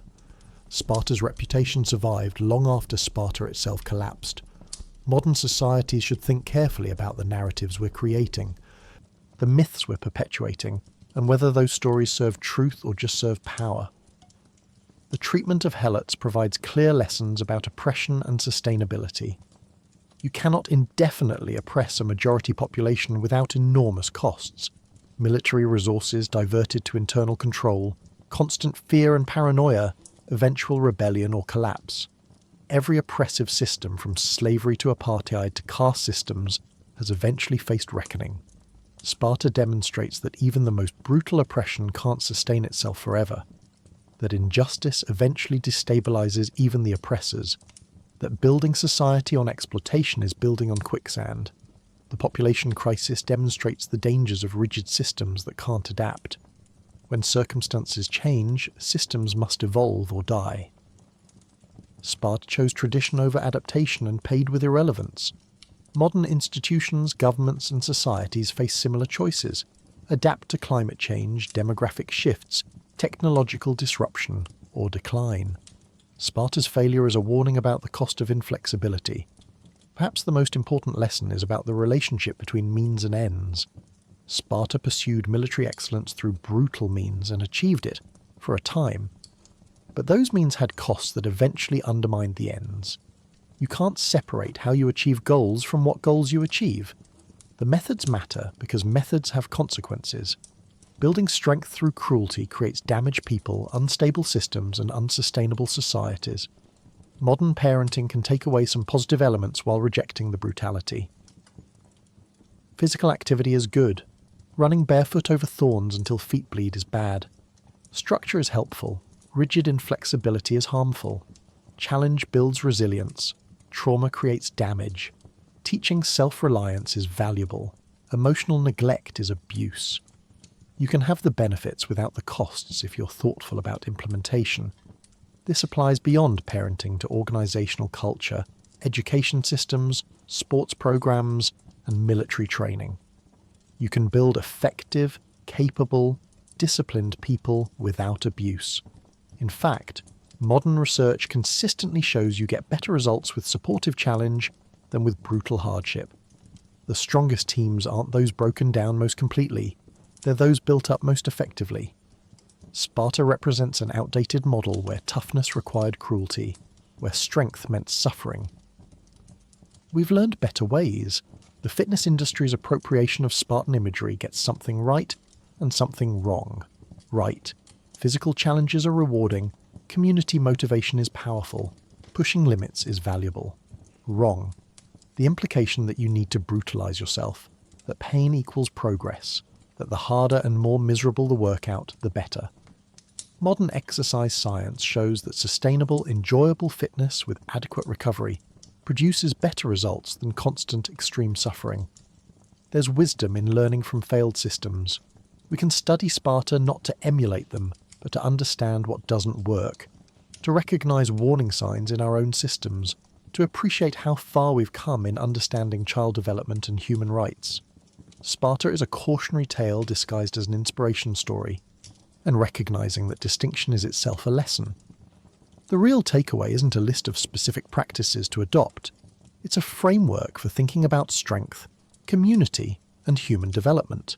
Strength comes from support plus challenge, not brutality. Community comes from connection plus autonomy, not forced conformity. Human development comes from meeting needs plus building skills, not deprivation and trauma. Sparta got the challenge, conformity and deprivation without the support, autonomy or need meeting, which is why they produced traumatized warriors rather than whole humans. So yes, there are lessons in Sparta's story. But most of them are lessons about what not to do, why cruelty fails, and how far humanity has progressed in understanding that strong societies are built on justice, education, health, and human dignity, not on throwing babies off mountains and brutalizing children for 13 years. The fact that we can look at Sparta now and recognize it as criminal rather than aspirational is itself progress worth celebrating. We romanticize Sparta because we don't have to live there. Movies make them look noble. History remembers their victories, but the reality, Spartan life was cold, brutal, and short. Most people wouldn't last a week in the Agog. We love the idea of warriors forged in fire, but we'd never actually throw our kids into the flames, and that's probably for the best. The warrior myth is seductive. The idea of being strong, disciplined, fearless, of belonging to an elite group tested beyond normal limits, appeals to something deep in human psychology. We admire people who endure hardship, who overcome adversity. who achieve extraordinary things through extraordinary commitment. Sparta offers a concentrated dose of this mythology. Ultimate warriors, unbreakable men, a society entirely dedicated to martial excellence. It's intoxicating, and it's almost entirely fantasy.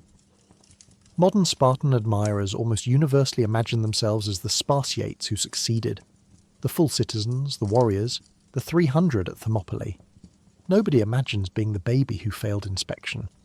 Nobody pictures themselves as the boy who couldn't keep up in the agog and became a Hypomenes. Nobody fantasizes about being a helot hunted by teenagers in the Cryptea. The fantasy is always that you'd be one of the successful ones, the tough ones, the survivors. Statistically, you probably wouldn't be. Consider what the ago actually required. From age 7, you'd need to endure 13 years of malnutrition, sleep deprivation, constant violence, emotional suppression, and physical hardship that would break most modern adults within days. You'd need to maintain peak physical performance while chronically underfed. You'd need to process constant trauma without any therapeutic support or emotional outlet. You'd need to form attachments while learning that caring about others is weakness. Most people couldn't do this. Most people would crack psychologically, develop health problems, suffer injuries that prevented continued training, or simply fail to meet the impossible standards. And if you did fail, you'd lose everything. Your path to citizenship, your social status, your future, all gone. The pressure alone would be overwhelming. Modern militaries with voluntary recruitment and adult participants see significant dropout rates from programs far less brutal than the Agog. And those are people who chose to be there and can quit. Spartan boys had no choice and no escape.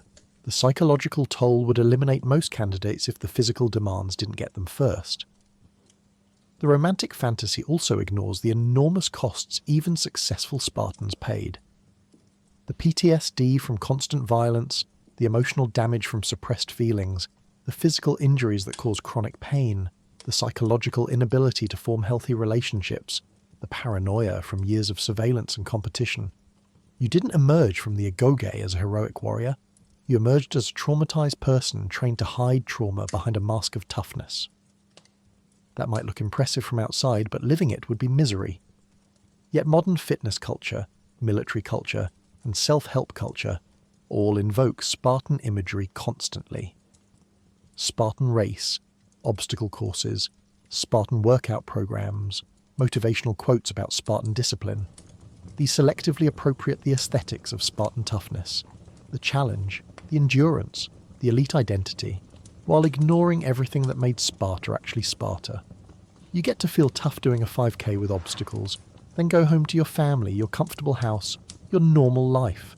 That's not Spartan. That's modern voluntary challenge with Spartan branding. There's nothing wrong with challenging yourself physically or mentally.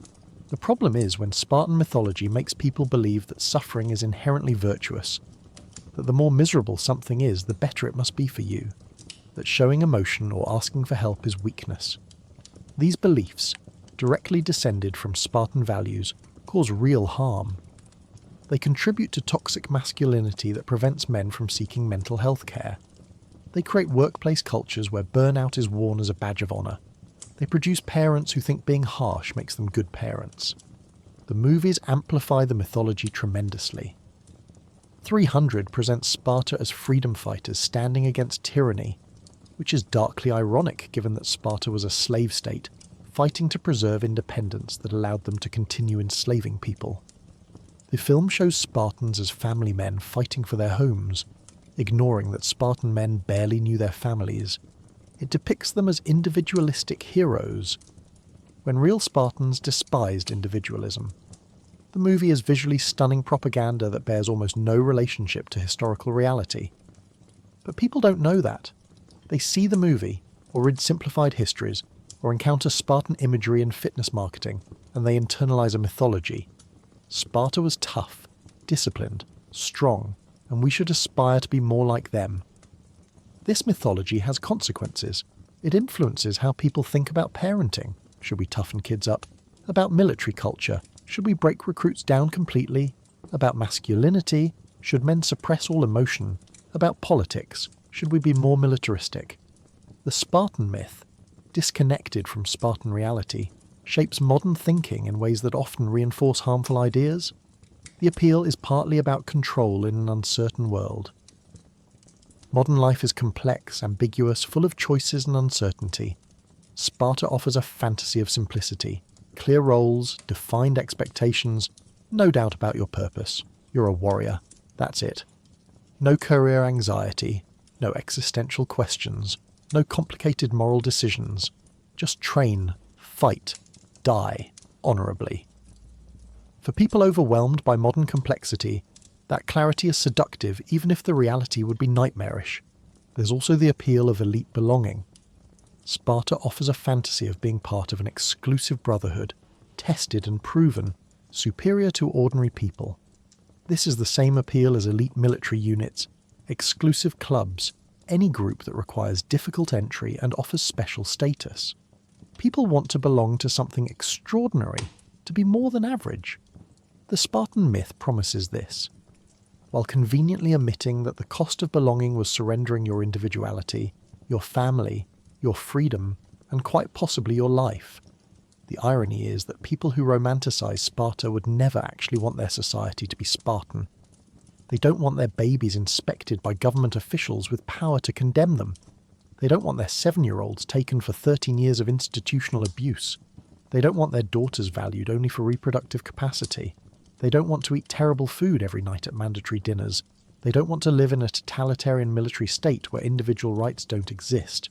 They want the mythology, strength, discipline, brotherhood, without the reality that produced it. This selective appropriation is fascinating psychologically. We want symbols of toughness without actual hardship. We want the identity of elite warriors without the trauma of actually being one. We want to believe we could survive the agog while living in comfortable modernity that would horrify Spartans. It's historical cosplay, borrowing aesthetics without consequences, pretending connection to a past we'd find unbearable if transported there. The romanticization also serves political purposes. Authoritarian movements love Spartan imagery because Sparta represents disciplined hierarchy, militarism, ethnic purity, and subordination of individual to state. Nazi Germany explicitly invoked Spartan models.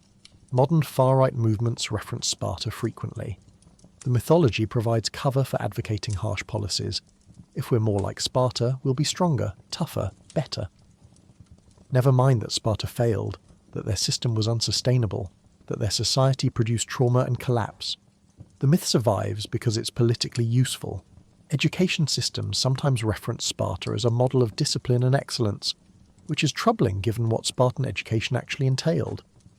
When schools emphasize toughness, minimize emotional support, or punish any sign of weakness, they're channeling Spartan values whether they realize it or not.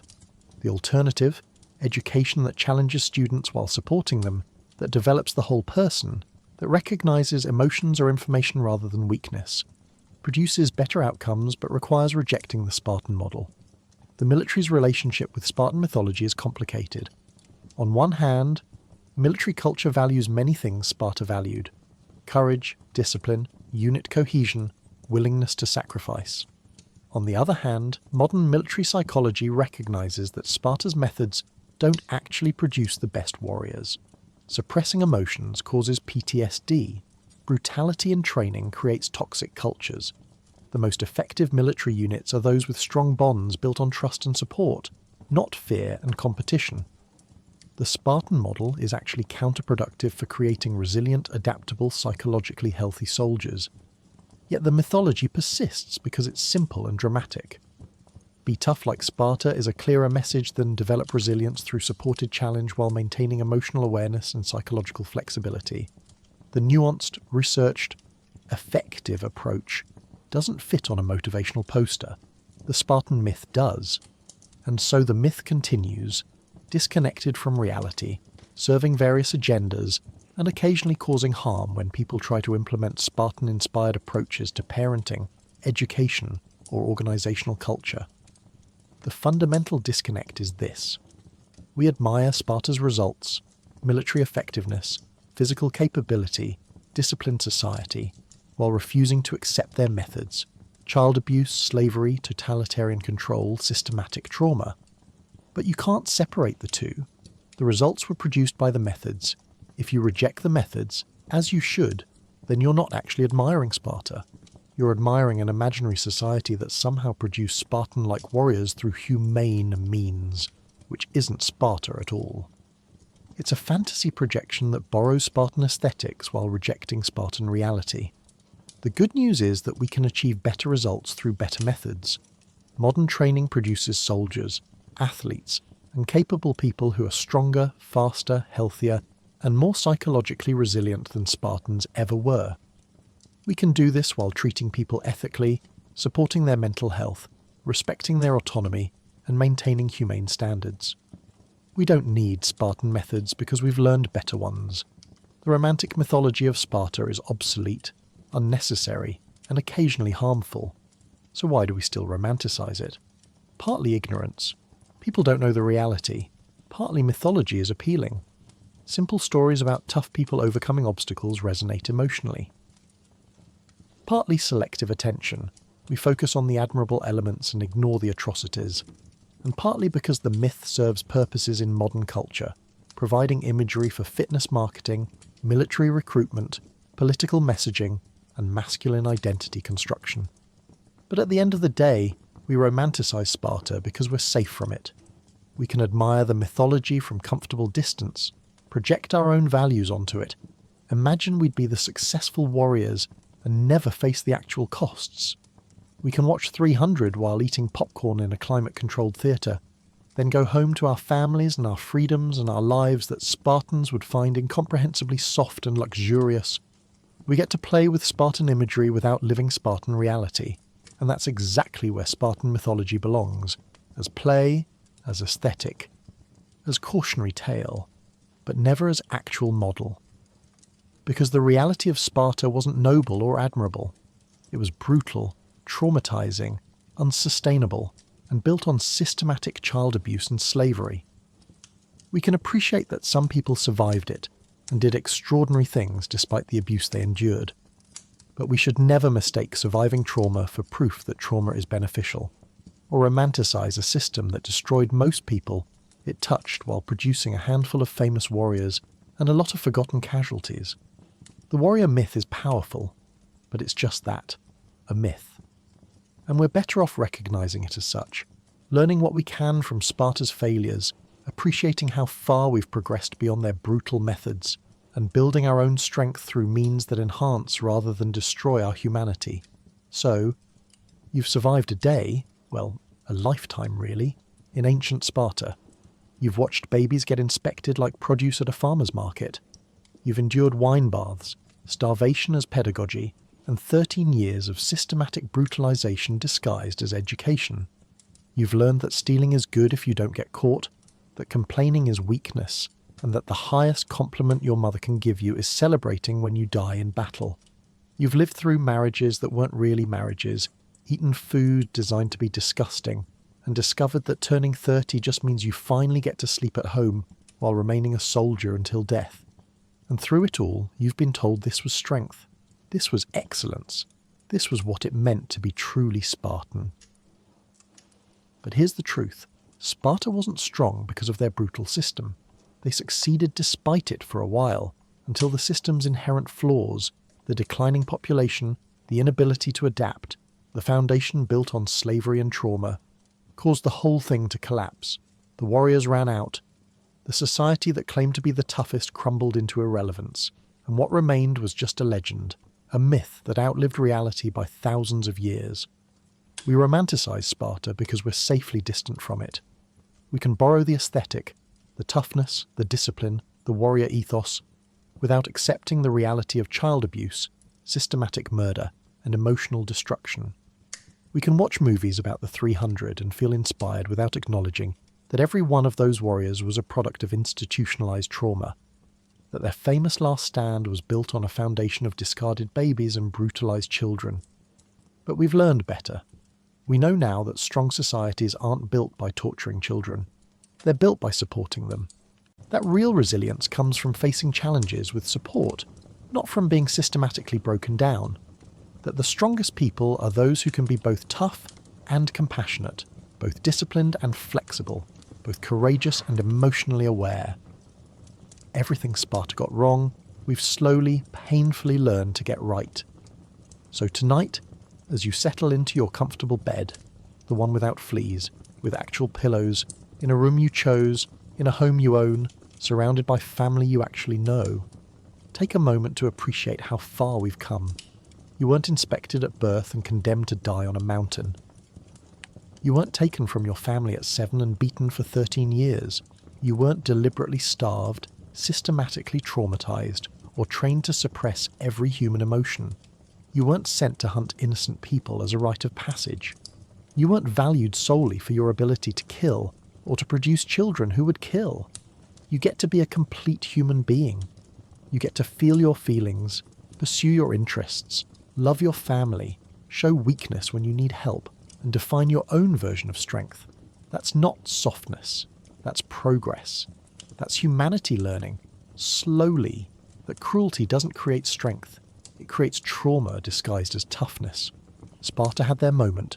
They built their society, created their warriors, fought their battles, and faded into history while their mythology lived on. But we don't have to live in their shadow. We can appreciate what they got right.